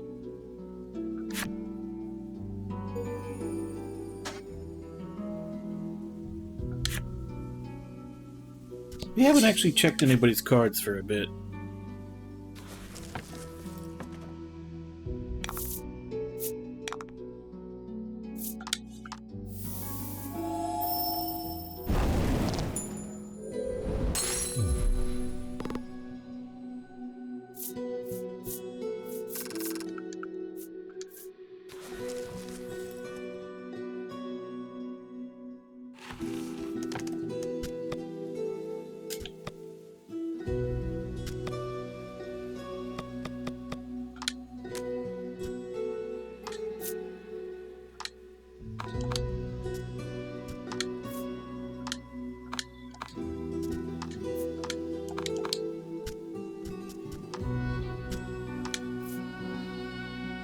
Sapri is a longtime scholar of monsters and monster behavior. Most people call him villain because we call him Sapri.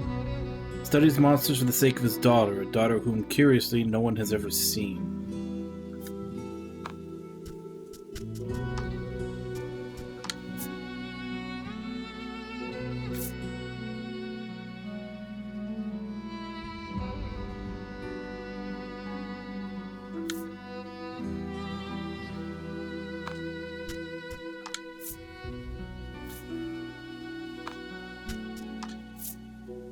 Lived in the vast dense wood for years now. Fruit from the trees feeds him. The river quenches his thirst. He gives all his thanks to the Mother Earth.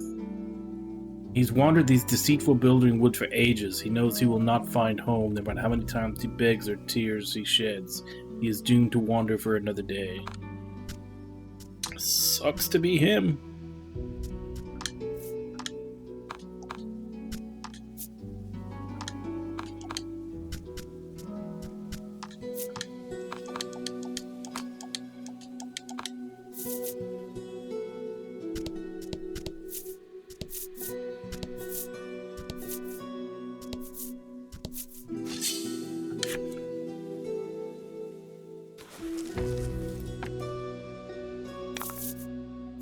Don't hold back.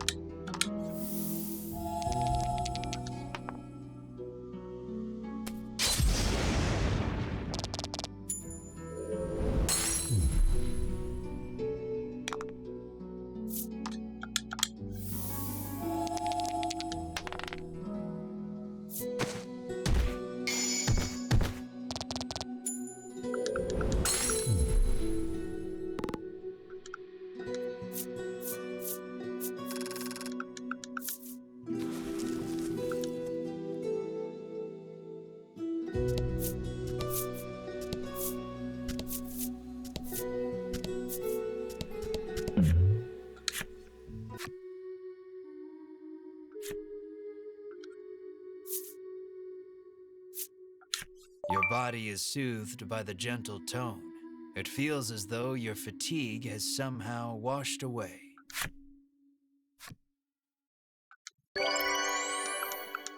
Okay, so either a heal, money, and then I guess the last one does nothing. You have found the Eastern Stela.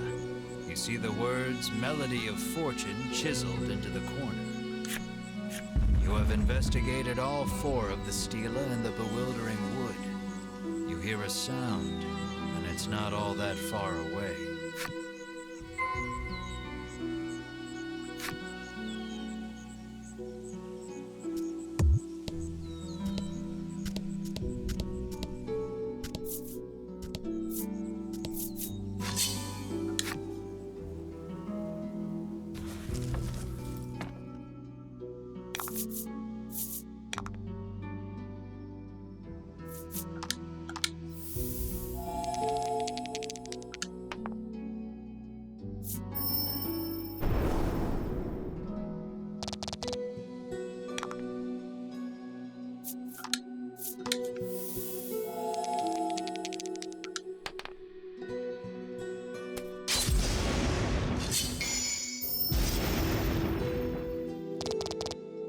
Fortune favors the bold.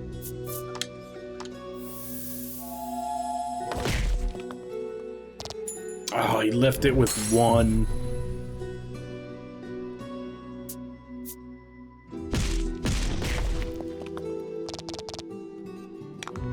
Ow.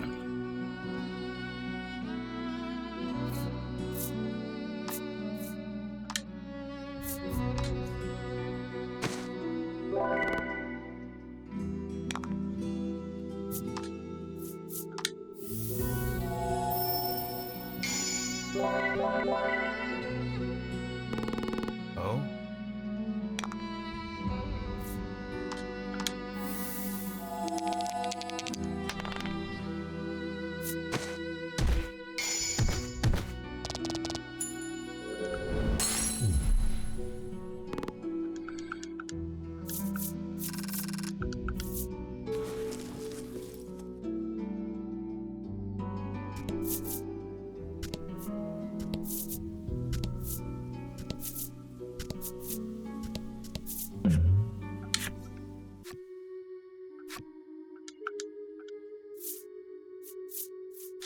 Attributing it to your imagination, you decide to ignore it. A short moment later, you examine the stela. The message carved into the stela reads, "Play in tune with the forest." You hold the woodland flute you received from the good doctor in Thriston. Doot doot doot doodly doot doot doot doo. You blow a handful of pleasant enough notes into the woodland flute.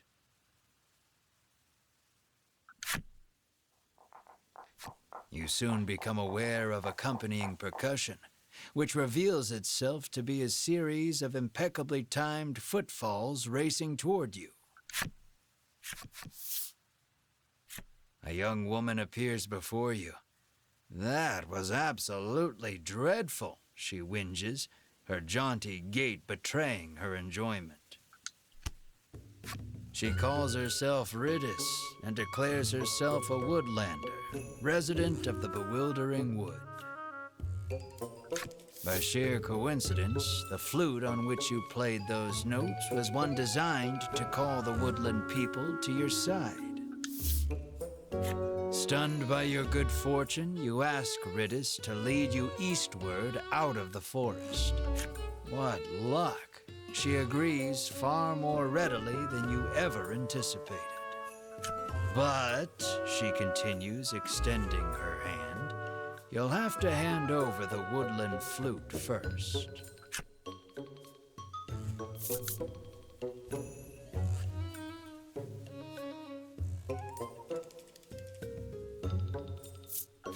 Hand over this precious treasure after all we did to obtain it?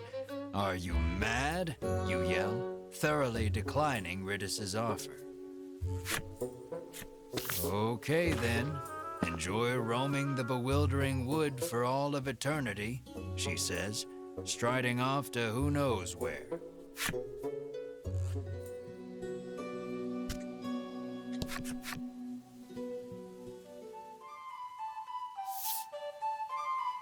You play the woodland flute once more, summoning Ridis to your side. Surprising no one, she still wants the flute.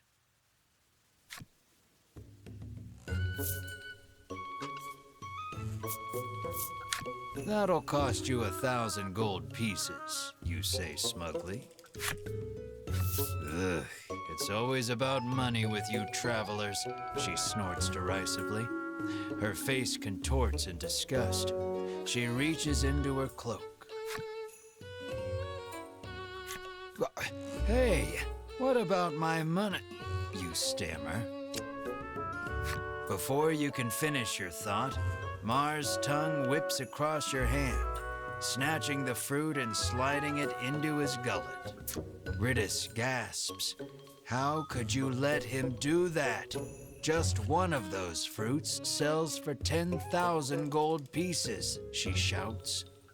So you can pay me back for the fruit your little friend stole, or you can hand over that flute. It's an expensive fruit. Pressing her case. I think you've lost this one, Melanie says, snickering. You look down at Mar, who seems quite pleased with himself. I suppose I have, you sigh in resignation. You begrudgingly hand the woodland flute to Riddis. Riddis plucks the woodland flute out of your hands with glee and begins playing it as she skips away.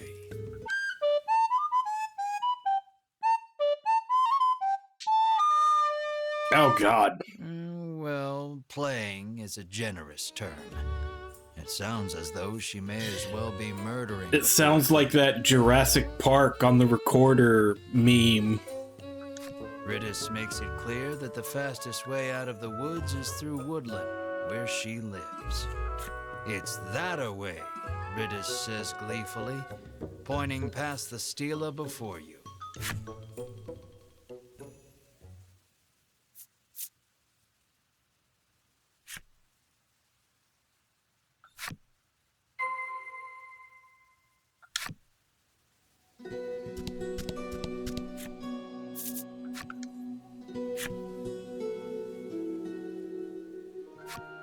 Welcome to Woodland, Riddis says, gesturing out over the village. So does Hot Elf Girl join the party, or no? Now, if you'll excuse me, I'm quite busy for the rest of the day, so you'll have to wait till tomorrow to leave the forest, she says, and makes her way home.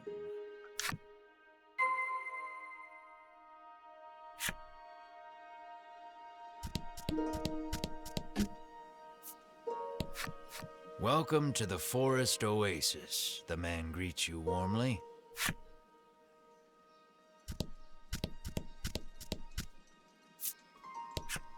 You happen upon a man greedily guzzling well water.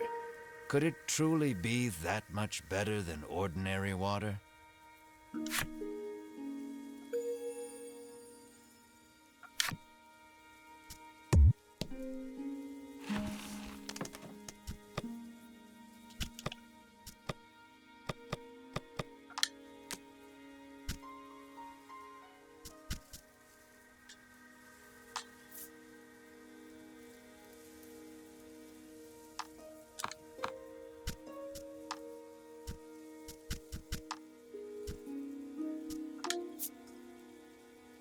Made a promise to love his life when they are married. I shall love you till death do us part. 1/2 century later, he has proven to be a man of his word. His wife now lies in bed, illness slowly claiming her. He takes her hand, decades of memories washing over him. Finally, he sighs. He'll be through with his promise.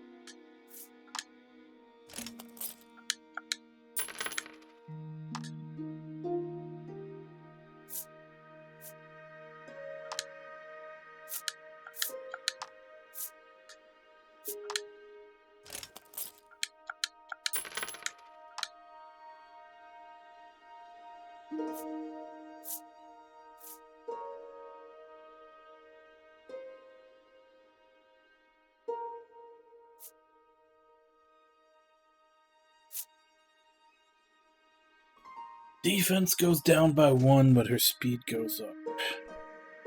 I mean, she's already fast enough that she goes first all the time. I don't think that's really needed.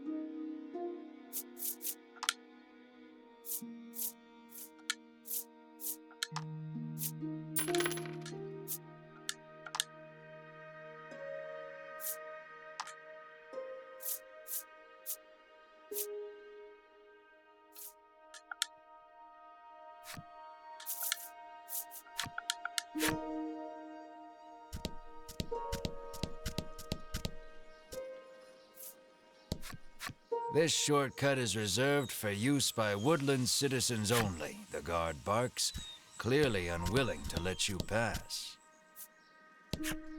Apparently she's heard rumors of the dragon destroying another town somewhere. Our village would burn down so easily, she mutters, perhaps a bit more afraid of the symptom than the cause.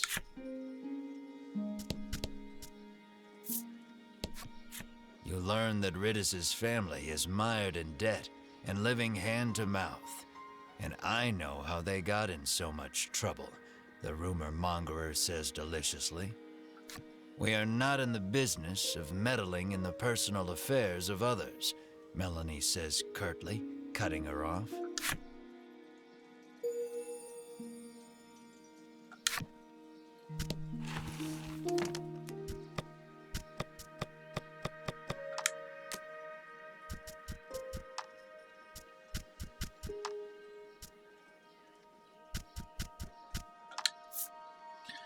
No, he takes no notice of me. I made my peace with that. I'll be happy so long as I can watch him from the shadows.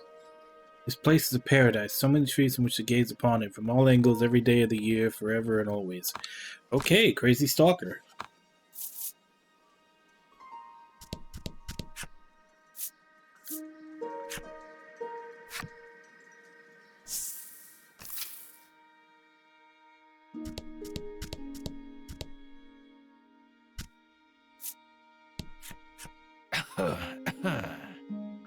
You take note of a woman who appears quite ill.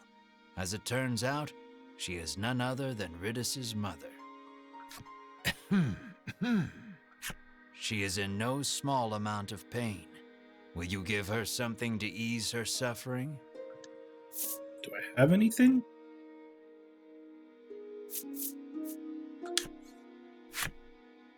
The item you've proffered has no... But I appreciate the thought. Ridis's mother hands you mysterious card 3 as a token of her gratitude.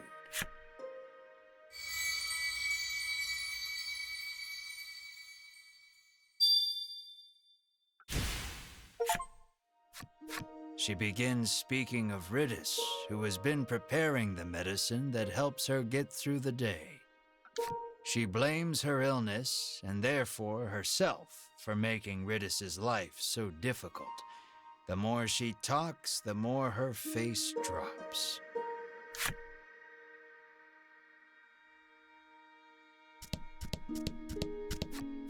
Ridis pores over a book while practicing on the woodland flute. She remains dreadful at it.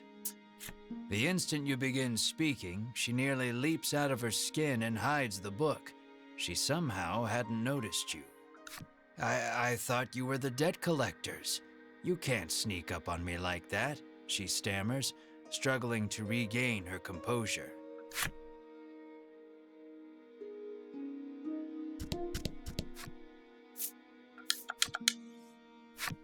Alright, let's go rest at the inn.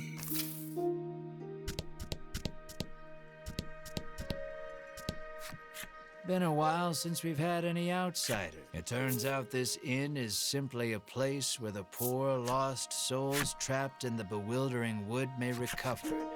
The wooden dining table practically groans under the weight of the platters upon it, all brimming with meats and vegetables from the bewildering wood.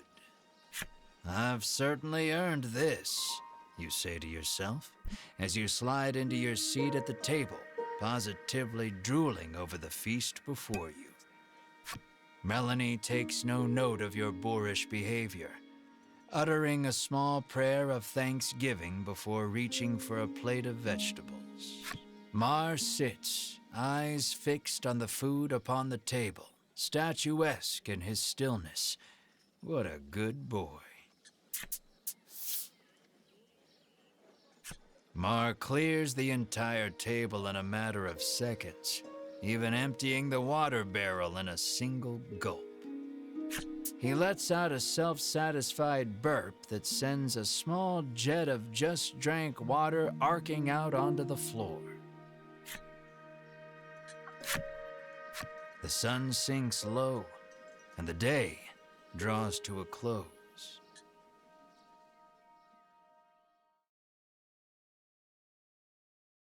A scream pierces the silence.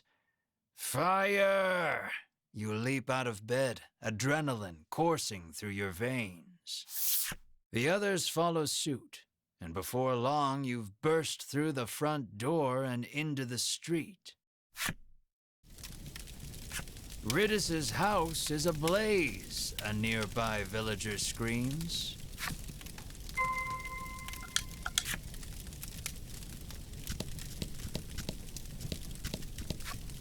My mother is still inside, Ridis shrieks, darting past you to fetch water from the well south of the village.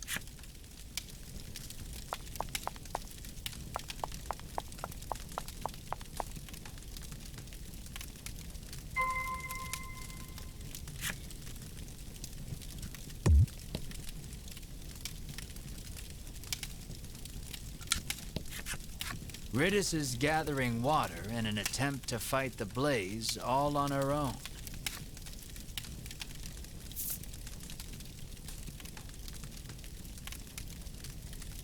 I think Mar would be able to hold the most. Mar's eyes light up. He scrambles over the edge of the well and sucks the well dry in an instant.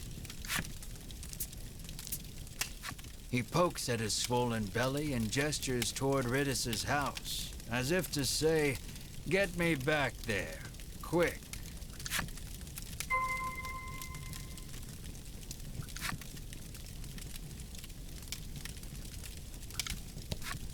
Quickly, put it out. You have to put it out, Ridis screams at Mar.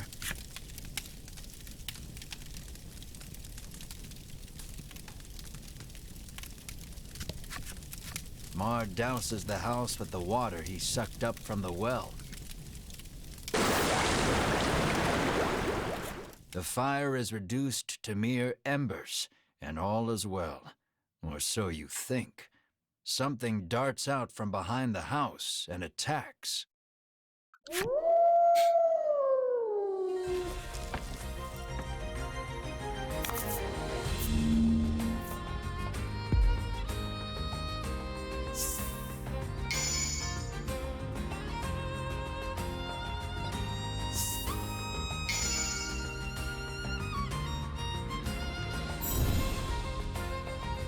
And I'm guessing this thing is immune to fire.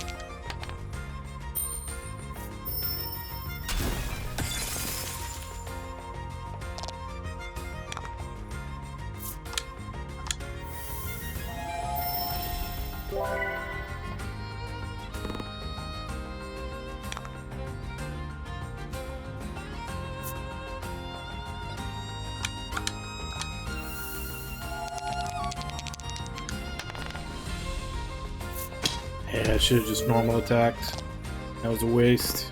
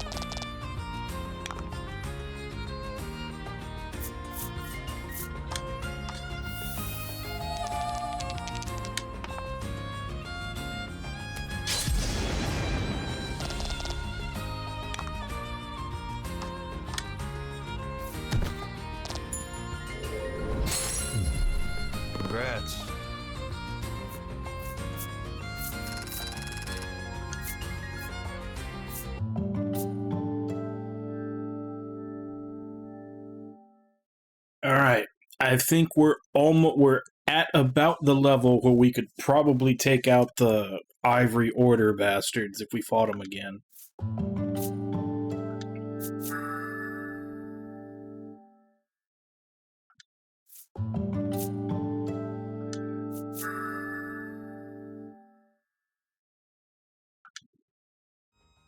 That one costs 3.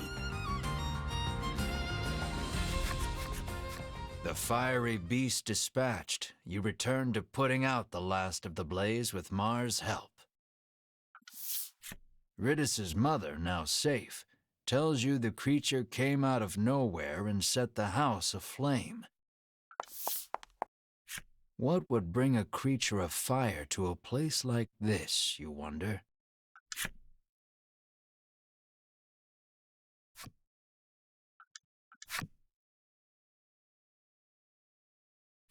Light breaks on a new day, and the commotion of the fire feels but a nightmare. You lead your party to Ridis's house to ask for safe passage out of the bewildering wood.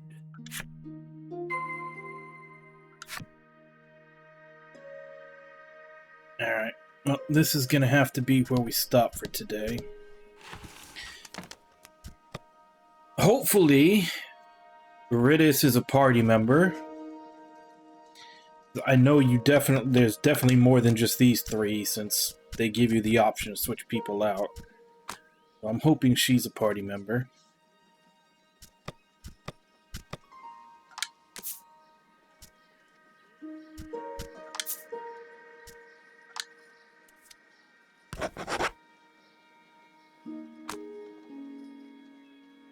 Yeah.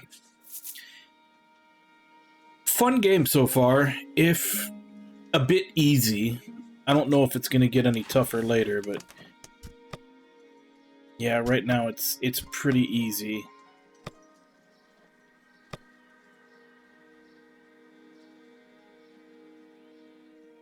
Ugh.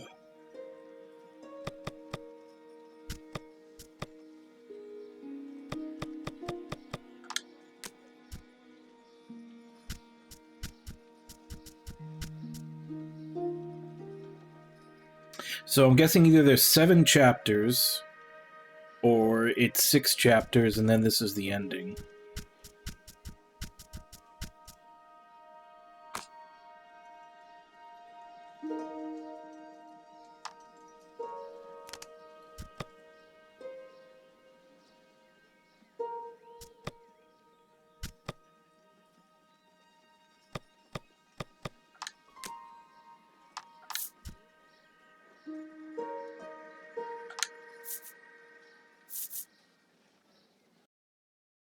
Yeah, this is where we stop for today.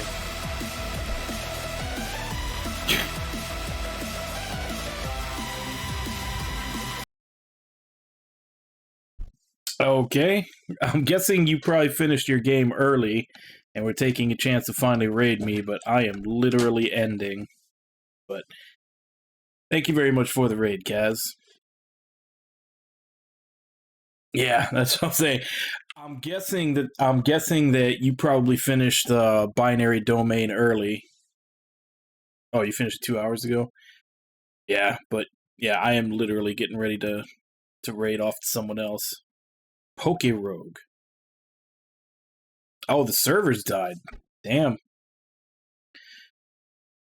Is Poke Rogue, that's not an official Nintendo game, right? That's it's like a fan game. Yeah. I was about to say, you know, Nintendo servers, they probably, I was about to say Nintendo should have enough money to keep their servers up, but yeah, it's a fan thing. Or who knows, maybe the servers went down because Nintendo finally decided to sue them. You never know in their case.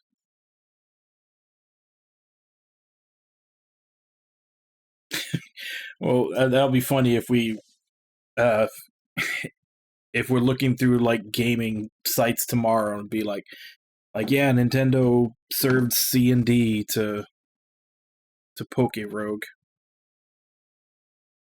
But yeah, we were playing Voice of Cards today. In the middle of, probably more at the tail end of chapter 2. Having fun with it so far. It's really easy, but it's, I'm having fun with it. And, despite what a lot of people seem to think, it is definitely not a card game. It's, for all intents and purposes, it's a normal JRPG with a card aesthetic.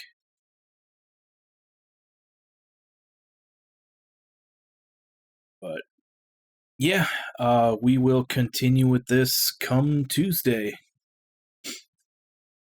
It is time for me to work my ass off over the weekend to make money for the week. So, yeah, next 3 days off, and we will be back to this on Tuesday. But I'm enjoying it so far. And I know it's not that long. I want to say they're only like 20 hours, but I did pick up all 3 of them. So we can probably hit up the other 2, soon after I finish this one.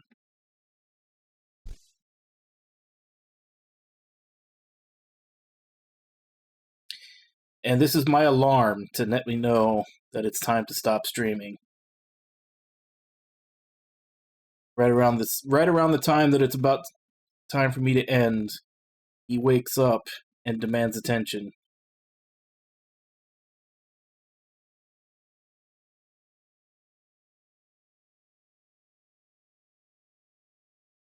Yeah.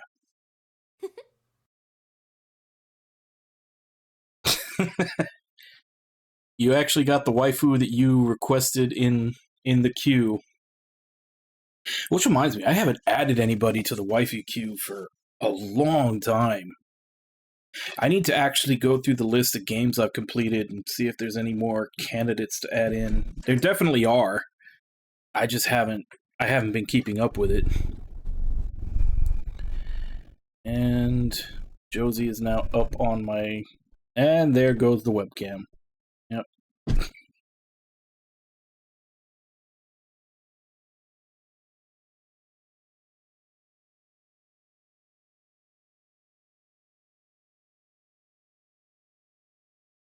Alright, so I guess I should wrap it up quickly since Josie is demanding attention. So let me go ahead and give call-outs and then I'll end for today. So, Kaz, Ragna, Orenji, Cucumber, Wabon, Ludlow. Thank you all for coming in and chatting with me while I play. Thank you, Kaz, for the raid. And thank you to anybody else who may have been lurking and watching. It's always appreciated. So, yeah, I have to go give Josie his treats since he always gets treats right after I finish streaming, which is probably the reason why he bugs me immediately when it's time to end. And then we will go ahead and see if we can find someone to raid.